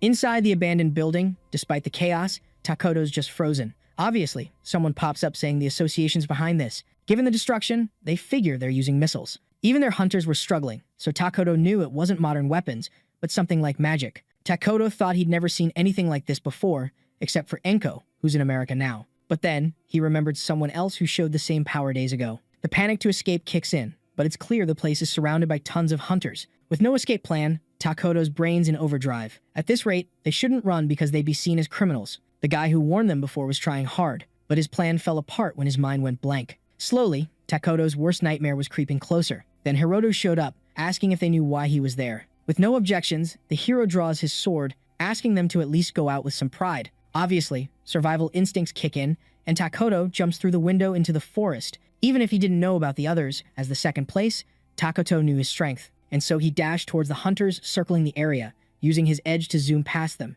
The dude was definitely not ready to kick the bucket. At some point, Takoto was already far down the road. He was just a few steps from leaving the city and escaping by sea to the south, but suddenly, the remains of his planning buddy appeared in front of him, leaving him stunned. And naturally, the one responsible showed up right after, making Takoto hit the ground, as Hiroto, his tormentor, was right there. The swords pointed at the hunter, and the look on the main guy's face doesn't flinch. Takoto naturally gets up and tries to run until he finds a sword on the ground, but when he sees who his enemy is, his will to fight just poofs, leaving only the regret of how things turned out this way. He, who had everything to be a legend and blessed by God, was now desperately running from someone blessed by the demon. Just as God blessed him, the Demon King started taking everything from him with a backstab. Takoto yells for the dude to wait. Using the cash he still has, he tries to bargain for his life. When that flops, he talks about leaving and tries to tempt Takoto with girls. But since the hero's not interested, he raises his sword high. Hiroto says he doesn't want to repeat himself. Then sadly, Takoto starts to see that the person in front of him isn't someone he can bargain with. Maybe by some miracle,